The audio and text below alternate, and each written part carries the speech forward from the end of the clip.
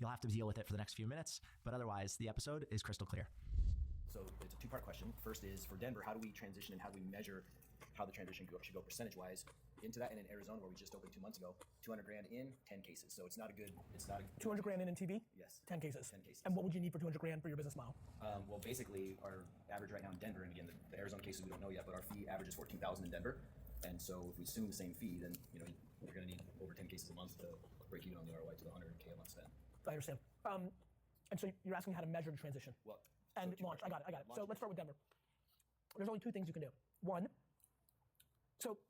I'm going to jump around, and because I want to give answers that always bring value for everybody. Measuring the ROI of something isn't predicated on just doing it. It's predicated on how good you are at it, right? So like, this is where people get caught with this question. Everything I'm about to say, the complete variable is how good you are at the thing. That includes television. The place where everybody gets caught in television, in Instagram, in Amazon, in everything is they get something to work in their math, and then they don't realize that they can still innovate their creative to do better. You're getting 28 cases in Denver. The reality is you've been running that same commercial for so long, you might be able to get 49 if that commercial was better. So one of the great things about digital versus television is your ability to ideate even when something works. So I'm just trying to make sure we establish that, because that is the big punchline here. When I tell you what I'm about to tell you, which is, well, it's easy. You can take 10, 20, 25, 50, or 75% of the money in Denver, you move it to Facebook and YouTube, and at the end of the month, if you did better against the way you did, it's not super hard math. The problem is, first of all, it takes time for something to kind of actually create brand, which is why you're seeing a difference in Arizona versus Denver, because by the 13th time, because I listen to the same fucking radio station that I hear your shit, I convert, versus the first time in Arizona, that's just a big difference. That's brand. Number two, so in Denver, I would do a couple things. One, first you have to feel confident that you understand how to do the creative and the media distribution. Everyone's like, digital's so great. Cool, it's also super hard. Like, what makes it great is what makes it hard. There's unlimited variations and always constant movement. What made TV and print and radio and billboards so great for everybody is the distribution became locked and you knew what you were locking into, and the only conversation for the last 60 years has been the creative. You're not debating how the billboard works. I guess digital came along, digital billboards, that would be an example. But in my world, tomorrow Instagram can change a feature that creates a new arbitrage.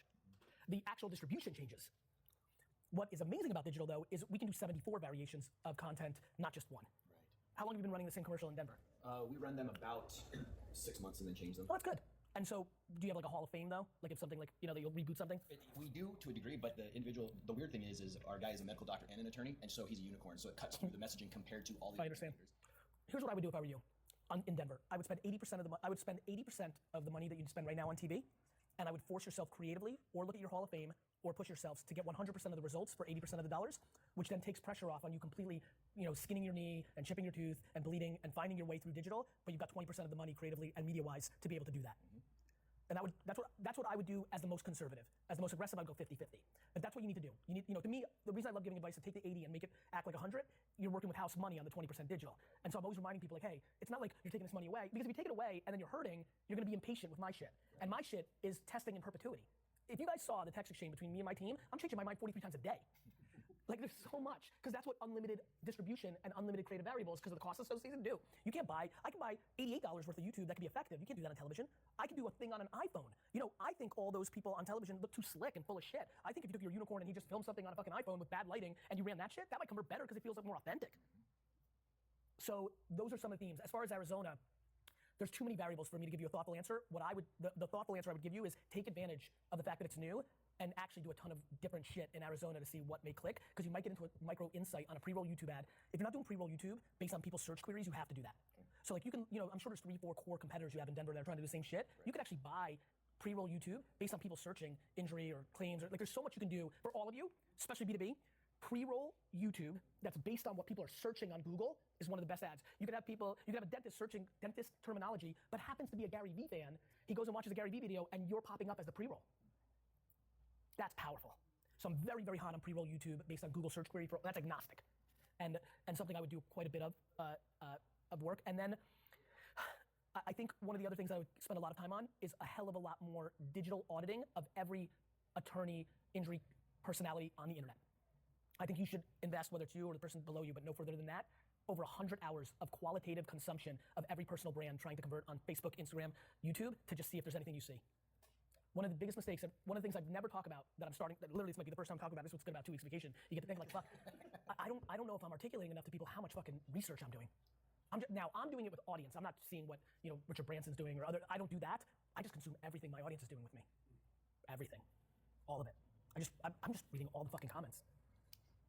So that. Okay, thank you. Got it. So the advice I got from you in Phoenix Yes. was pre-roll, Yes. YouTube pre-roll, Yes, talk about it. based on Google. Good to see I'm consistent. No, that's exactly what you. So I started that the next week. Got fairly good results, but I struggle in figuring out what the ad's going to be and where I'm going to send them. Generally, I send them over to the YouTube channel, what my trainer is, that kind of thing. So it's the creative part of it that is, huge. Exactly, no different than me saying, look, you should become a basketball player. There's only 15 of them on the team. The salary cap is super high. It's a really good idea to become a basketball player if you're 7 years old right now, because you will make $1 billion in 12 years, and it's a fairly good thing to do. The next question is, are you good enough to be a basketball player? Right. So the advice is right, and this is back to where I'm going to go with this.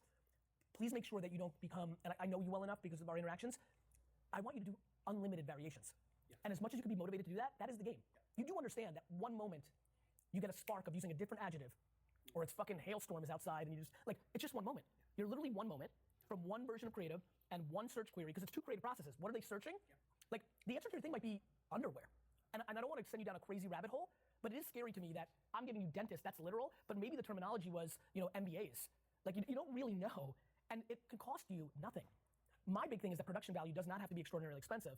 As a matter of fact, this is literally the thought that just came to mind I haven't talked about. I almost think maybe you should only do all of it on your iPhone up front, see if there's a little painter, and then maybe you come in on top of it and make the production value go a little bit up on the fact that you found something creatively. Yeah. This is all bottom up. How many different versions of content did you do for the pre-rolls? Oh, I've only got 2 or 3. Yeah, so that's what I want to encourage you to make 89. Yeah. And then how many different search queries, right? So you're at 2 or 3 videos versus, I don't know how many search query groupings you've done. Probably, I don't know, a couple dozen. Good, which is because it's easier. And what's interesting is the creative is probably the bigger variable. And so I think you could, don't overthink the creative. And then the second question is, because... Can I give you one? I apologize, because it's intuitive to me. I think you can massively over-index with people that are 48 to 72 around just no different than quit and things of that nature. I also think you're doing, it's generational, it's family business. There's a lot of things that are more macro than the literal nature of what you're selling. There's a lot of people that buy my wine that don't drink wine. They're just co-signing that. And I think you represent something for a generation that might be fruitful. Something to think about. Not that everybody needs to become a motivational character, but it's one of the places, it's one of the creatives you should run. I'll give you an example. Yeah. Terminology around changing your career or starting new business at 60, and then your video starts, what they're doing, so you're starting with look, how old are you? 59. Great. I'm 59, I love this shit, that may be the reason they convert. You see where I'm going? I do. You see, people get too literal. Gotcha. I'll give you a good one. For dentistry, one of the things I've been super fascinated with when you read a ton, lawyers, doctors, and dentists that are 39 to 62 are stunningly miserable. Because a lot of them did it because they were supposed to or had to. That in itself is a crazy insight for your business that you can completely triple down on as a connection point with them that could transform your business. Because it's a human insight. They're part of the generation that still did what they were supposed to do, or what their dad told them to do, or like that, right? Because they're unhappy. Because what they really were was a rapper. Because what they really were was a sign designer or a winemaker, but they had to become a dentist. And I think that is, if you just lean into that content, if you start a YouTube video of are you a dentist because your dad told you to, that alone will convert scary. So that's something I think you should play with. The family business, the generational thing, all of that, yeah. If you made 5 pre-roll videos just on how to make a successful family business, because you're the son and then there's somebody underneath you, right? Yeah, dude, you're crazy. You're perfect. You played underneath and you played above. Yeah. So you're talking to everybody in a family business. Right. It's kind of what I've done with my dad and AJ. Yeah. It's given me the ability to play from both sides. Yeah. You should do 5 different pre-roll videos just on that and against family business search queries and see what they do. Hey everyone, Nick here, cutting in really quickly because Gary's now gone through 2 of the attendees in the room and giving strikingly similar advice. We've seen him address directly the personal injury law firm out of Denver and Arizona, and Eric from Make a Woodside, the YouTube channel. And the common theme that I'm hearing that I want to bring to the foreground is creative is ultimately the variable. Whether or not you're targeting unique audiences in different cities, or you're trying to target people in different parts of their career or looking for the next chapter, Gary consistently underlines that creative is the variable. Now, what digital gives us the ability to do is target at a granular level like never before. The thing that's missing for a lot of brands and businesses is the ability to create content that matches back to those targets. And then, as you'll hear Gary already in this episode so far, what he likes to do is bounce those ideas off of other people and businesses in the room. So you've seen him make references to the group of dentists in the room, and now you're going to hear him go back in to speak with the rest of the attendees. Let's get back into the episode. And by the way, you know what's fun about this? And D-Rep knows this. With the same level of passion I do this all the time, I'm usually happier if everything I'm saying right now doesn't work. Because this is science. The no's are as valuable as the S's. And that's not what television or a booth at a convention does. There is no ability to play. Right. Constantly testing. In perpetuity. Constantly testing in perpetuity. Give me that t-shirt, D-Rep. I want to wear it. Time to get a contract. So our company has grown nicely over the last 20 years. How did it start? How did it Yeah. start? When the founders wanted to solve a problem that they've been talking about for the previous 10 years. A dentist, a designer, and a business person Love it. decided to start a side business that was going to Scratch your itch. Sandy tells the story much better. Scratch your itch. And it took off, and they decided they wanted to change the way dentistry is done. I love it. I love it. We're all benefiting from that. One of the challenges systemically the business had over time was new customer churn. A product requires dentists to do their work a little differently. It's like giving them different tools. Yes. So there's a lot of behavior change. So Yes. we saw about 3.5 years ago, systemically, that churn. You were leaking. Yeah. You were leaking. So we focused on that quite a bit and really radically changed that trajectory. Good for you. Challenges- By listening? By Upfront? listening, yeah, we started with Got it. finding our It's the only way you can fix the leak. Good job. Flew Keep going. across the country. Totally understand. Yes. Keep going. At the same time, You can imagine how much I love listening and reading all my comments, because if you noticed what you did for your business is a lot more fun to just lay in your underpants and read about versus having to fly around. that's true. Make sense? Yeah, absolutely. Keep going. So at the same time, one of the challenges is our new customer acquisition slowdown. So Makes sense. Part of that is the crossing the chasm. We've beaten through the early adopters, the folks who are more at And the market for customer acquisition in the macro has changed. That is just the punchline. They're just, it's like, it's very real. Like shit has changed. Totally. So as that's changing, I'm putting pressure on the team saying we need to go where the attention is. Yep. But there's this balance between brand and selling, which is, hey, I've got two objectives. Really, for the long run, it's about brand. Of course. Value. But we also need to sales objectives. So So let's talk about the Army versus Navy SEALs. Okay. Right? The reason it works is because we do not send the Army in to kill Osama bin Laden. That is sales and branding. It can't be, and it's not picking on sales and marketing under one thing, all the way to the top or wherever it goes above you, is a tricky game. Because inevitably, he's held accountable, or, again, I don't know the full story, but you know where I'm going with this. Everybody fucks up marketing because they're gonna always lean into sales because they need to hit short-term objectives. The end. That's where leadership has to come in and create rules for engagement. That's why I love 80-20. It's why I love Army and Navy SEALs. It's why I win. I create businesses like Vayner, that is my foundation of 80, and then I taste with 20% around it. That's how VaynerX got built, and then even outside the Vayner universe, that's how the K-Swiss and the Empathy Wines and all that, this is how it all works. That's marketing. Because everybody's a sales, like you're a sales organization. So let's put a little fund on the side or a little team on the side, and that's marketing. And if it goes to dead zero, you've decided at the macro level that $800,000 to dead zero is super fine by me, because you know it's not gonna be dead zero, but now you've created autonomy and lack of confusion and to actually make that happen. Same thing I told him, in the macro, it's what I want you to do. That's why I created VaynerX. Same reason. Okay, here are the things, we try to do everything under Vayner. Here are the things we learned, 4D, Sasha, now it's Sasha and fucking Pure, and we'll keep going. Commerce is gonna kick out too. Because kicked out, right now Robbie has to navigate, it's organs within bodies. Create a separate body. Sales and marketing is mixed, and that means you're actually doing sales. And if marketing is put into a place where it's all upside, because marketing is gray. It is intuitive, right? So if the rule is 500,000, I'm making shit up. And like, there's no, like at the end of the day, it's like, if you were ahead of it for me, I'd be like, it's 500,000, and my team will tell you this. James will definitely tell you this. It's like, I don't give a fuck. We'll talk at the end of the year. Explain yourself. But I have no fucking judgment. I'm not booing or cheering along the game. Just tell me when it's 0-0 and explain to me why we lost 112 to 88 or why we won 112 to 88, and you just hold that person accountable. That's how marketing needs to work. Because that's marketing. You have to be able to do something ridiculous like buy $50,000 worth of bananas and send them to dentists just because it's so ludicrous that they're like, what the fuck? You see where I'm going now? Like as silly as what I just said to you, you would be shocked how smart what I just said actually is based on how silly it sounds. The world is busy. The way you break through is by breaking patterns. If you're a fucking dentist and you get a banana sent to you in the mail and you wrote a note on it in pen, that's just weird. Weird enough to give you awareness. Right. Sure.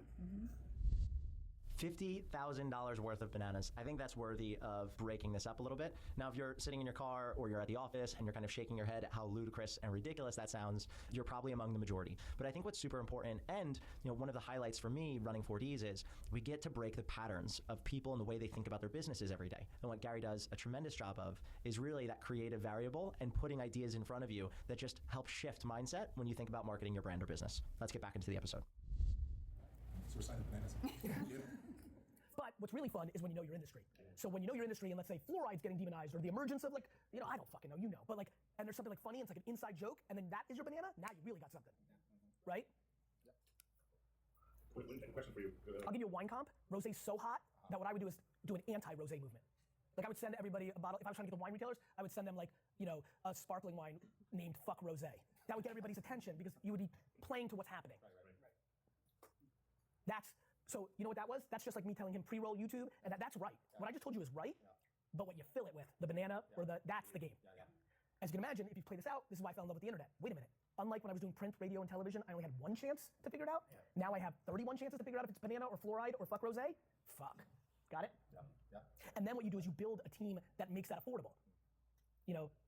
Like the amount of money people are trying to replicate my model, but are overspending on the tech or the lighting or the post-production, that's not gonna work. If you're running a motorboat, you don't fill it the same way you fill a cruise ship, it's gonna sink, and that's what people are doing. They're overthinking, and then that then led to the next part, which is don't overthink your content, because that wasn't the physical manifestation, it was the mental manifestation. You know how many owners and CEOs jump in and look at their Instagram account and like, I don't like that picture, and it like breaks the whole machine? Like that's, so like all these things. Thinking about content marketing and the pillar versus the micro, examples of your world, video. What if you don't have video to start with, or you're not sure what you does it matter when I start? Yes. With the medium? Yes, it matters. Like video is the answer.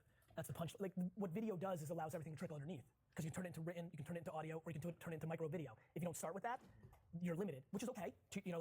But the answer is yes, it is highly important if you can do video. Now, how you do video is the next debate. So where I always get worried about my own advice is that people take things so literal that they may think they have to be like me. Like I can't wait. And by the way, there's millions of these people. I don't do the homework, but you know how many people are super monotone and just information based and doing extremely well on YouTube or podcast? They're not charismatic, they don't curse, they just know their shit. To me, this is utility and entertainment. So I work really well because I do both. But one or the other is more than fine. Models and comedians are doing well because they're bringing entertainment and escapism. And like PhD engineers can do well on LinkedIn because they really know their craft and the 87 people they're trying to get to appreciate that, right? So you see where I'm going, right? Like I like to, like you can see where I'm going with the content pillars for you guys. Like I love the idea of like going at the human truth of like, are you unhappy in your profession, right? Like that's just a whole human, and I think your profession uniquely is one of the 6 or 7 that you can get real upside. But then there's also, what I would tell you on the utility side is put out information that helps every dentist in the world that has nothing to do with your product and service. Yes. Yep. And that's from the providing value. Great. So then I would say, imagine that you sold the company and became Dentist Daily, the #1 provider of information for dentists in the world. And the only rule of this new company is you can't put out content that had to do with your prior company and then start pumping out that content. What payment service you should use? Which app is the best lead gen for you to get clients? Why 5 dentists should start a micro fund together to invest in information for them that is massively valuable as a top of the funnel awareness once it brings them value. My entire business model is to guilt people into doing business with me because I provide so much fucking value. That's what you should do. It will work. Nice. And crush LinkedIn. So like cool, now we've decided the creative thing, pound LinkedIn. You can target dentists. Question for you. What about, we were talking about B2B. We also have an awareness issue about B2C. Because you think that C can give you leverage with B? I think it can, people are more aware of it. That's why it's my company. Yeah, pediatric, the pediatric element of the business is extremely strong because parents, you're using it on my kid and I see how the value it is, why my kid doesn't use it. So how do I? Oh, that's the fucking most, like, listen, that's the best. Like, this is why I loved Intel, right? Intel did such a good job with C as a chip provider that we weren't willing to buy your computer unless Intel was inside of it. Right. Like, yeah, I mean, listen, nothing would, like, now you're talking about the thing that would be interesting for me to work on because nothing makes me more happy than to force some dentist that's a dick face and doesn't want to use us to have to use us because we went after his customers or her customers and forced him to. Right. The best feeling in the world. I love it. So, yeah, I think there's something there. Now, consumer's harder, but you know what's ironic? My first intuition on that is parents are scared. For sure. In a way that like is really fucked up actually, and this is the greatest generation of over fearful parents, and I would probably exploit that. I would pump a lot. Facebook will crush for you on this, and this is where you're thinking about basically at its most simplest form. I'm going to make this assumption, and obviously things are changing in our society, but still I'm sure moms are making a lot of these decisions. So I would probably target moms around 4 to 5 core messages around fear to pressure their dentist. I changed that. I don't do it either. And more people have to do the same thing. Then I would do micro testing in places where you think you have good penetration of dentists. Like the first thing I'd probably do if I was part of the team, like, where do we have the best penetration of dentists using us? Cool, it's Denver. Okay, let's attack Denver and see what happens because then there's a lot of options for them to switch. Right. Versus like, convenience is king. Even if you scare them, that like they're gonna, even if, oh shit, my only option's 45 minutes away, fuck it, let the kid cry. That kind of thing. So that's something to think about. No, that's good advice. But I would go with videos of like whether it's testimonials, whether it's like reenacting scenes. Like moms loved it, like everybody. But in this scenario, like just literally hiring college students or starving actors to do like a 2-minute video, like reenacting a scene that like, is this happening in your house? And like, there's a lot of smart stuff you can do, and you're always one video away, which is why I want you to make more. There's like a million and one questions in my head, but I'll leave this one. What do you think is the best way to figure out what is of value to our audience? They are in their dental practices, yes, yep. And they're very busy. And if we reach out or listen to them on Facebook, it's a lot of like the assistants, it's the auxiliaries who are on the Facebook groups. It's not the clinicians themselves. Is it in person? Yes. At trade shows, no, for instance, or is it visiting them one-on-one? Yes, but I have a little idea. So I'm a big fan of golf and wine. So I think you should create semi-annual events that you spend some real money. This is why marketing's fun, right? Flying in 25 people, getting a nice steak dinner, like Santa Barbara's good. So you're already like, honestly, with the way the wine business is right now, I'd probably go knock on every winery in Santa Barbara. Inevitably somebody's like, and literally ask for free. Like, look, we're gonna bring you 50 dentists that have money. We want everything for free. Want to come to the winery? Want the setup for free? Want the dinner for free? Want your wine for free? No? Cool. There's 700 other wineries in Santa Barbara. Yeah. Somebody's in trouble. Yeah. Got it? I'd probably do that. And then I would run ads or do direct calls. You can play two ways. You can prospect and run ads and say, hey, we're doing this thing, fill out a form, we're selecting. So it's velvet rope. Or because you want the information, you're tripling down on your VIPs. Or I've always liked the B list. A lot of people do everything for their top customers. I've always thought the B was an interesting customer, right? Because they could become an A or you could lose them. So you see where I'm going. I can see you're picking up what I'm putting down. So golf and wine, and then anything else. Golf and wine are just intuitive to me because that's what I was in the wine stuff, and I just know people are ludicrous about going to golf events. But there might be something that's really natural to your DNA. It might be rafting, it might be camping, it might be bowling. But like creating something somebody actually wants to do, then layering a conversation in whatever form you do it. As you can imagine, wine is super conducive to that because it's a wine dinner. You then overlay the thesis of this is actually dentist. Like I started something called Agent 2021 because it was about the bigger thing. So maybe this is not even about you. Maybe this is about dentist industry symposium. I always like using the future. So like dentistry 2025, right? Like where's it going? So it's a conversation. Maybe pull some sort of maybe back to marketing. Maybe spend $5,000 to have somebody who like has gravitas in the industry. I don't know the industry well enough, but like a retired athlete carries weight. That's why they pay Hank Aaron $10,000 because somebody wants that selfie and that got them in the room and then they got the question they wanted answered. It's just arbitrage. It's just arbitrage. But how you package the arbitrage is the game. Right? When you're calling me as a dentist, I know you're looking for information. Fuck you, I'm not interested. See ya. Right? You're inviting me to Dentist 2025. You're gonna educate me on what to do on social media to build my practice. I'm gonna be able to play golf and have dinner and Hank Aaron's there. Interested. It's a $79,000 investment, but the info's valuable. Right, because then we can take that message and if you and back to like what we're talking about, you make the 50 people 25 B clients and 25 prospects and get real interesting real fast. Got it? So those are all the nuances. You're welcome. Hey everyone, it's Nick cutting in again really quick. Something it's always fun to kind of bring to light is Gary's ability to give answers that might not be directly related to social or digital marketing. His advice here to hold an event for dentists in Santa Barbara, California that's geared to educating them and entertaining them has little to nothing to do with social and digital media. Ultimately, it all comes back to practicality. What is the best solution for your business? And I think that's what's most important to Gary, to give the advice or the guidance that's going to work the best for your business. Let's get back into the episode. Okay, you're going to be a tiebreaker between my husband and I. Can't wait. We're either going to call him with happiness or sadness. Here we go. Right. Don't try to lead the witness. Go. So I believe in an exclusivity model. You can only get. You've led the witness. Sorry. Go ahead. I believe in an exclusivity model. You can only get beautiful disaster from beautiful disaster. Much very similar to the Victoria's Secret model. The only other place they're at is Amazon. I'm fine with that. But the answer is you're both right. Because he wants to do full freaking wholesale and the whole crazy. You're both right. So what do we do? You decide what business you want to build. We want to build a business where other people aren't trying to take our customer. I understand that. That's not what I'm saying. Because then you're going into the tactic of why you want your model. You need to figure out what business you're building. So for example, you're looking to run slower. He's looking to run faster. That's the actual manifestation of this conversation, which is okay. You have to decide what business you're building, right? Like to you, it's your baby, right. Which is why you don't want anybody to fuck it up. Right. To him, he's trying to think about how to grow it quicker. He's okay with a 2 times return, and I like the retail dollar. He's okay with wholesale dollar. That's a different conversation. I think, and it leads to the next question, which is what business are you trying to build? Like the answer to your question comes in, what do you both agree on where you want revenue and profit to be in 2025? Because if you don't, already the debate becomes convoluted. Yes, we do. Okay, well then what is that?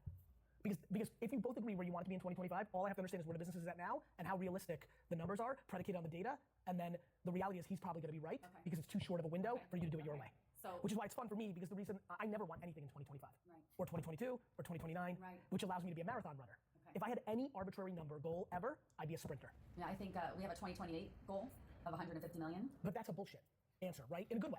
You just made that up. Like, why not 213? Well, why not 87? You know what I mean? Right, and I think you need to think about that. Okay. I'm giving you that in a love way. The same as quit. That you also made up. Right. Why? I mean, you might have a very good answer, which is like, hey, Gary, actually, because we want to buy this island for $76 million, and if we sell for dollar at 150, that's our post-tax money, and we're going to buy this island in Peru. And I'm like, okay, now you're right. Otherwise, you're just making up shit, predicated on the data that you're sitting with right now. It's just arbitrary. This is how you answer this question. We're both right. You're both right, but the actual, because you got to make a decision, is predicated on, do you have a number? Do you want to sell the brand one day? Don't you? Do you emotionally care about somebody discounting it when they told you they weren't going to? Do you give a fuck? Don't you? The reason so many things are easy for me is I don't give a fuck. He's using my signature on a thing. I have no idea what the fuck he's talking about. My signature is my most important IP. And I don't give a fuck because I like him and fine, Nate did something, myself 5 bottles, 15 cases, 40.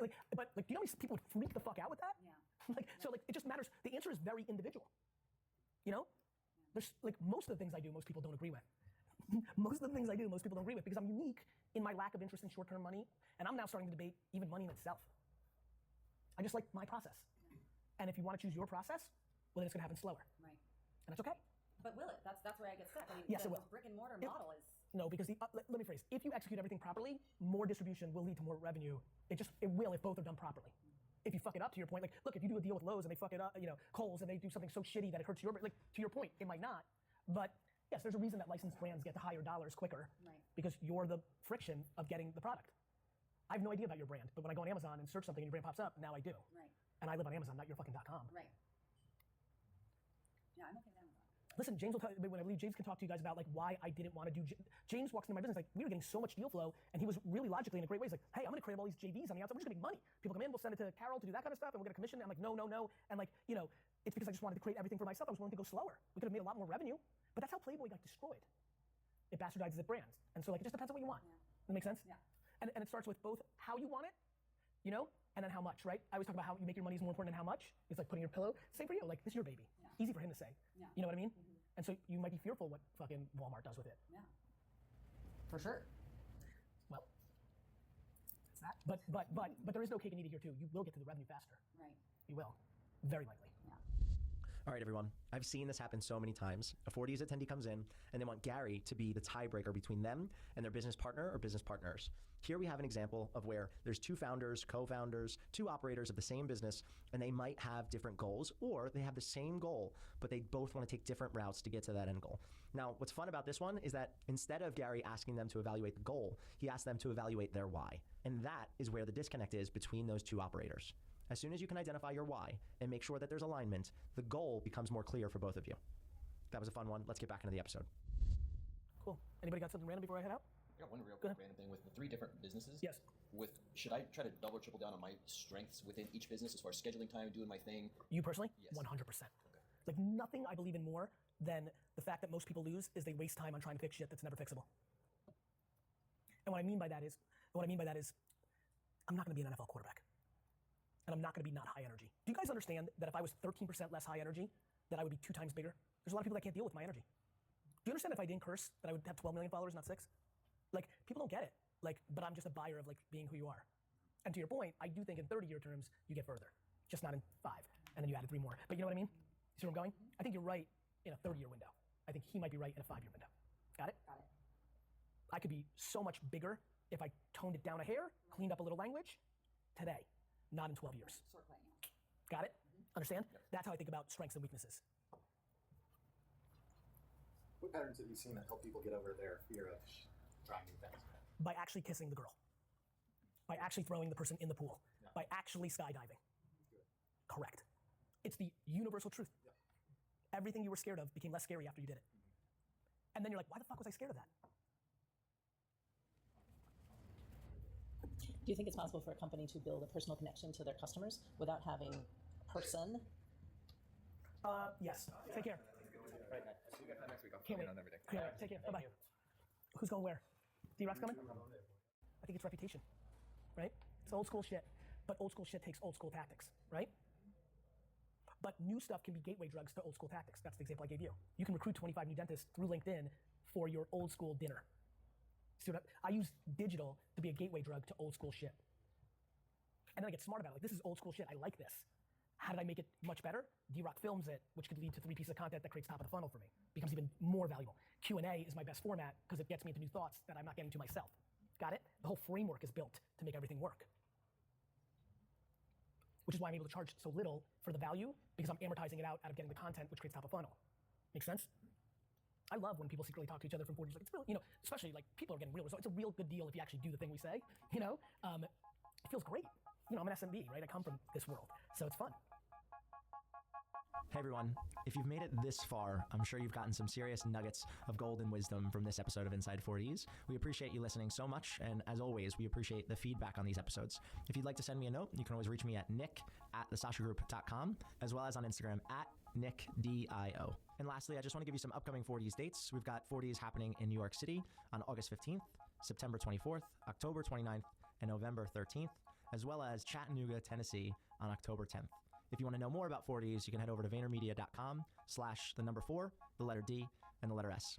Thanks so much, and we'll see you on the next episode of Inside 40s. What's up, podcast listeners? Dustin Lee here. I'm a videographer on Team Gary and also manage Gary's Alexa skill. In today's episode, you'll get to hear 6 different teams pitch an Alexa skill to Gary. I'll make sure to jump in and let you know when a new team starts. Enjoy and let us know if you liked this episode by tweeting @GaryV. Up first is Team 1. This is the Gary V audio experience. Awesome. Nice to meet you guys. Yeah, happy to help. Yeah, of course. Yeah. All right, so our idea, you know the brief. I do. Okay, so our major idea was basically when it comes to citizen science and all the initiatives and apps that exist, the biggest issue is that all of the data is completely fragmented, and you have apps that have like 30 users and not enough contributors, and you don't see like a holistic picture and image of what is actually happening globally. Yep. So we wanted to just tap into Instagram because that is, people are already using it, we're meeting people where they already are, and it's the like most influential like means of actually getting people like to come together and actually like help with the social cause. Okay.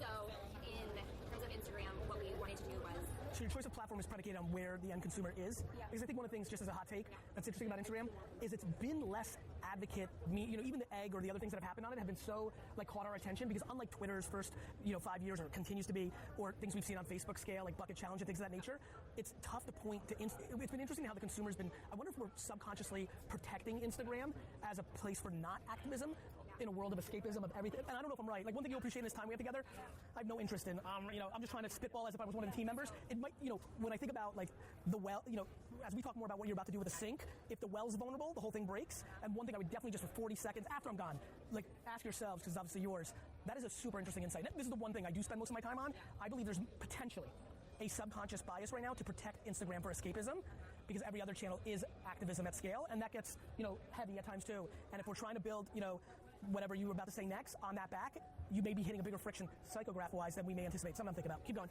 Please. Because our angle Yes. was that, like, our take on Instagram right now is the biggest criticism is that it doesn't represent real life. And people At all. are feeling At all. lonelier than ever. They feel like they can't compare. It's like a compare despair type mentality. I totally understand. So if we could lean into that idea where it's like, The question becomes, when you try to force instead of ride the wave, you lose. The reason 99% of the stuff here, even though it gets awarded, wins, is we're making a subjective point of view on hypothesis, not on actual reality. Yeah. So I think that's amazing, and I think it's clear to a lot of us that that's what's happening. We're all our PR agents on that world. The question is, do we need that?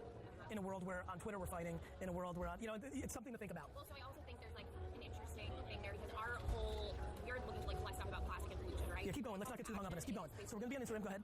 Post your like the plastic pollution that you see around, and ultimately it would get aggregated onto a heat map and website where you can tap into like that location. Let's talk about that for a second. As an execution to that, do you feel like you need that? I mean, I feel like it's crazy that like the lack of friction, like the unbelievable disgust we have for like doing anything we don't have to do, like the amount of things I'm seeing real life, not the ad world, not our B2B world, but the amount of actually us going to aggregated like websites is like declining so rapidly. Just do we need it from a B2B standpoint? From a citizen standpoint, but I think there's multiple stakeholders, right? You have communities that would get pressure from based on the fact that they're kind of, it's like a Yelp almost, like Yep. getting confused on your city, which could impact like tourism and like, So to that point, which I think is a very valid point, do we want to create an engine that AI emails senators, mayors, there might be, to your point, because I think it's a good one, I wonder instead of like, hey, we're going to dump it over here, we're going to have to put all this time and energy for you to be aware to even go over here, then you're going to see it, then we need social pressure for you to do something. I wonder if we can instead, potentially something for you to think about is, what if when there's hits critical mass of that many, that it automatically deploys awareness to the actual decision makers? That could be kind of cool. Yeah, that's really cool. Like if we reach, let's say, 1,000 pictures in your community, we'll fire an email to like, hey, from each individual Instagrammer who like doesn't want to do the great change. Think about a mayor or think about somebody who's a decision maker. I'm not educated enough. Getting an email with 450 photos and actual people in location of their jurisdiction could be interesting. Yeah, Reporters. Yeah, it would be like stop ignoring the problem because if there are people are. Anyway, keep going. Sorry, I just got excited. Yeah, very cool. Well, we're very excited. We want you to get excited. So I feel like I almost want to go back to this Instagram thing because a lot of our campaign and the awareness is hinged on the fact that people like would be in. So let's start with this. Listen, you guys are smart. You wouldn't be here. People are so fucking precious with their photo feed. Stories is one thing. You guys, like, nobody's putting out content on their regular Instagram because everyone's turned it into a fucking museum. Right? So I think one of the frictions you have right away is people don't want to fuck with their feed. It's crazy. It's the worst thing happening. Forget about the PR part. Instagram has eliminated creativity by giving us a stories platform where we throw away content there, but like the insanity of people overthinking that, my concern if when I do things like this, I'm always like, I'm a partner in this team versus like, hey, this is what you should do. I'm worried. That's one thing. Forget about even my thought that it needs to be a place of positivity or fake. I'm worried that you won't even if they're even fucking the biggest activist is overthinking her or his fucking feed. That's another friction point that at least is worth debating. Yeah. And I will say, on the flip side, though maybe not as currently sexy, Twitter is a place where people feel the most compelled to kind of make change. Might be worth debating. I don't know. Yeah. It's a kind of like quick hypothesis. And if we use it in the stories, it disappears in 24 hours. That's right. We're not going to achieve what we want. You're not going to be able to code No, because here's the deal. Please. You put your story. Yes. We, through an algorithm, we pull your image, then we take it to Amazon. How are you going to create the submission? hashtag in the story. Yes, that is one. That is the only way. And then I think the question becomes, you're going to get a lot of dirty data. Like, what's the motivation? How are we going to communicate to people that they have to do that? Well, that comes. That's where the campaign comes. That goes with the part of the initial campaign. No, but no matter how much money one spends, even if you crush it, like, how much, like, I'm trying to, like, I don't know, like, what, I think you'll appreciate this. When I think about anything that's worked for me and why I have the luxury of sitting here and spending time with you, it's that I'm always so unbelievably user-centric. I don't even think about anything else. I don't think about anything. I don't even know anything else. You'd be stunned how little I know. I'm thinking about the functionality and the friction. Here's my bigger question. Why, I'm asking you, why are we forcing it into Instagram? I think is the question. That becomes the question. It might not be right or wrong. Yeah. Because of the image recognition. Yeah. I don't think it's because Instagram is the biggest source of images right now. I think it's also because of disruption. I think we wanted to create a movement and a trend that it's going to cause disruption. Right, so you're saying in the counteraction to my point, which is right, if we make something pop in Instagram, given that it's the current place of culture, it will have the most, I couldn't agree with you more. You'll appreciate the double side of that argument. I couldn't agree with you more, hence why you need to be tight as fuck of how are you actually going to get this to happen, because the cost of entry to penetrate is enormous. And this is always the debate of, do we break the normal patterns and we get awareness and that's why it works? Or, for example, I'll give you an example. Very early in Twitter, and you may want to Google this when you go back to the lab, there was something called Color Wars on Twitter in 2007. You guys were all like 5 years old, but this is what happened. It was very early Twitter, and there was something called Color Wars. And basically, everybody on Twitter broke up into like 5 or 6 teams and all changed their avatar to one of those colors. I, being the ridiculous character I am, and big Jets fan, and wanted to be green. Somebody already, New York Jets. Somebody took green already. So I created the very green team, and we ended up winning because I had a big footprint and I spent all my time trying to win. But we saw it a little bit years later with Red, the nonprofit. One of the other things is, taking a picture of pollution. I wonder if you guys can think about doing something like just the color blue, I wonder if there's something to be done. Correct. When I saw that, I was like, oh my God, they used the core tactic of very early Twitter, 07 to 08. That, for all of its shortcomings, which are well documented, the upfront funnel of awareness, that works when you break patterns. Even images, and I believe you, at scale, if I see a lot of pollution or recycling, that would probably catch my attention. But always think about how to eliminate the most friction to really get this movement. Something else worth debating, just a random thought out of left field. We even started posting it, as to start pulling the data. Everybody on my Instagram handle was sending messages to friends being like, is Marissa mentally ill? What's happening? Not a joke. People were so thrown by it because it was so disruptive and out of character. Couldn't agree with shit. I think we can talk about this all day. That's why I agree with what you're doing. The question is, you're doing it because you're incentivized right now to do it for this project. If your best friend was sitting here and said, yo, would you actually do it in Instagram, in your feed? That is the fucking $1 million question for you. Random question. If a celebrity did it first and created a team. A celebrity. Team and deleted. We live in a celebrity culture. Yeah. So I always think a celebrity, and my point of view, a group of celebrities always has a prayer of starting something. That's just the truth of the world we live in. So the celebrities look good because they're doing something for the environment. And back to your points, I would argue, if you're going to go into detail, pick a celebrity who's never done anything. I'm tired of Angelina Jolie standing on a soapbox. Got it? I love her. I'm making that as a cynical statement. Do not. The answer's cool. Leo's fucking the worst person, in my opinion, if you're trying to penetrate. Because that's all right? Him. Correct. You want to stop me? This is what you're doing. So Leo, you try, even Cardi at some level has blended into that a little bit. So, but again, this is a subjective call. But Leo to me would be the only person I'd be comfortable saying, let's not do him, because that's how he talks, which means it's muted. So you think that the shadow is a celebrity there? I would think at scale, and I would think at long tail, and I would think about redefining celebrity. As you guys know, the people we just all mentioned, nowhere close to the biggest people on Instagram. Oh yeah, that's why. Yeah. I was thinking I know what you're thinking. All right, sorry, Matt. Okay. No, you got it. Go there. Next, Team 2. Me too. Nice to meet you. Nice hat. Steven, are you a Toronto guy? Grew up there. Hi. So nice to meet you. How are you? Tyson, so nice to meet you. Mike, how are you? Good. Oh, you're pumped about the Raptors? Oh my gosh. That was a country win. That was a country win. In the cold. The biggest fan. If you've even visited Canada at this point, you're a Raptors fan. Everybody. Amazing. All right, let's rock and roll. All right. So what we are doing is tackling the problem, what's in my drinking water? I apologize. We're tackling the issue, what's in my drinking water is the high-level brief. And essentially we want to tackle the issues of water quality data and having it accessible to people. So we're using Alexa to develop a set of voice-powered test kits and a Alexa skill that people can report things about their water to Alexa. So if you can picture the kit just being taking what's a very complex, intimidating system of water quality tests, people will order them online, it comes with all these vials. We want to simplify that. A simple test about chlorine with a voice command on the outside. You say, Alexa, start my water test for chlorine, and she walks you through the whole process, stripping away all of the kind of minutia, ppms of copper, and just something simple. Which color box does it look closest to? Box 3. All of the data is not really... So you're using the visual play. Exactly. You're using the Alexa... We're using Alexa to strip away all the pain points and complications. So you don't have to read the instructions. You're being like, hold it in the water for 2 seconds. She's going to tell you that while you're doing it. We have each test built out, and so if you can picture the kit that you received, So you get this kit. You got it. So we're, in terms of marketing, in a developed country, this would be similar to like a 23andMe. Somebody wants peace of mind at home. we stripped it down to 2 voice commands on the reference strip. If you ordered one of these online. On a very serious note, what is the serviceable market you think of people wanting to test their water that have to devote 3 minutes to it? I'm not. Let me actually establish this for jamming. I think we're now on the same team. I have no interest in being one of these people that swoops in and tries to act like an expert. I'm just genuinely curious what you guys think. Like developing world or? Yeah, in a developed world? None. In a the punchline here is in a non-developed world, everybody. Yeah. I got it. By asking the question, you put me in the right mindset. Let's keep going. But I think in the developed world too, look at 23andMe. Like people. 23andMe is you're gonna figure out who your like long lost cousin is, or if you're actually Jewish. Like a lot of these things are like to know if like asparagus. You know what I mean? You itchy and stuff. People want to know like, oh man, I guess that's why I can't eat pickles. Yep, keep going. I think I don't want to because we have limited time, but I feel suffice. Keep going. Exactly. So yeah, we're taking something like this that people would never do. And we want How big is that market? The market it's the insecurity of tap water. So I've heard you say it before on your vlog. Bottled water, invented in a boardroom. People are like shifting human behavior by just repackaging something simple. And we want to tip the scale the other way because right now it's bottled water versus question mark. And how long does that take? Most of the kits are about 2.5 minutes. So we're trying to lower the barrier to entry by just having one contaminant or a few contaminants in each instead of saying test your full. Yeah. So just like let what actually matters, right? Check for lead or check it for arsenic right away. And so we're able to take like this complicated process, and if you get lost at any point, just say the voice command on the part that you're at. So with this, we have the base platform, and that's working in a developing world. We think we can market it with those low barriers to entry costs, but in a undeveloped world, we convert the whole Alexa thing using Alexa Poly into a phone-based system where we could put literally a poster with a phone number so that someone could report passive things, just like my water looks brown, and Alexa can walk them down to say brown water could be a sign of high iron, and NGO is going to deliver a kit. In the meantime, make sure you boil your water.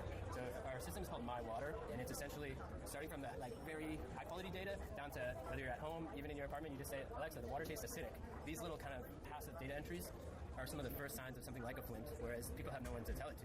There could have been 9 people in Flint that just said, water tastes a little funny, but who are they going to tell? If she says 9 people have reported that there's acidic water in here, she can send that to the municipalities or someone who can actually improve things and make preventative. The insight is essentially there's 7 billion water sensors walking around on this earth.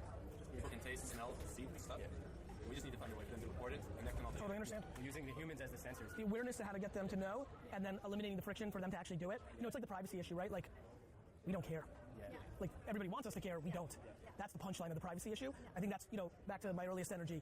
In the the question becomes in the non-developed world, how even posters and phone numbers is this actually more? Because I'm on the board of Charity Water and spent a lot of time on this. This may be more of a B2B function for your distribution strategy there than actually a consumer marketing function. Like we may need to tap into please. So we see the kits themselves being brought by the NGOs, but the reporting of a has to be the user. Issue has to be the user. Call this number. Phones are something they can. Schools in the developing world, right? You go to school in the developing world, like kids take these tests home, and they're also educating their parents to be like, hey, mom, if the water tastes like fish, call this number, and that'll like start the. This could be the science project. Talk to me about in the U.S. and the super developed world, what your go-to market strategy would be. Right, so launching the Alexa skill, in like kind of a freemium model, you can always just report these passive things if you want to just contribute or know that there's not a water crisis happening. Alexa, my water looks cloudy. The moment you do that, she's saying cloudy water could be a sign of chlorine. Would you like to order a test to? Talk to me before even that happens. So the thing, like whenever you see like something happening in water, what's the first thing you do? You either Google it or you look at something. So knowing when the consumer is going to be, or like when the person is going to be needing that information is when we can get to them. So like whenever they know that the water's being like cloudy or whatever, they can go on Google. We can have something there, like whether it's SEO or like SEM to like beat it, and then actually go in. So you think more utilitarian? You think but we do have some clever distribution methods in like if you think of like an Amazon add-on program. Yep. With these things being like lettermail, real small. If you could just picture during a $25 checkout, why not just add a home kit? Worried if there's arsenic in your water or peace of mind, really playing into that. So if you have like-minded big retailers, you can try to get these in the progressive world. Like, how much is the water debate like growing on the coasts in America and the high net worth communities? Like, do you feel like thinking from a branding standpoint for more awareness is it gaining momentum? I think part of the reason that bottled water is still a problem for the environment is because people do have that big question mark, right? So it's like even people who are environmentally minded, they're like, I want to drink tap, but I'm not sure that it's good for me, right? I'm not sure what's in it. There's such a blurred Those line. big beverage companies did a good job scaring us. It's such a blurred they line. They sure did. Storing that trust in the tap because there's people who blur that line. They probably like make Tang with tap water, but then they drink Fiji and they don't think of it as the same. Because it's status. It's exactly. status. So the moment if you can like build a bit of a brand and restore the trust in what's actually in there, because no one does know, and it's even in situations like the Flint thing, the municipality's reading it's drinkable. What happens then after it goes through the pipes? These are happening in your house. I mean, if you drink the tap water here. No, but I do drink tap water. I just haven't been in a position to drink tap water in the last 12 hours. Is it bad? Because I take a ton of water intake on my teeth brushing. We tested it. We tested it. But I mean, the thought would be is that you could just ask Alexa, you right here, like, hey, tap water, can't see. And the collective information would say, yeah. Yeah, so that database we're building allows travelers. No, honestly, I love the fuck out of like 15 years from now when this is all at scale, where like you're just talking to a fucking robot all day long, just getting all the curiosities out of your system. No, really, I mean, I couldn't be more excited about it. Yeah, and that's really First is the friction of getting the data into the ecosystem, which is, I do think to your point, this is an intent-based, there is a lot of intent-based. Like if I saw weird water, and the only way, I would probably never react to taste, even though I grew up on wine taste, or maybe I've never really tasted water that, is obvious to that point. But, okay, anything, speed round, anything else that we didn't touch on that you may want to get a curiosity on or take on? We didn't touch on is that a lot of those, once the database is at scale, it is meant to be a very, you can check up on things. If you were traveling to Cannes, out of curiosity, yeah, hey Alexa, I'll be honest with you, back to like really giving a shit about getting things really done, we are so far away from scaled anonymous osmosis usage of Alexa. Like that's their problem, and they got more years to go on that. That's fucking 5 years away, 4 years away if everything goes perfect. So let's really focus on getting people to even, that's gonna be the punchline. I think a lot of the best apps and like executions are the people that are building the clean data for years, and then when the fucking consumer is using that scale, creating the front facing against this library is the advantage. So I would just focus, like, maybe for competition you got to do something. I think the intent base is good. Say 47 people in Cannes did a home test for a piece of mine at home. You're a traveler. You leverage that 47 home test to say, based on 47 tests, it seems pretty good to drink. Maybe she could even benchmark it to New York tap water and say, is that useful as a traveler? I think this is where you can get nerdy in your own shit. Like at its most basic, 99% of the world actually just gives a fuck of like, is this safe? Can I have it? And then even then, once you prove it, we're gonna be very greatly disappointed by humans who are still gonna drink water out of plastic bottles because it's status. Yeah. And until the status is the water bottle instead of the plastic, we'll be fucked. True. Which is why building the while everybody works on shit like this, I'm going to try to build status of the water bottle, the container, because that's what's actually going to fix the issue. That's real life. Cool. Thank you. Awesome, thanks. Pleasure. Here's team 3. Hello, gang. Hi. Rita, Gary. Hi, Steven. No, Petra, nice to meet you. Esther, so nice to meet you. Mark. I'm just a friend of Freeze. Thanks, what's up, man? How are you, bro? Good to see you, bro. All well? Everything's happening. It's awesome, man. Great to see you. Hi, team. Hi. Go ahead. So we are the water guys, water meter actually. So basically, our problem is that people use plastic bottled water all over the world. We boat it every day and throw out all the plastic bottles. While the water coming from our tap is also safe, so we should somehow show people that they should drink from the tap instead of the bottled water. Understood. And that's why we found out that we should deliver a product which can solve their lives on a daily basis, while the product can transfer data to scientists to get some information from the households, how the water is in. I understand. So we champion the tap water. We know that it's safe, free, and green in a lot of developed places. Of course. Here in Cannes. Yes. And so our problem is, or our goal is, to market a sensor that people can put on their tap. How easily? Like that. Keep going. Yes. To tell you with a light, like green, yellow, or red light, whether it's drinkable, to get that barrier off the table that it might not be safe. I understand. And with every sensor you buy from Amazon, we also would send the same sensor in a bracelet to the same world, third world countries, where they also need to monitor water quality. So it's like a double. Yeah, but the bracelet one more time, I want to understand that. Is an easier version of the huge sensor that you can put on your tap. So it's just a bracelet that you can use, and it has 3 colored signs. If it's green, you can drink it. If it's red, you can't. If it's yellow, so, it's funny, I'm a well member for Charity Water, so I've spent a lot of time on this issue. That information, so I'm in Uganda, I'm in, these kind of places. I put the water on, I assume, or however I do it. Where does that information go into a place where the infrastructure isn't in place to do anything about it? We thought of an eSIM card that sends an SMS. Yeah, we can voice an eSIM, so digital SIM, and you can send an SMS to via SMS the data what we collected to the bracelet, and we can send it back to you. Yeah, because we can use, if it's red, the data. It's red. When it's red, who's it go to? It goes to the data? the data. Data is going to a centralized database. No, to whom on the other side of consuming that data? Because so I think one of the things that I'm passionate about is trying to make something actually happen for real, not just for the sake of competition. So I'm just curious, to whom? So I think one of the things that a lot of people don't realize is to whom? Well, we want to do about what? With citizen science, so that was one of the parts of our projects, and we want to actually have a place, an app, or for example, an app where you collect globally data on drinking water, on tap water quality. So. All right, let's bounce because I want to get too hung up on this. Yeah, so basically our campaign will start with Amazon because. Do you think? I apologize. This is very important, actually. So I think I like what you're doing quite a bit because I think it's low friction, right? Which I think a lot of stuff I've already seen. Too much friction, game over. Yeah. So I love low friction. Here's a very important question. Do you think that people don't use plastic bottles because they think the tap water is not safe, or do you think that they use plastic bottles because when they carry, or because it's status? No, I think of course. Also because there are brands, it's a whole industry. Like we've read a lot about how the bottled water is a whole industry building brands and prestige. There are statistics that they say that they try to sell tap water because they want to make you believe that it's safer and it's healthier and it's better quality than tap water, so which is not water true. actually contains tap water. You're preaching. People drink it not like status as like, okay, I'm cool if I drink it. They drink it because they think, okay, it must be better than drinking from tap. But if we are doing the campaign and we are working on to make tap water cool and give a solution for people to feel safe, maybe it will always show green, or I I don't know, once in a year it will show yellow, like in our countries. It won't be ever red, you know. But it can like secure you that what you are drinking is safe. And remind you that why buy the bottles if you can drink out of the tap. I understand. How are you going to build awareness around the item? First of all, we will use Amazon because Amazon with the packages are going to the households. So we will use the Amazon packages and put a little pack of water meter there. It's just an offline version of our future product. So actually they can use it like it's a testing kit. They can just put it in the water and then they go to a website and scan this paper sheet and they can check the data, what comes out. How much is the competition judging the practicality of your marketing plans? For example, getting on the boxes of Amazon is an awfully expensive and highly political process. Feasibility is one of the criteria. Yeah. Okay, cool. So if it's not possible, then I mean, it's possible, but I mean, you know, the box real estate on Amazon is. I feel like I'm more likely to become the president of the United States as somebody who wasn't born in America than being able to penetrate the landscape of the Amazon box. It's the most important real estate in the world. But no problem. That's why I'm asking. I didn't know. I just want to make sure you think about that. Probably wouldn't. I don't think we can do it for free. But I love. I don't want to take away from your very time. But I mean, I love the idea of. Are you guys starting to do micro? Are these national and global campaigns, or are there micro? Yeah. Not that I've heard of. Yeah. Keep going.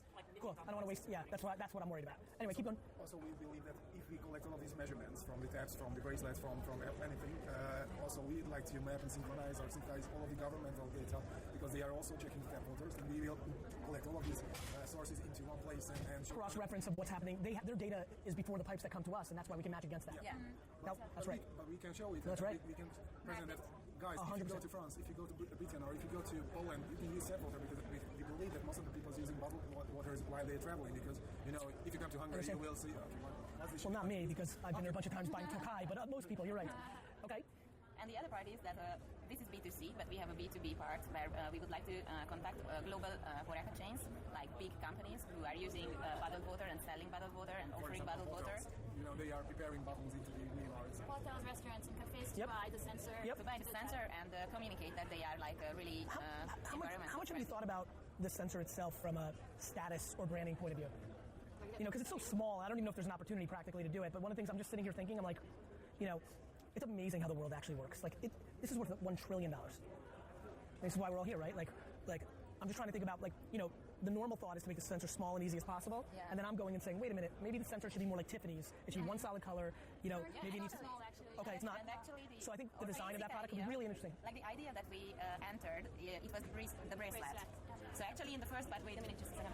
In the first part, it was the bracelet. Yes. And then we decided to put it on the tap. I understand. But if we want to do it a status code, then the bracelet is better because it's visible. The problem there is, the problem there is in places that need a bracelet for brown water, status matters less. Yeah. You know, like I'm worried about where we actually consume plastic bottles. This is something I've been spending a lot of time on. So 1 minute time check. Both as a charity water well member and also as PepsiCo being one of my big clients. So I'm sitting, you know, I get to sit on, right? I really think this is a branding exercise. You know, like, you know, I'm trying to think about, this has always been the same. People care about themselves, and we try to go altruistic, and I'm trying to lean into selfishness to achieve a bigger goal, right? Like, you know, so Do you think please. it would be easier to use the bracelet all over? No, because they don't need it from a utility standpoint. But which notice how my brain went to the thing. Yeah. So I'm like, if you did get if you got the Soho house, if you got the new house, if you got the places of status to use it, and you see it there, and you make it in a way, it's designed in a way that like you really know it's that one solid color or some logo, is that now subconsciously delivering in your mind that I want this in my house too? I'm trying to think that maybe B2B is even the way to gateway B2C. That's what we thought about it. But then we had a problem with the citizen science part. Like, how do you get a lot of people to provide their data? Well, the point is, if you use B2B to use a gateway to B2C, then the B2C creates the data. You know, Netflix used delivering CDs in the mail to eventually become the most important video. You know, sometimes you try to boil the ocean up front. It's the same reason I still think that, look, fear is a funny way to sell. And right now you're selling fear. One way or another, that's what you're selling, and I'm just trying to think if there might be some other angle. You know, I always take these things, you know, when I do, please. Between saying like, okay, you have to be careful what's in your water and saying like, oh, you're cool to drink. Two totally different things. Two totally different. I agree. Yeah, which we should do. I just think, because I think the first one's much smaller than you think. Yeah. It just, you know, yes, you'll get some extreme socially liberal people who will think it's cool and this and that, but there's a level of practical, like subconsciously, everybody in France and everybody in America and everybody in England and everybody in Hungary, like people know it's safe. It's convenience and status. Yeah. Nobody's like, oh, I'm so scared. It's convenience and status. Yeah. And you know, like altruistically, ideologically, we'd like to think like it's safe or like do the right thing. So we want to make it cool rather than convince them it's safe. Always. Yeah. None of you are wearing shoes based on the utilitarian nature of the shoe. You are not. I'm sure it is. It's very yes, I'm sure. But it just like it's real. It's how humans work. and it's something that I think we need to lean into more. You know, we get caught when we're in such a mission here to do the right thing. We go too much doing the right thing while our skills are marketing and positioning. Yeah. At the end of the day, I never care about anything but the end result. Cool. Thanks, guys. Thank you. Have a great day. Thank you. Bye-bye. Here's Team 4's pitch. Hi, guys. Hi. How are you? Very good. Marathon of people It's great. I'm enjoying it very much. It's awesome. What do you guys got going on? So we're the garden buddies from Bucharest. Very nice. Beautiful.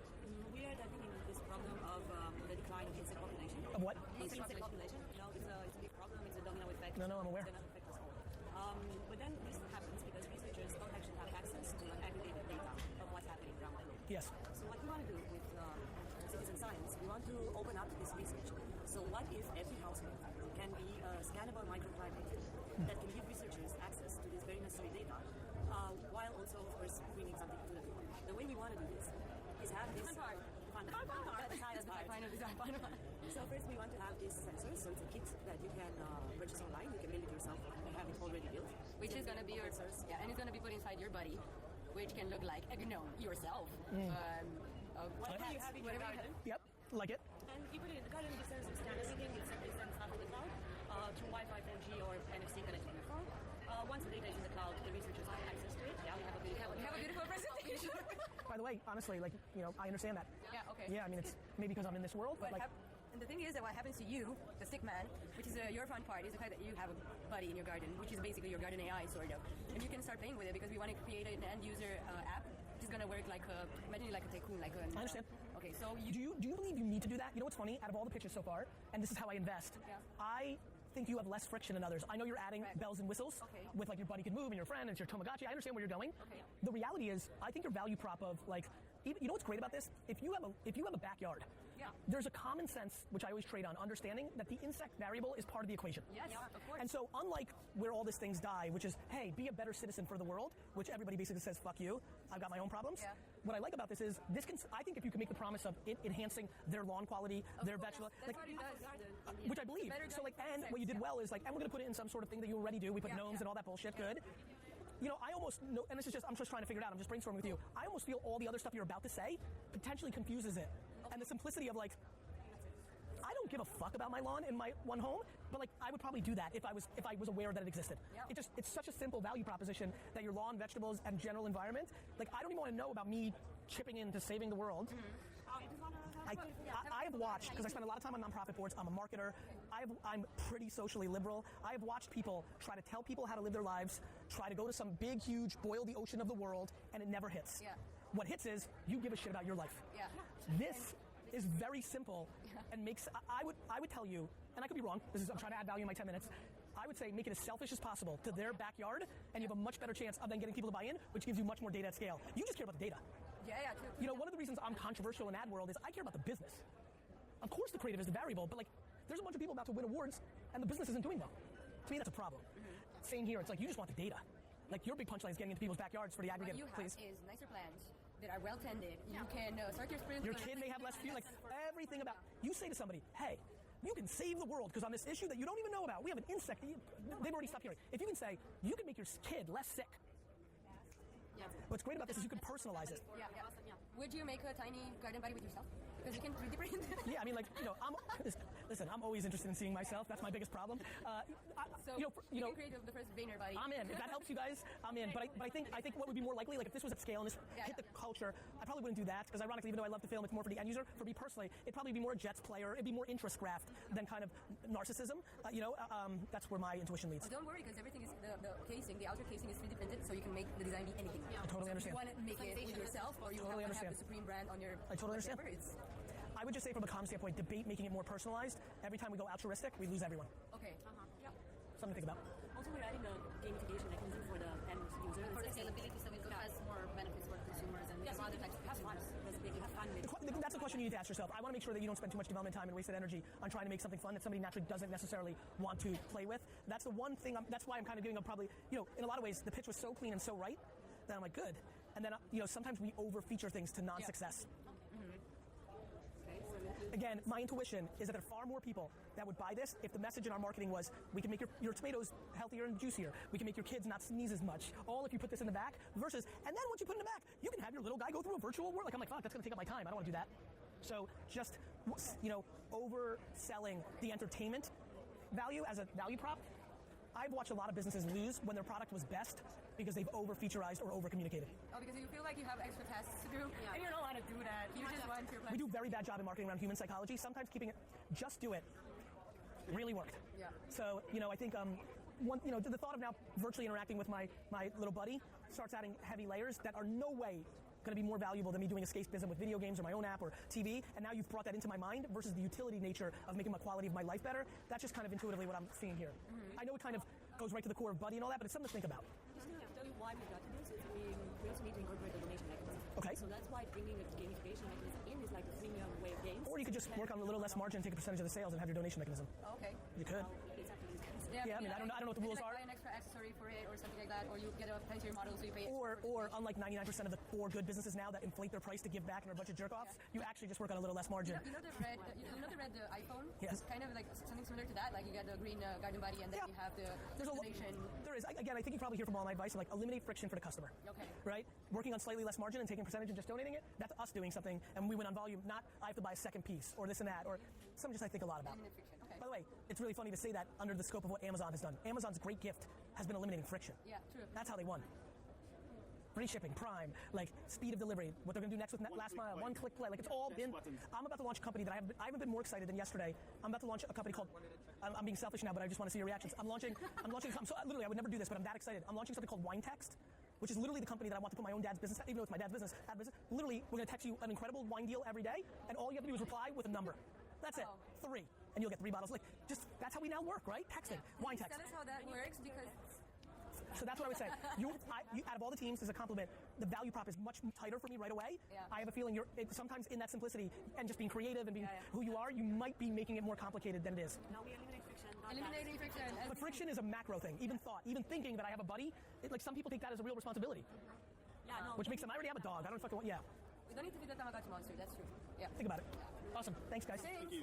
What's up with that Team 5? To get data from, for example, you can focus on culture because you love to surf.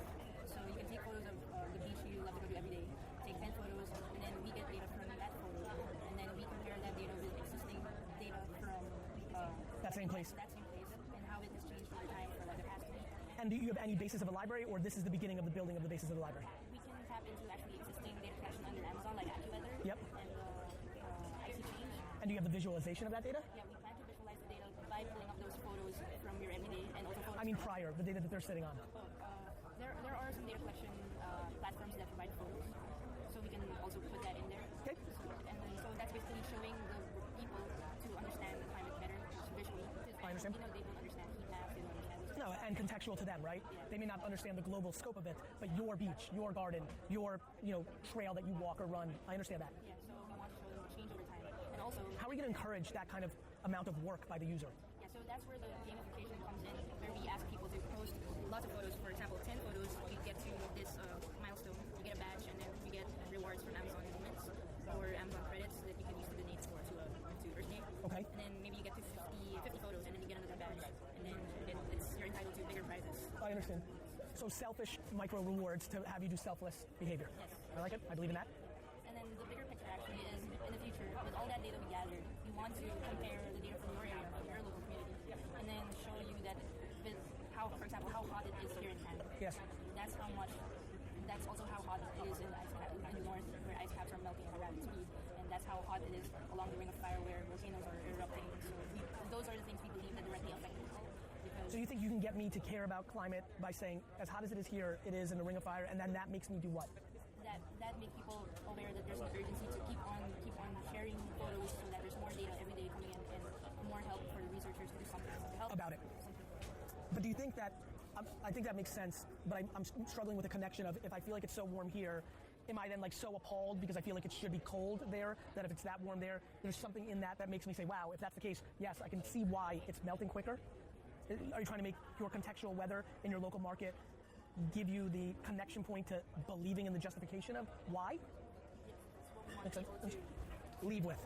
That will, me being aware that it's that warm there compels me to continue because now I'm fearful because it shouldn't be that warm in the ice places that it is here where we're wearing shorts. And then actually at the end of it all, once you get all that data, Alexa suggested to turn to eco mode all of your devices because Alexa is interconnected. I apologize. Have you guys spent any time on trying to tackle the fact that it's become a political issue? So I think the biggest issue, like when I do these things, I actually want to try to do something about it. I'm not just here for the sake of a competition. I think the biggest issue with climate is not, collecting data. It's that half the world has decided it's not an issue because the politics of that country or that side of the country has decided. Has there been anything for you to, have you debated that? Because I think one of the things that you might, great, so you're going to have a massively tiny percentage of the most extreme social liberal people in each society get so compelled that they're going to do the actual work. That's going to be a very, very, very small group. And I'm wondering, has there been any discussion of that truth amongst you? And has there been any comms planning or any debating amongst you to not how we're going to convince people that the Paris Accord matters or climate matters, but maybe galvanize the 50% that do, that are maybe, I believe in it very heavily. I will never do this. Not because I don't believe, but because I don't like to do that. I don't want to do work. And so I'd rather, one tough thing with a lot of extremely social liberal people is a lot of them are also affluent and they want to use money instead of doing. So for example, I want to save the world, just like any good person, but I want to use my money to do that or influence, not actually do work. So for example, playing that out, one of the things that we may recognize here is this may skew very young. As activism and doing the right thing has become cool, younger, 18-year-old me did not have as much money, but did want to be cool. So I would think a lot about communication here of getting people that will actually do it. How do we make this a status symbol? See where I'm going? Could really give you a chance of making this actually happen. Because the biggest issue with things like this is you're telling us through communication that you should be doing this. And immediately, how humans actually work is, fuck you. My mom has cancer. The fuck are you telling me to take pictures of the fucking world? That's why we're losing on big issues. Doesn't work. That's why we have nationalism and extreme rightness growing. We did a lot of this for 15 years, and nobody liked it. And now we have... So this has no shot unless you're thoughtful about either building status in the youth, and then they'll do the work. Because everybody else who believes in it is too affluent and doesn't want to do work. And everybody else who believes in it but isn't affluent and is older is just trying to make ends meet. Very important. This is why all these things die. We're not empathetic in our little meeting here. Yeah, so think about that. I think that will help you have a, you see where I'm going with that? I think it's good perspective. You probably could tell by the way I'm articulating it. I spend a lot of time thinking about that. A lot of that. Because I want so many things to happen in the world, but most of my friends that see it the same way, they go into pontificating and scolding instead of actually trying to get it done. That's the danger. And this requires work. 10 photos, 50 photos. Badges within an ecosystem that doesn't mean anything fucking means nothing. Right? So how are you going to make that connection point? That's super important to me.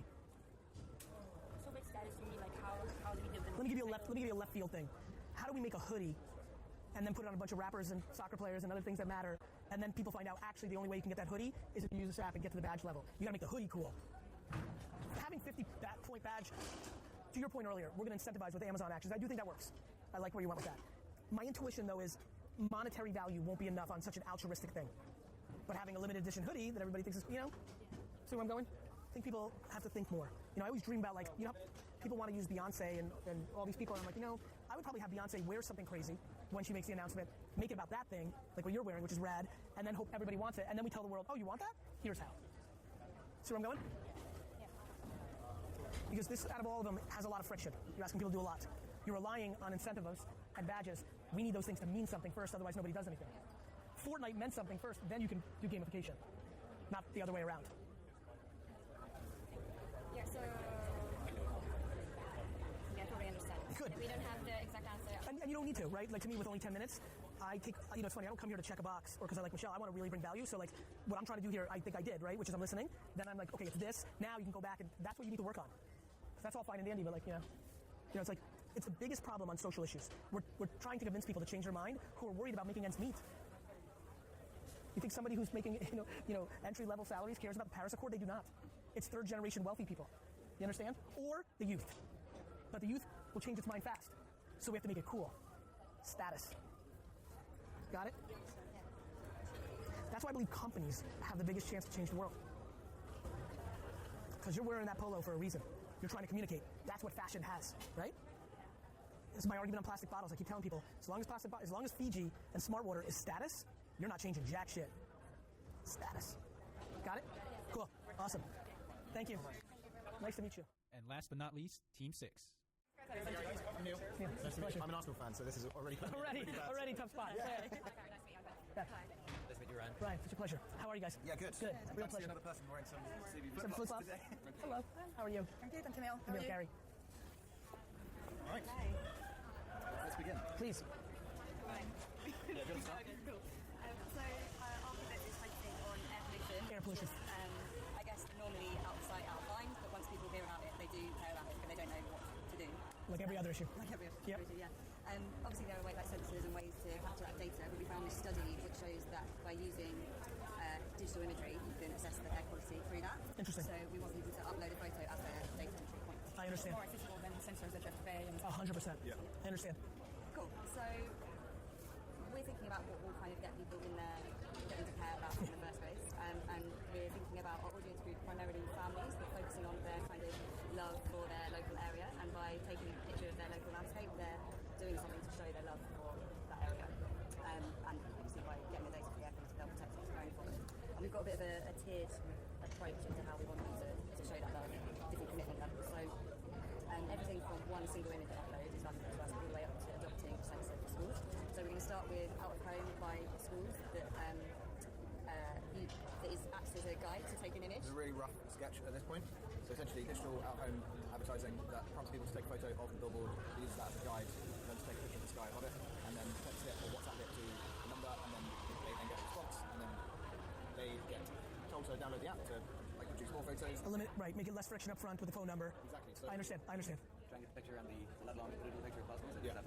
I like it. You're preaching to the choir. Yeah. I've been spending the last every meeting I'm eliminating friction, so I appreciate your thinking behind that. Yeah. I think what will be tougher, that I love, execution of lack of friction. I think I'm a little more worried about is in that quick of a moment, why? Why is going to be so big? Yeah.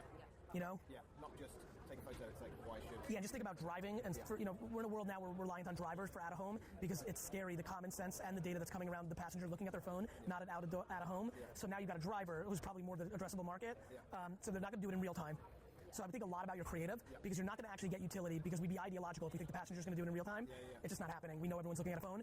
So now you can only have the driver. So if you're lucky enough to even get that because half the fucking drivers are looking at their phone too, we've got to actually do something that makes them. So when I see that sketch, it's funny. I'm thinking about like one word, one image because I'm thinking in the mindset of, okay, they're going to see it, and I'm going to have to hold them until they fucking get out of the car and then do something. That's a big-ass challenge. Something to think about. I like being practical in these meetings, instead of just checking boxes for the context, so just something to think about. I think also in terms of like the positioning of the out-of-home, I feel like is key. Like anywhere near roads is probably a massive ask for anyone to do, whereas like walking or inner-city billboards where people are going to be walking past buses. I'm a pretty big fan of out-of-home for like a new age marketer because you can buy them in remnant. Like I just like when you can buy them for half the price when they don't have somebody buying it that month, and there's a lot of cool shit you can do. I will say this: I think if you're asking for something altruistic and noble in out-of-home, this is where you get to have fun as a marketer. I would go complete left field. Like, for example, I would buy 800 billboards, let's say we did at scale, and literally it's just one image of like a pelican, and nobody knows what the fuck. And then we rely on pelican reinforcement in digital to make the connection, like, because you just don't have any time. Like, I almost want us coming to work and being like, did you see all these fucking pelicans? What the fuck does that mean? Like, almost like buying Google AdWords against what's this pelican billboard? You see what I mean? Because if you try to be utilitarian, it's hard to do that in a digital asset. In an outdoor asset, something to think about. Yeah. Which could tie into a brand positioning, which could be kind of interesting. Yeah, nice. Yeah, anyway, nonetheless.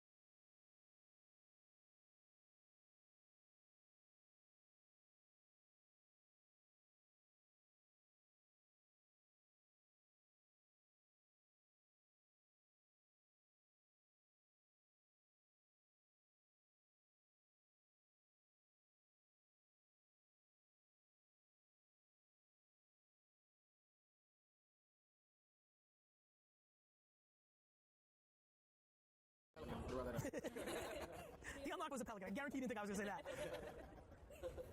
The other thing we have, if we have those near schools, are other ways to get people engaged to do something through the schools themselves? I'm sorry, because I want to spitball things that may help you. Have you given any thought to actually making this completely not anything other than an actual game like Pokemon Go, where like literally we make no reference to the fucking fact that we're taking photos in the sky for an altruistic reason, but that it's more of an actual gamification of something completely different, and then a year later we unveil like, haha, actually this whole thing that all of you got into that's super fun and got competitive is actually one big experiment for like that. You know, it feels like what you're asking people to do is not that hard for something that's hard. So like it's both. It's hard because you're asking for people to do content, but it's actually not hard when it's just this. Yeah. And so I'm almost sitting here like and was like, wait a minute, like no, but like here's where all this stuff dies. People just don't do it. And now you're going to spend all this time under the guise of save the world to make people want to do it. There might be a rope-a-dope here. There might be like, could we, like, you know how like the whole croc thing or whatever, like you drop the sneaker and it always lands on? Like I almost feel like, I think you could, this is something I wouldn't say lightly. I think you could, if you fucking nailed it, get everybody to take a photo of the sky as their Instagram photo on one day or one meet. Like it feels so lack of friction. It's literally, it feels like something that could be like a thing that everybody just, one of these wild memes that like take over the world. But we never told them it was for this. And we unveiled it later, and that would give us a second bite at the apple. Because like think about all of us with like the egg on Instagram or things that happen. If we all did it because we thought it was just this cool thing we were all doing, and then fucking a week later, an organization came out and said, actually, we fucking rope-a-doped you. You just helped us make that would be like. It's interesting you're saying that because there was the message is even stronger. There was a core idea at the beginning to go through Instagram, but we thought we might be able to get the data from Instagram because they're quite protective. You know what's interesting? If you actually went down the rope I just went down, you could probably put massive pressure on Facebook giving you the data. Like that would be the whole pump. Like we did this, we pulled it off, we have it, we can like change air quality. Oh, by the way, we need Facebook to give us the data. Politicians, the humans. I don't know. I don't know. It's all of a sudden I know where I got inspired. I'm like, wow, I actually think like almost everything I've heard today I would never do. A normal 99% of people. People don't like altruism or be told what to do. Nobody thinks they can save the world. I do think if the meme of the moment on the internet was take a photo of this moment of the sky, you could get me and you could get everybody. That's powerful. People only want to do things that are selfish. People are really funny about social issues until it hits their home. People are super against gay rights until their daughter's gay. You know, like it's fucking that people are selfish, and we keep beating this drum as a society, as a global citizen, of like, I'm going to tell you the right way to live, and nobody wants to listen to that. That's how we got Trump. So I don't know, like you guys have such a cool one. I'm not trying to completely take it in a different direction, but fuck, it feels realistic. Yeah. I don't know why I just feel like I would do it. Yeah. The only thing I would say. Please. Not to counter it, but like. No, you should counter it. But like, that's exactly what this is for. I'm not going to counter it, but I'm going to have a discussion. Build on it. So 1 minute warning. Okay. Air quality is like an ongoing thing and not a flash in the pan. So how do we make from a flash in the pan? Correct. To me, this is one of those classic examples of somebody who's actually built businesses, right? Let's just get to the first part of data, even have a fucking, like, you're right, but bro, nobody's taking a fucking picture of this guy. Like it's hard. Like, show me. Here's my big thing about humans. Show me the example of the collective citizens stepping up. Like, it's harder than you think. It's been done around celebrity. We'll do a concert that we'll all watch in telethon, but fucking us doing, that's me being passive, inspired by peer pressure and picking up the phone. That could work. I would say that's the best problem we could have. Show me fucking 100 million people across the world through Instagram, WhatsApp, other places actually fucking do this. You've already done more than 99.9% of nonprofits ever do. Listen, this is why I sit on Charity Water, Pencils of Promise. I've aligned myself with NGOs and nonprofits that are far more commercial DNA. Scott Harrison is a club promoter. You know, Adam Braun with Scooter, that was built on Justin Bieber. Like, I'm doing stuff, I don't care I don't have romance on how we do good. Most people that want to do good have romance. So it's something to think about. You have one of the least cost of entry points that I've seen. Take a photo of the sky. I think you have permission to do something quite clever. Thank you very much. I know it's a little like... That's great. It feels intuitive, right? Like when you hear me say that, you're like, right. Because I think one of the things we don't do enough of is rely on our own common sense instincts. In my hope that you go on and like have great careers just for fun. If you would not do something that you're picked, like if you would not buy something or do something or like something, I genuinely think this industry needs to start talking about that being a good starting point, not a bad one. It's not necessarily an echo chamber or a focus group of one. You probably represent a significant amount of people. And if you're already like, I would never, and that's what happens here. Like, you're not driving fast on fucking the highway and reading public service. It's not going to happen. That's why the Pelican has a prayer. Probably unlikely, but at least has a fucking prayer. Because you're like, what the fuck was that? And then, Yeah. I really like the Pelican. That's the other thing about marketing. You keep saying it enough times. If I keep yelling here, you're going to completely call this company Pelican. We're going to Google what a Pelican is. So nice to meet you. Yeah, Such a pleasure. Yeah, good luck. Right. Thank you. It's a pleasure. Thanks, guys, for listening. Please, please, please share the podcast and make sure you've subscribed because a bunch of you aren't subscribed. And more importantly, a bunch of you listen every day and haven't told your friends it's the best podcast in the world. I'm watching. Have a great day. Hey, podcast listeners. Katie here from Team Gary. Today's episode is an interview Gary did with David Meltzer, who is a speaker, best-selling author, and CEO of Sports One Marketing. They talk a lot about sports and David's new book. Enjoy the episode, and please tweet @GaryV with any episode feedback. Enjoy your weekend. Gary V up next. This is the Gary V Audio Experience. What's up, podcast? As lately, as you guys know, I've been trying to do a mix-up of some content. So we did one or two of these already, and they've gone really, really, really well. So I'm going to continue that. Just a discussion. And today's discussion with Dave Meltzer is around his new book, around his career. You've probably seen content with us. We've become friendly over the last 2 years. Kind of one of these perfect storms where you're crossing into each other's yard. Let me paint you a really good analogy. Dan, you can close it if you want.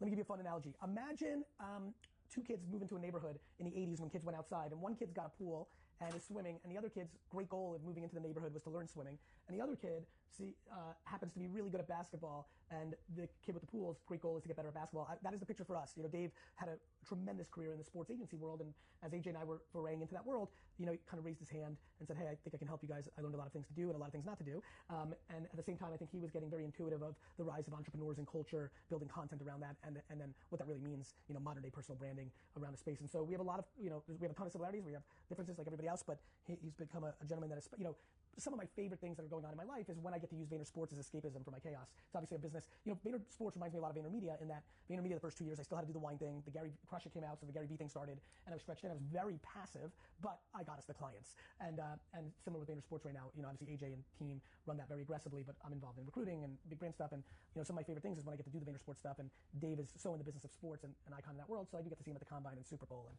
ESPYs Week and stuff of that nature. So he's in the office here in New York, and we're about to have a little discussion, mainly because I want everybody who's listening to buy his book, mainly because he's competitive and wants the book to be successful, and I've been flabbergasted by how well books have done on our podcast. So honestly, I feel like my relationship with the audience is so fucking transparent at this point. I'll tell you why I want you to buy the book. I have no fucking idea what's in the book. I don't read shit. I know the person that wrote it, and I think that I love books for a weird reason. I'm so digitalled out, but I'm fascinated by people that love to consume. I like eliminating friction, and a lot of people consume content in a lot of different ways. I also like the price of books. I'm super fascinated by what's the ROI of 12, 15, 25 bucks. And so I've just been, you know, obviously all my content's free, all your content's free, but it's fascinating to watch people consume me every day, and then for 4 years, then buy the $13.33 or $19.99 book on Amazon, read it, and their brain learns that way, and then good shit happens. And that's why I do books and free content and podcasts and, you know, whatever helps you. And so for some of you, this 30 minutes is going to help you. And for others, you know, game time decision making, the new book is going to help you. And that, my friend David, is how I've set it up. You take it away. Well, you know, thank you, by the way, because you've taught me so much. And the book is catalytic in the fact that I've utilized what I think I learned from you, which is I really watched you and studied you, and I knew that you worked hard, right? Eastern European, yep. Work hard, you work smart, which I respected. But what I realized, because to me, you're younger, right? Yep. I know we deal with a lot of younger people, yep. but you're one of the few people that got working long. And I don't mean long hours. I know. You have this serious long perspective, which is part of decision making, because the strategy of digital content is the perpetuation. Hold on one second, Daniel. You don't react often. And I call, you know, like, is that been a huge observation for you since you've joined the team? Like, it's way longer than people realize? Oh, yeah. And it's something where to see it in a video, it's different to see you every single day. Do it every day. Yeah. Yeah, and I think why I give my content away for free, and I've always even given my books for free, right? And part of the reason I gave my books for free is because nobody knew the hell I was, right? I was these cyber guys or you also, in my opinion, from afar, were smart about it. That the model of that generation of self-publishing, but giving it away for free, I'm sure as you said to your buddies over a beer when you first started doing it, like, the fuck are you doing, bro? Why are you giving it away free? You would say, it's a lot better than a business card. Absolutely. Like, you know, it was a business development tool. And I knew, I actually had confidence like you do when I do my videos that it's good. And I will tell you, more people said, what the fuck are you doing when I first started doing videos and you're telling me do more videos? I had to learn real radical humility. Yes. Because I was a seasoned 50-year-old man who people were like, were you going to speak in the bathroom today, Dave, I'll tell you something. It's funny you said that and just spurred a thought. I actually, just knowing that, what I like about you is what I like about a lot of people, which is there's just this net game of progress. You know, like, winning comes in so many forms. You know, I somehow, through sheer luck, I don't know what to say, DNA, circumstance, I'm only really understanding it now. I, unlike a lot of people that look like us, to your point, I look like a lot of the people that we're similar to, and then I have some weird, which is why I think I'm breaking out, and will break out in such a big way. I have some funny nuances, AKA, for So Alpha and Jersey and Eastern European and that whole kind of crew, I've now come to realize I was the least interested in money out of everybody else who looked just like me. Right. And that led to a totally different mapping, right? I actually think that you doing the model at your not only age, career experience, where you came from, how you perceived yourself, let alone everybody else, I would argue that the humility to actually go all in on the model, outside of that, I know that you knew it was smart. Because I know, I was there from day one when you started poking a product. It's the first question. I know that you knew it was smart. I just still appreciate that you had the level of humility to do it. And I would argue, back to you just net winning, that your biggest white space is to do it for people of either real success or age demo. I believe that the biggest actors and actresses and models in the world got fucked over the last 7 years because when everybody started going on Instagram, they made fun of those people and said they weren't real. They're not real models. They're not real comedians. They're not real actors. and then they became the actual establishment. And now the people that were the A-list actors and models that were on magazines and comedians have lost a lot of their leverage to the people that went from Instagram famous to just famous. MySpace famous just became famous for Dane Cook and Tila Tequila. Twitter famous, like that's what people, YouTube famous just becomes famous. And I think that that's something you should be thinking about. Absolutely. Because very few people have done it. And you did the same thing in the sports realm. One of the things I picked up on right away is, the fact that you were open to listen to me about the sports stuff and the fact that it's a long game. And with what you do, what I saw you winning was, you were very humble the first time. I said, you're not going to get a quarterback, right? I've been in this game, and I know why people.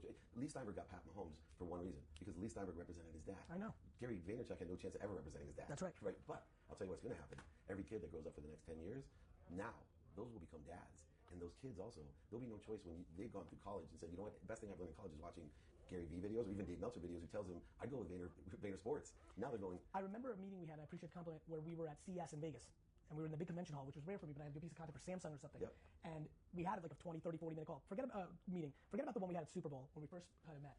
And I remember knowing that you understood at the CES event that what I was actually up to. Because what you had to bring to the table, which was amazing, is like, hey, Troy Aikman, like I can help you. And what I noticed by this is probably, it's funny, I basically lean into people based on their ability to read me. Because I'm actually a little bit confusing. And so what was really interesting was that it was the CES meeting where we went through basically another version of what we did at the Nike event at Super Bowl when we first met. And I remember something in your eye, or just the way you reacted, I knew that you actually now got it, which was, I don't give a fuck if everybody doesn't think, like I didn't need Vayner Sports to be winning in year 1, 2, 3, 4, 5, 6, 7. I don't care that in 2 years from now, if everybody's whispering, oh, Big Shot Gary and AJ thought they were gonna come in here and dominate. What's going on? They're still fucking tier 4. I don't care because I know how it's gonna end up. Right, there's that long side. And I really took to heart the same thing with media. It was like, if I could get 100 people to tell me I changed their life, and it took a whole year to get 200, and then a whole another year to get 400, it's the same game as the sports profession. Eventually, even if it took till I was 70, I'd have 1 million people. Right? In my mind, if I had 1 million people that I changed their life. What would you, Dave, actually, I don't really actually know the answer to this question. Straight up, and I love radical candor, and I know that you've transformed. I see it. Like, you famously talk about losing a lot of money. Yeah. Like, that only comes from bad behavior. That comes from overvaluing things. So you've gone through a process. You're still in it, the same way I am. As radically transparent as you can be, because I'm actually fucking curious. Right this minute, hot take. What's this all about? Forget about the selflessness that I think we both agree on, because I do know a lot about your selflessness. But I do think selfishness leads to a foundation to do incredible selflessness. I'm going very narrow, because you don't talk about it as much. You don't play those, none of us really fully play our cards, but to the best of your ability, what, from a selfish standpoint, from a business framework, and forget about the fulfillment of, like, truly as narrow as it can get. Much like I talk about, I want to create the financial wealth to buy the New York Jets. That's not super selfless. Right now, currently, from an entrepreneurial standpoint, what is it that you want all this attention that you're going to amass? What do you think you want to deploy it against? So initially, it was profitability to $100 billion. I had over $100 million, and I could never figure out $100 billion. And my idea was I could change the world with money, meaning I could afford to allow that money to come through me, have everything I ever wanted, my kids ever wanted, but more importantly, really change the world. And where my perspective has changed, though, is that I realized along the way that in order to do that, the biggest problem I see, truly, and I'll always have, I have an unconscious competency to make money. I was $1 million or 9 months out of law school. You do. Yeah. Listen, so, that I know about. And I like to do it. Yeah. But I like to do it because of what I shop for. And I finally learned to shop for the right things with my money. Yeah. And so we're. Did you use it to like, for you, was it, as you now psychoanalyze yourself, what insecurity were you trying to close? I still have this energy in me. So I was a liar, a manipulator, overseller, back-end seller, because I wasn't enough. Because I grew up poor with a single mom, 6 kids, and I was so jealous of these kids that weren't smarter than me. They weren't hard, and their dad was a doctor, their dad was a lawyer. And in my mind, they always looked down on me. I was always like this. No, I also talk about, not that often because it's not fun to talk about, also, having the ability, look, when you have the gift of gab, somewhere along the line, whether it's 6, 7, 9, 12, 14, you're like, wait a minute, I can make anybody do anything. When I think about what I can do, like, if you ask me my favorite thing, the thing that truly makes me feel good is that the sheer damage that I could do to society is extraordinary. I'm with you. I get that. I just know it. I get that. I know it. There's a fine line between Barack Obama and Adolf Hitler. It really is. It's a finer line than people realize. Nonetheless, I get it. Yeah. So for me, by the way, real quick for everybody who's listening, this is why I say a lot of the things that I say public. I always talk about how I'm a byproduct of my mom, and whatever my mom did for me, I do for the world. This is in this moment. I just realized. This is actually just realized just now. I'm doing the same thing what my dad did for me. My dad is such not a liar, is so uncomfortable. My dad's uncomfortable with embellishment. Right. With embellishment. Like, I remember vividly saying, Dad, we sold like 30 cases of this wine. And like the next day, he like yelled at it, and he's a tough Russian dude. Like, got mad at me. He's like, we sold 26 cases of that wine. It's a big deal to be wrong. And so he scared me. Like, there's nothing else to say. And it really transformed me, and it saved me, because I think I wouldn't have been as good. I think there was a kindness level and a lack of an insecurity that kind of but I still am so much better than I would have been. And I think a lot of the content I put out that puts pressure on people is me poking at the truth. Yeah. You know how many kids right now that are 24 stopped listening to me when I started talking more about mommy and daddy subsidizing them? They don't like it. Right. I gave this talk at USC, and I was shitting on the parents, and the kids were cheering because it was parents and kids. And then I went into the 24-year-olds, you're getting paid, and watching the parents perk up with smiles and the kids squirm, it was rewarding. Makes sense, brother. Yeah, and that led to what you do as well. I think we have a huge problem that can be addressed by people like you and I in a variety of different ways. I just believe it's simple. There's a happiness problem. I read this thing. Average person in America is happy 15 days a year. That's absurd. The number one cause I've been of death. happy the last 15 days in a row. Yeah, I'm not happy all day, but I'm happy every day. Yeah. And two, suicide is the number one cause of death for people under 50. So, and I bring this up now because growth in like percentage growth. Percentage growth. Over percentage growth. Just the fact, forget about opiates and all these other things that were fulfilling people, with a false sense of fulfillment. I started saying, you know why? Because people don't understand one thing. And you bring it up, that one girl when I was in Hong Kong started crying just because I knew you. And she's like, you have to tell him. She goes, you have inspirational stuff, but Gary changed my life. I go, what changed your life that Gary did? Because I want to learn what he's doing. Told me that if you're depressed, nobody cares. There's the truth. And you know what? And that's tough territory. And by the way, given the kind of culture and political climate we're in, I always am I believe it more than anything, but I don't spew it at the highest levels because it could come across insensitive, which I respect. But man, it's actually liberating. We have to figure out how to get people to understand how good that is. That's why I work for her. By the way, I've never said this publicly. By a country mile, the number one thing that people reach out to me about privately that has changed them from depression, opiates, drugs, suicidal thoughts, depression, all is nobody cares. That's awesome. And it's tough. It's tough because you got to find the right way to deliver the message. But once you realize that nobody cares, it leads to a series of things that mainly get you to this weird place of you not caring about anybody's opinions. And that's where it really, that's where you go. That's where you go. And once you stop actually worrying about other people's, man. I think it's even worse than worrying. People actually put faith in other people's opinion and manifest what other people want for them. And that's how they end up depressed and resentful. And so the idea of the book and the idea of my mission now is to literally deal with one choice. How can I teach people, utilizing sports stories, or these extraordinary people that we look up to, like your Joe Namath? Yep. But how can I teach you to make a choice? I believe that when you wake up, you have one action. Everything else that occurs before you go to sleep is a reaction, which means you have to make a choice of what's happening. That choice has to be happy. So in the book, I come with simple examples. What if every time you thought or said, I have to do this, you simply took a second and said, why do I get to do this? Now, that's a choice to be happy, right? Taking out the trash. No, you get to do it. Start thinking why. It changes your complete perspective. By the way, you're super on it because I'll tell you right now, intuitively, that's what I've done my whole life. I don't want to do this. Better than having cancer and being in a bed right now. That sucked. Better than my mom getting hit by a car right now. I basically multiple times. I was thinking about you saying I'm happy every day, but not in every moment in every day. And I thought about you're talking and I'm thinking and I'm like, man, I'm happy a lot during the day. And then where my head went just now is like, oh right, I'm just like everybody else. I also have unlimited amounts of things that start the process of unhappiness. It's just that within seconds I go directly to, or I could literally be not paying attention, talking to D-Rock across the street, get hit by an 18-wheeler, and trend on Twitter for 24 hours and never have a life again. I really go that extreme. Somehow, and I know this, since I was somewhere around 9, I started fearing things. My mom's gonna die, my dad's gonna die. Just fear around the health and well-being of the most important people in my life. And I basically have been practicing for 35 years that the second something upsetting enters my head, I immediately go into my wife and kids are driving, and an 18-wheeler tipped over and smashed them. And I actually live it, and I feel it. In a way that would really blow your mind. Well, this one probably resonates with you because I had it one time in your life. I'm sitting there, third year in law school, $100,000 worth of loan in a recession, praying to God, saying, "Look, you let me buy my mom a house and a car and pay off my loans. I'll be the happiest." But yeah, I'll shovel shit with my hands 12 hours a day, 6 days a week. So when I ended up with 2 job offers, an opportunity to make 6 figures, and ended up making 7 figures in 9 months. And I'll tell you how, by the way, because people ask me all the time, how the hell do you make that? Because I had a $250,000 year job at Plan, right? It's a sales job selling legal research, and I figured out a way to work 10 years in 9 months. People are like, how did you do that? I worked productively 16 hours a day. I worked at being twice as efficient, so I had 32 hours of productivity. Then statistical success. I knew I didn't have a territory where everybody knew me. I knew I wasn't as good as the older guys that have been doing it 20 years, but I knew one thing. I could get 40 appointments in a week instead of 10, and if even at a lower closing rate, I could be productive twice as much. So I worked 8 days of productivity every day, 7 days a week. If you take 56 days a week, and you take it into 9 months, I actually only performed at $100,000 a year rate for 10 years and made $1 million in 9 months. Now, they changed my comp plan. I got it. But people don't think in the math. I literally am a math person, and I can see you do it on your videos. I do it. Worked out how to beat people with math. You know what's funny? And I'm not, and I do that intuitively. It's funny. Me and Andy or something. Oh yeah, me and Andy were going to Penn Station because we went to DC, and I did something, and then we were talking about something. Like, Andy, do you know that I always cross the street on green lights? And I never knew why. And right in this moment, I just finally, for the first time in my entire life, figured it out. I value time over everything. Yeah. Literally that 13 seconds to get across the street because there's a huge gap between the 2 cars. I'm gonna do it because it's 13 seconds. I want it back. And that's exactly right. I've always intuitively, I honestly think that's why I punted school. I think at the most macro level, I'm like, this is not good value. Let me hone my skills. Let me hone my class clown skills, which turned into my speaking skills. Let me sell kids. I will never forget how much fun my good friends made fun of me selling baseball cards during lunch freshman year of high school. They're like, bro, you just crushed your social status in the first fucking month. You're trying to sell baseball cards to hot girls of 9th grade. You're finished. And I'm like, I don't give a fuck. Yeah.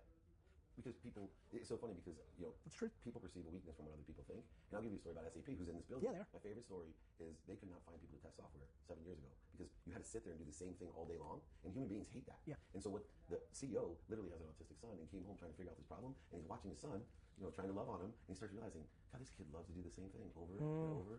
They have 40,000 people with autism that they hired to test software. That's amazing. Strengths are weakness. In my head, I believe that's that. what I did. Somebody once figured out that sawdust was sellable. Somebody sold bottled water. That was invented. Something that was free. That literally, for everybody who's listening, to understand how big of a deal that is, that would literally be like somebody selling oxygen in 10 years. Truly. Which they already started kind of doing. Yeah, but they have. It's a little different, but like, so Dave, I want to, because I got to run out a little bit short, and I want to get on some things. What for the audience? What else is in this book? What else is on your mind? So I think how to make decisions. I think there's a lot of misbeliefs. I believe it's what we do before we make the decision. I also believe there's a conscious part of our decision, what we think, say, and do. There's a subconscious that is involved with our beliefs, and I really get into something that people don't think about, which is I earlier said the unconscious competency, meaning your personality traits, your characteristics, your obsessions and addictions, I believe actually create a frequency or an energy that unconsciously provide us favor or provide us what we don't want. It's why I talk about karma being practical. Right, and I believe in a pragmatic spirituality as well. The same exact thing. And so, what's happening in culture that's got your? Let's go a little bit high. What's happening in the game of media, in the game of sports, in the game? You've done a good job in replicating some of the capabilities that I have. Your cameramen and women tend to be much taller than mine. You did a OTT thing with Entrepreneur. You're watching these new kid athletes. You've got friends and family on different social networks. What are some of the, if I said the macro, DM5, the 5 things that are like you're looking at that are cool observations, just things on your mind?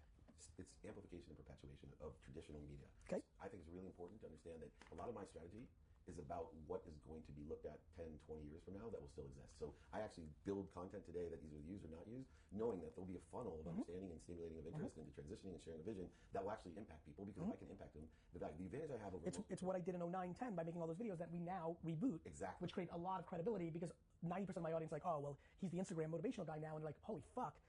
Like the second they start seeing 5, 10, 15 pieces of content, me saying the same shit a decade ago, it lends itself to credibility. And if young people that are in this game as well aren't studying, I'm doing this World's Greatest Motivator TV show Tuesday on WGN. Oh, yeah? Bob Proctor, Brian Tracy, Mary Morrissey. Most kids listening to this don't know. Go look. If you don't realize the power of a Bob Proctor to a 50-year-old multimillionaire and what I pay to get his advice, I understand that better than most people. And I see the transitions that have occurred and why Mickey Mouse, that was invented in the 1940s in black and white, Whistling Mouse, has 470 million views. So one thing that you do, I think, unconsciously, is you make sure your content has a frequency that has an infinity to it. It could, like you said, 20 years from now, that video is going to be even better. Just the way Mickey Mouse Club today is even better than when they created it. And that's the lens that I use in order to understand 3 things about frequency. 1, the force of my signal. How far is that signal going? Because the audience is only growing and growing. Sure. 2, which is really important because I'm older, like you said, is what's the spectrum of my frequency? What channels am I reaching? And it's not what we say, Gary. Like, we say really simple stuff. But what we say, it's how it's resonating with them. I can tell people to say thank you like you. Some people get mad at me and say, you stole gratitude from Gary Vee. But most people stand in line to tell me I changed their life because I told them to say thank you when they go to bed and when they wake up. It's not what I'm saying. Something in the frequency or spectrum that I have of that signal is touching them that actually can impact a change. Do you feel that you like admiration? Unlike you, I love the fact that, yes, I'm a middle child, and I know that's an ego-based conscious, but I feel good. I don't want to be overwhelmed because I've been in the sports world a lot where people jump on your lap and take a picture. But if one person comes up to me every day, I love coming in here because I love the fact that Gary Vee's employees are like, hey, I'm a big fan. Awesome. I listened to the playbook, I read your book or whatever. I was like you, and I will stay forever at a speech or whatever because I want to, 1, recognize people, but 2, I like the attention. What's the biggest difference between the athlete today that Vayner Sports is going after versus the athlete you were going after 20, 25 years ago? The off-the-field stuff was just... Yeah, because you're your own brand. In fact, we see it not just in the money. And this is where we're going. In fact, one of your partners I'm working with to share this idea, but I have a multi-billion-dollar investment bank that wants to take the athlete. So let's just take The Rock, for example. Instead of doing the Under Armour deal traditional way, let's go in and buy 40% with the investment bank, get Rock in there, owning it.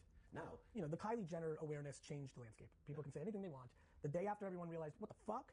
Everybody stopped wanting to take a $10 million check up front, and everybody wanted to own 50% of the business. Yeah. And that's going to play out. And I would love to see you get more into basketball as well, just on the financial side and the awareness side, because those guys are so recognizable. Of course. On the football, you got to get a quarterback. Yeah, it's, hard to see these guys. That's the beauty of like doing what you love, right? Like we genuinely love. But basketball and esports are inevitable for Vayner Sports. They're just fundamentally inevitable.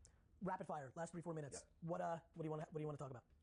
For me, I want to really have you let everybody know, why you do what you do. Meaning, you're out there, it's 7-something at night here, you came back from California, you could have easily canceled on me. Right? We're friends. Yeah. You could have easily said, Dave, I got a family Friday night. What is it that makes you different, that made you come here tonight and stay late? I love my process. I know that this is important to you. Like it would have been a lot easier to cancel on you if it was maybe 2 or 3 other, in the last 2 or 4 times we hung out, there were like, it was less light. It was lighter. Yeah, right. It was just like, hey, I need a piece of content. You know, like, cool. Like, I'm in town. Can we hang? Okay. Of course. That's your question. Listen, I appreciate knowing, I'm humbled knowing that you producing content that has me in it is good for you. Like, that makes me feel great. The same way that's been my process forever and continues to be. Like, I'm super pumped to go have dinner with Megan Rapinoe or whatever. Like I like that. Or DaBaby. Like, you know, you like that one? So the biggest reason, the literal answer is, I know that I could tell the last time we talked that you really want this book to do well. I'm completely MIA for like the next 6 to 7 weeks between Australia and the sports card convention next week, which is amazing for me, and then actual family vacation. So it was kind of like, I would have loved to, and because it's 18, not even 7 right now, but I knew that if I didn't allocate this time now, that it would have, who the fuck knows when we could have done it. And I wanted to deliver because I told you I would do it. Like old school shit, you know? And then last issue. In the macro to answer, Yeah. and then I'll give you some final spots. I really want to be the greatest entrepreneur of all time. I really do. And I really think I know how. And I think the answer is I need to do both. I need to be better than the Proctors and the Robins and the Oprahs in the fact that like I need to not monetize my audience. I genuinely believe that. You know, that's my point of view. Like I want to I'm just like, there are people building humongous businesses on the literal interpretation of my content on a daily basis, and I have no equity in that. It's not a good business decision because I could have created garden walls like Facebook and Amazon and Apple and created. I mean, at this point, if I garden walled my world, I'd have a humongous business. You know. But I also need to build a humongous business. Like I need to do both. I need to go out and build. You know, VaynerX is going to be $1 billion organization. That's just, and I started it from scratch with AJ, and I've been, you know, obviously the dominant force behind it when we were together, and obviously he's been gone for a while. So like that is going to be a huge W on my resume. If you're Warren Buffett today, or if you're Jeff Bezos today, because investing's a little bit different. If you're Jeff Bezos today, but we also have 2.5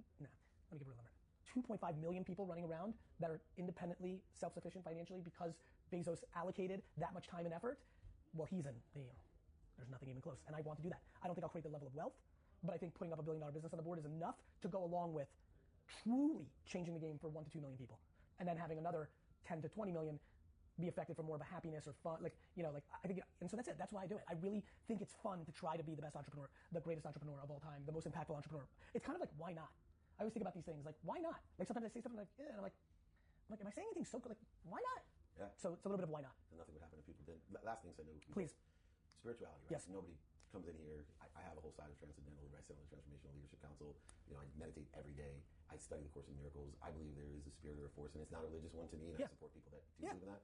My religion is Jets. I never really get guys, and Justin, who's like, I call him Jay Stone because from D-Rock, but me and Justin debate all the time, you know, where your spirit, because there's certain things about you that are very easy to determine. So I always wondered, like, where's your belief in the spirituality side? I don't know, because I'm super undereducated in this. I can tell you that because my family was, you know, I grew up in communism where religion was illegal. So for 3 generations, my family couldn't practice Judaism, even though being Jewish got me out of the country. I'm Jewish. It's not bad. It's not bad or good.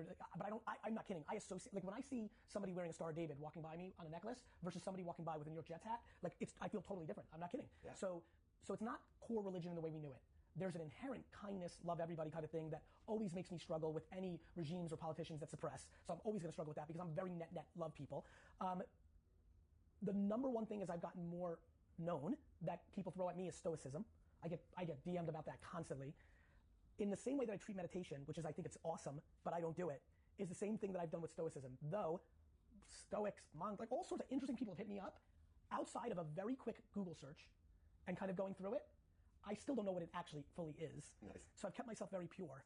And that's what it is. Awesome. Well, I know a lot of people are I gotta go. All right, brother. Thank you, brother. Go out and get the book, Game Time Decision Making. Is it available on pre-order on Amazon? It's my #1 release on Nice. Thursday. So it's out. It's out. Go get it. It makes me even happier that I delivered on. You did, Daniel, let's make sure it's out next week. Enjoy, guys. Check out Dave Meltzer.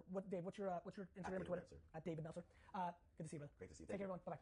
Thanks, guys, for listening. Please, please, please share the podcast and make sure you've subscribed because a bunch of you aren't subscribed. And more importantly, a bunch of you listen every day and haven't told your friends it's the best podcast in the world. I'm watching. Have a great day.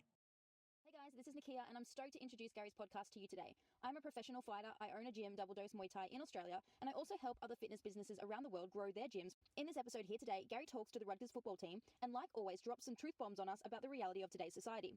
For your chance to intro a podcast episode, make sure you tweet at Gary V and let him know when you listen to the podcast and the last episode you heard. Next up is Gary V, so go have a listen and do something good today. This is the Gary V audio experience. So this is just a fun morning for me. Couple things. I'm going to shoot it a little bit here, give a little context, but the reality is I want to take advantage of the fact that we're actually here together, and so I'll create a little bit of a framework, but I'd love to do as much Q&A as possible. So if anything of stuff you've seen or context you've had in the past or anything I touch on here, you know, I think the Q&A part is the most valuable thing. I think, you know, I think about leverage a lot. And so the biggest thing that I think about when I'm in this room, especially for all the kids in the room, for 95%, 90% of you, right now may be the most leverage you ever have. And I want to start there because it's super important to me. When I think about being a college athlete in a place where the sport is so looked at, you know, the truth is the percentage of people that are in this room that go onto the league and make enough money in the league to take care of their whole life is remarkably low. It's just fucking remarkably low. Meanwhile, you know, I keep thinking about this former Louisville safety that played for the Jets for a couple years, and I DM'd him a couple times on Twitter and talked to some of his homies, and I kept saying the same thing, which is, you know, I would hit him up because I'm a Jets fan, and his homies would hit me up because they knew what I was doing in entrepreneurship, but we never connected. He never made the time to chop it up. And I remember one time I DM'd him when it was very clear to me that his career was going to be short, and I literally just DM'd him and said, yo, bro, you're fucking up, because right now I'm dying to have an hour with you in a world where people pay $100,000 to have an hour with me, and in a couple of months you're going to get cut, and I have no time to fucking even reply to you. Because the leverage you have with the logo right now is my biggest passion in the world. And the day you don't wear that logo, I don't give a fuck about you. And the reality is that's exactly what happened. And then he hit me up 9 months later. And because I'm a good dude, I replied. But with a reply of, I've got no time for you. And that's how I think about this. Not to come harsh or what have you. I just know, because I'm a Jersey boy, and I know the business world and the world, that there's a fuckload of people that are Rutgers alums that are super interested in you right now. And the second you don't have that big R on your chest, they're not. And how to balance, bless you, and how to balance that with academics, with film work, with practice, with doing what you're doing here is super interesting to me because it's a fine line, right? One of the biggest things I hear from a lot of coaches, both actually all three levels, high school, professional, and college, is kids, especially with what I talk about and what I want for you, is like, how do we find that balance to let kids build their brand on social and marketing? I think everybody in this room knows, you know, the thing that worked out for me as somebody who loves athletes is 20 years ago, athletes didn't give a shit about entrepreneurs. Now, the top 100 athletes in the world are DMing me on a consistent basis. So it's crazy to watch entrepreneurship blow up. Even when you guys were kids, even as young as you are, you know that this entrepreneur thing is really just 5-10 years old where people really, really fuck with it heavy. And so, you know, to me, finding that balance of how you leverage where you are in your life right now while staying focused is the number one thing I come into this morning on. Because the reality is, I want you to leverage it because I want your life to be happy. And for me, I think it starts in a couple places. So the biggest thing that I've observed when I've talked to teams and now speaking to a lot of kids, the top for me is how many people in this room, when they go to class or on campus, are in a place where they're headphones in, focused on their shit, given that you have the leverage right now. And the reality is the kids around you that want to say what's up are going to have the leverage in a decade. I think about this every day. I think about, like, I always, you know, it's funny, when I talk, I always think about, it's funny to have AJ here. By having a brother who's 11 years younger, I kind of got a lot of practice early to, like, spit wisdom or try to be a mentor. I think about what I would tell AJ if he was dramatically more athletic and was sitting in this room. And I would say, like, yo, bro, like, you know, this is just the math around it. Yet, there's 100 people on campus right now who are going to be the biggest CEOs or players in New York City in 7 years, and right now they're dying to take a selfie with you, but you have no time because you might be caught up that you have the leverage right now, and that's the biggest mistake. It's the biggest. I call it the high school girl rule, right? A lot of people didn't want to talk to certain girls in high school, but 6 years later they really want to talk to them, but they fucked up the leverage because they were a dick in high school. And I think about that a lot, and I think a lot of you are in that position right now. Please don't underestimate or take for granted. Obviously, if you're in this room, you know, for the far majority of you, you had leverage in high school too from your athletics. And so you're used to that by now, whether it's 1, 2, 3, 4, 5, 6, 7 years. That leverage is everything in society. It's crazy. I watch it every day. The whole social media thing, watching the biggest, most famous people in our society only 5 to 7 years ago be slow to Instagram because they thought they were fancy and they were celebrities, so they didn't go on, and they made fun of Instagram models, and they made fun of Instagram comedians, and they made fun of people. And now, where that is the currency, and they're not on it, just watching the most famous people in our society grabbing at straws, hitting me up of like, how do I do this? When just 5 years ago, they had all the leverage. And now we forgot who they were or don't give a shit. It's fascinating. That is where you're at. Right now, for a lot of you, this is the most leverage you will ever have. How you figure out how to use that to connect with people, which are the only leverage in actual life, is probably the biggest thing that I want to get across. That's it. Think about it so much. A couple other things, Coach, without knowing all the rules of how you think about social and what have you, so take it for what it's worth. Communicating and engaging with people is enormous. And again, you know, anytime I go into somebody's living room, I come with massive respect, right? Make sure you take your shoes off, make sure you don't step on shit. Like, I think about it. So I come here with a lot of respect, but if you find time to balance your time, I always think about, like, instead of that hour on Fortnite or Call of Duty or 2K, if that kid at that university spends 20 minutes replying to people on Twitter who are talking about their school's program in that sport, what that actually means in life. I think people are very confused about serendipity and communication. Like, literally just going to Twitter search or going to Instagram and searching hashtags and putting Rutgers football. Somebody says they're excited for the Iowa game and you say, thanks. It just blows my mind that that is actually your internship. That is actually your career. I think about that every day. I see it every day. And I see it with kids that follow me that don't have leverage the way you have it. That are just doing it randomly, hoping. Yet you've got all the leverage. They are actually super interested in what you do right now. So to me, that, it's funny. I was driving here this morning. I was like, what do I want to get off? What do I want to make sure they know? And that's it. Like, I was trying to conjure up like a second, a third, a fourth thing to take up the time. And I'll do that. I'll improv on you right now. But the number one thing, if I leave this morning, that I hope is for people to realize how much leverage they have, how you, just like weight room and film, you've got to put in work to get what you want, and how what social media and the internet have done is given you so much opportunity to take advantage of who you engage with around what you want. You know, if you just deployed the leverage you have and the way you think about sliding into DMs on girls with it, if you just deployed that strategy to business and life on social media, the reality is the far majority of you would get so much more ROI of the number you have on your back right now for the next year to 3 years. It's crazy and it's real. It's crazy and it's real. A couple other things I want to talk about. I'm real passionate about patience. I think the biggest vulnerability to this room, including the coaches and us old guys, is patience. I wish the coaches over here knew how young they were. Watching 30, 40, 50-year-olds completely confused by the context of time is one of the most fascinating things I see in our society. Like, people always come up to me and like, Gary, when are you gonna buy the Jets? And I'm like, 25 years. And they get sad as fuck. Like, they think, they like want me to have it tomorrow. And I'm like, I just don't build wealth like that. I'm just like one brick at a time. I'm not gambling out here or hoping or dreaming. I already fucked up by passing on Uber twice in the angel round. That would have made me my billion. So I missed that shot. So the reality is that I'm just building blocks. And so, you know, whether you deploy this, what I'm talking about right now, to like how you're thinking about cracking the starting lineup, or why you're pissed you're on special teams but you should be starting, or whatever bullshit excuses you come up with in your own head, the reality is patience as an overlay is remarkably important. It's remarkably important. Like, you're gonna be done with school, you're gonna be a professional, whether in the league or CFL or XFL or whatever your major is or your passion is or entrepreneurship. You're gonna be done here, do whatever I just said for 10 more years, and then be 32 and young as fuck. And the reality is, you have no concept of that now because you can't, because the way time works in our brains. I remember when I got out of school, I couldn't wait in Springfield, New Jersey, not far from here either, to work in the wine store and blow it up like I said I was going to, and I did. And I remember walking in, my cousin worked, you know, this is family business. My dad's first cousin worked there, but the way their grandparents were, he was closer in age to me than my dad. We're in between actually. He was 30 and I was 22. And I remember that first month working with him every day. And I was like, this guy's old as fuck. And he was 30. And I'm 43 right now, thinking about how you're thinking about my age versus yours, and I feel young as fuck. Right? And I think about that. I'm like, how the hell do I communicate that to kids that you're gonna live, like, I'm double the age of the majority of you? Double. You're gonna live an entire another fucking life and still have your whole life in front of you. Yet everybody's impatient as fuck. Shortcuts. So it kills everybody. It just does. Shortcuts because you decided in your own head, focus group of one, that you deserve something. I think about that a lot. And I think about that in athletics a lot. And I see it commonly. People start cutting corners, getting themselves into trouble by not putting in the work or doing dumb shit or whatever the fuck it is. Because four of your friends in your dorm or from back home gassing you up of what's supposed to be happening versus what's happening is the biggest mistake everybody makes. And the amount of heads that just shook their head makes me feel excited that I hit that point.